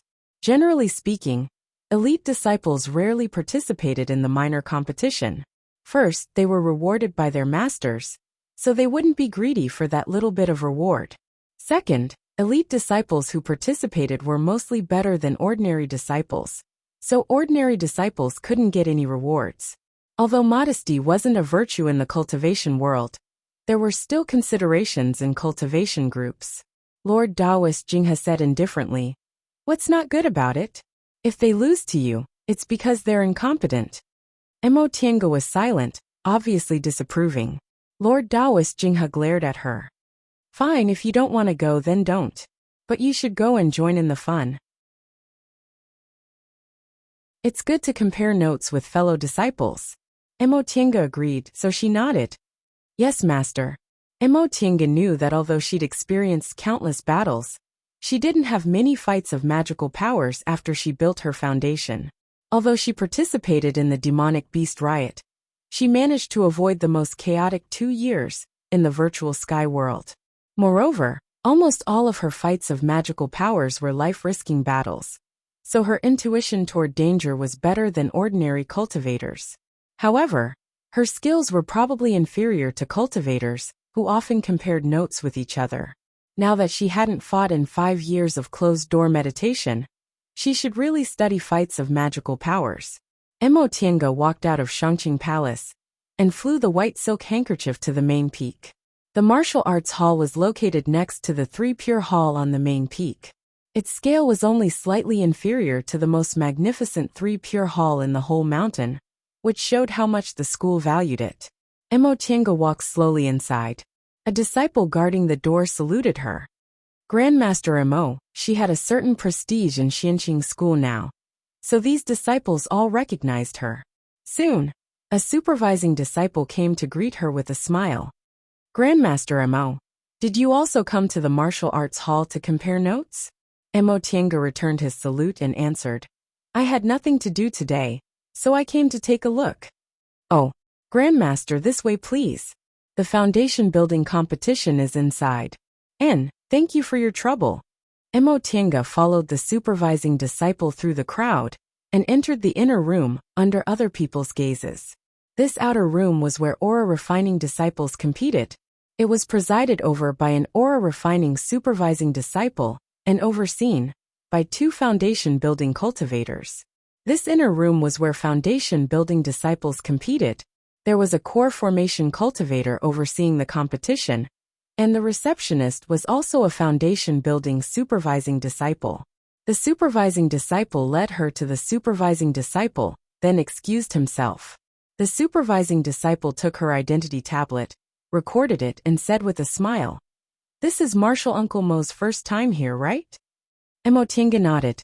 When she arrived at Xianqing School, she was already in the peak stage of the aura refining realm and was about to build her foundation. After she built her foundation, she immediately encountered the demonic beast riot. When she came back, she became Lord Taoist Jingha's official disciple. After being tossed around for 5 years, she was in closed-door meditation for 5 years, so she had no time to come to the martial arts hall. The supervising disciple said, "Then I'll take Martial Uncle there." "Thank you." As the supervising disciple led Mo Tiange, he explained, "In fact, the rules of the martial arts hall are very simple. There's a ring in the lobby, and anyone can challenge someone. The winner has to stay on the ring and wait for others to challenge him. If you win 3 matches in a row, you can leave the ring. If 2 people want to have a private fight, they have to come to me, get a room identity tablet, and go to the wing over there. Of course, a supervising disciple must be present as a witness. A core formation martial uncle oversees the other room. If 2 people want to fight mercilessly, they have to ask for permission, and can only fight under the witness of a core formation martial uncle. Emotinga nodded as she listened.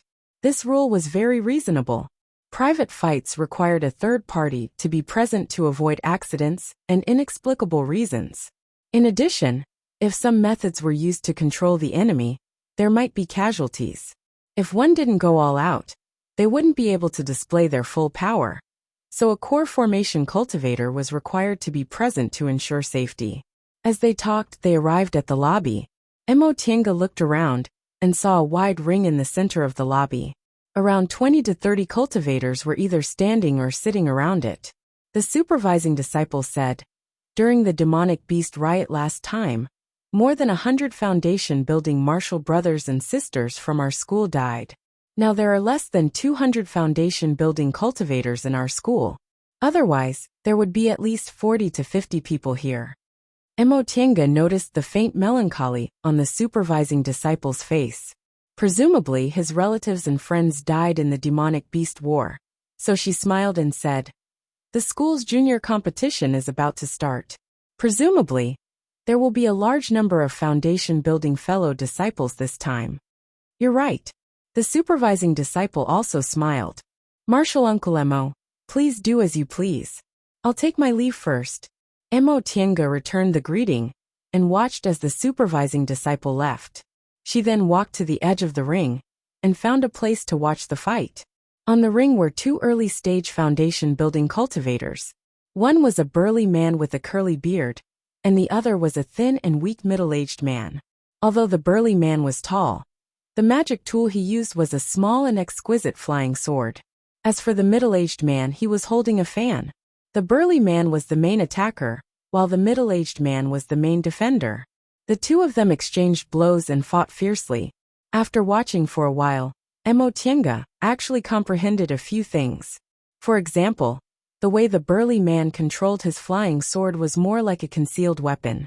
It flew silently, but this required a very long time of practice. As for the middle-aged man, his fan was also mysterious. It was unexpectedly able to guide the burly man's spiritual aura, allowing him to repeatedly avoid danger.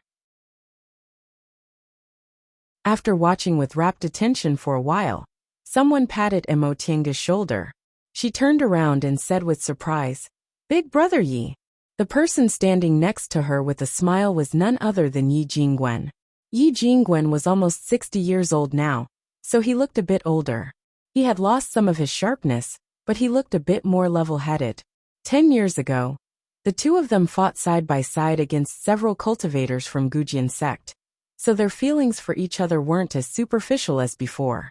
However, the 2 of them were accidentally injured by Lord Taoist Jingha. Because Emotinga's meridians were tough, and she was put in the Wenyang pool by Lord Taoist Jingha. She recovered in just a few days. Yi Jingwen's injuries were more serious than hers. It took him more than a year to completely recover. At that time, Emotinga was tormented by Lord Taoist Jingha every day. The 2 of them only met a few times in a hurry, and didn't even have time to exchange greetings. Later, when she entered closed-door meditation, they didn't see each other for 5 years. Yi Jingwen looked at her with a smile and pointed behind him. The 2 of them then left the crowd and found chairs in the corner to sit down. After they sat down, Yi Jingwen said with a smile, "Tienga, long time no see." "Yes, I just came out of closed-door meditation yesterday." Yi Jingwen's divine sense swept over her and he asked in surprise, "You've reached the peak of the middle stage?" Emotinga nodded. "I was lucky. My closed-door meditation this time went very smoothly." Yi Jingwen stared at her expressionless face and sighed. "I heard your aptitude was excellent, but I didn't believe it at first. Now I have to believe it. When I met you, you were only a little girl in the 2nd layer of the aura refining realm. I was already in the foundation building realm, but now you've actually surpassed me. In the past few years, Yi Jingwen's cultivation level had also advanced, but his progress wasn't as obvious as Mo Tiange's. He also spent some time healing his injuries, so he was still a bit behind now. Mo Tiange shook her head and said with a smile, "Big brother Yi, don't laugh at me. I'm only where I am today because of fated chances." If she hadn't met Zhong Muling by chance, she would still have wasted spiritual roots, and would probably still be in the early stage of the foundation building realm. After she built her foundation, she didn't have the art of the origin, so even the effect of the art of Sinu was greatly reduced. The spiritual aura she absorbed almost couldn't be retained in her body. Now that she obtained the art of the origin and cultivated in the virtual sky world, she finally understood how big the gap between wasted spiritual roots and geniuses with single or mutated spiritual roots was. If she could only retain 10% of her spiritual aura before, now she could retain 90%. This terrifying 9 times made her realize that if she hadn't met Zhong Muling and obtained the art of the origin, she probably wouldn't have been able to advance to the core formation realm for the rest of her life. Yi Jingwen naturally didn't know about her rueful feelings. Upon hearing her modesty, he gave her a sidelong glance and said, "I told you years ago that fated chances are also strength. Why deny it?" He paused for a moment then asked, "Tiange, did you come to the martial arts hall to compare notes?" I rarely fought after I built my foundation, so I wanted to compare notes with my fellow disciples and gain some experience in fights of magical powers." That's not bad. In fights of magical powers, experience is more important than talent. Cultivation geniuses might not be good in fights of magical powers, but cultivation geniuses might not be weak in fights of magical powers if they practice more. "So Big Brother Yi often comes to the martial arts hall?" Mo Tiange asked with interest. She knew Yi Jingwen before, but she didn't have a deep friendship with him and never saw him fight of magical powers. Later, when she met him at Qianmen Ridge in Mount Tianhua and fought side by side, she realized he was also a decisive person. It seemed he was very interested in fights of magical powers. Sure enough, Yi Jingwen nodded. "I usually come to the martial arts hall when I'm free. 4-sword cultivators like us. Fighting of magical powers is more important than fighting of magical powers. I'm afraid every sword cultivator is combative, right?" Yi Jingwen couldn't help but smile. "You're right. If I wasn't combative, I wouldn't have chosen to be a sword cultivator." The two of them smiled at each other. After sitting idly for a while, Yi Jingwen said, "Right, since you came here to compare notes, and I don't want to go to the ring right now, how about we fight?" "Sure." Mo Tiange naturally couldn't ask for more. Yi Jingwen's fighting strength surpassed that of ordinary middle-stage foundation-building cultivators, and he was also very experienced, so he was naturally an excellent opponent. The two of them stood up together and went outside to find a steward. After getting a room number, they were led into a wing room by a steward. Although it was called a wing room, it was after all used for fights. It was very spacious and was equivalent to a small ring. The two of them went on the ring. After being confirmed by the steward, they began to exchange blows. Yi Jingwen was a sword cultivator, and sword cultivators paid attention to their attacks. Once the steward confirmed it, his flying sword flew straight towards Mo Tiange's face. Mo Tiange stepped on the white silk handkerchief. She deliberately didn't use it to defend herself, so in a flash, she brushed past the flying sword. However, a sword cultivator's flying sword carried sword aura, so when it brushed past her arm, causing her arm to ache. Upon seeing this, Yi Jingwen's flying sword immediately flew back.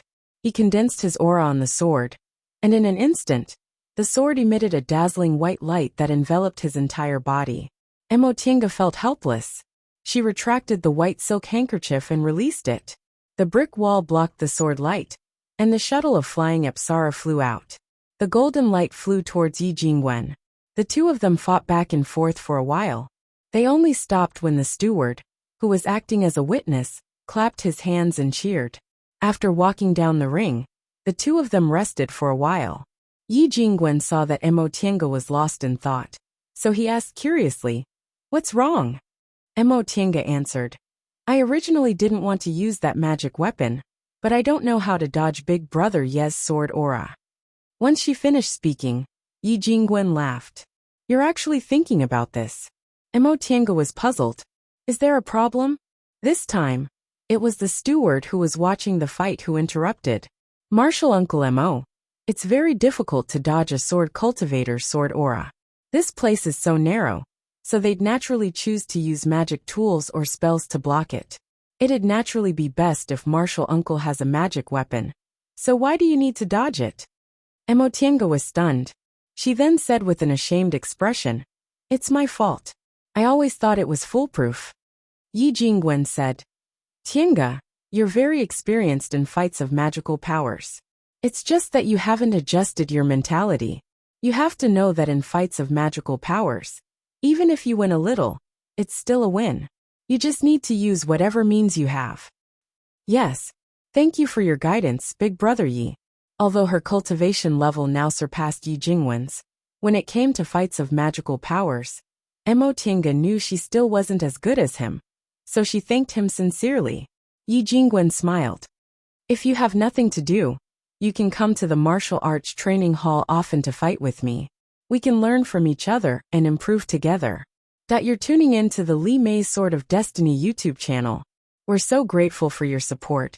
And don't forget to subscribe to join us on this incredible journey through captivating stories. Your generosity through donations truly makes a world of difference, as it's the primary source of revenue that allows me to expand and enhance this channel for you. Thank you from the bottom of my heart for being a part of this adventure.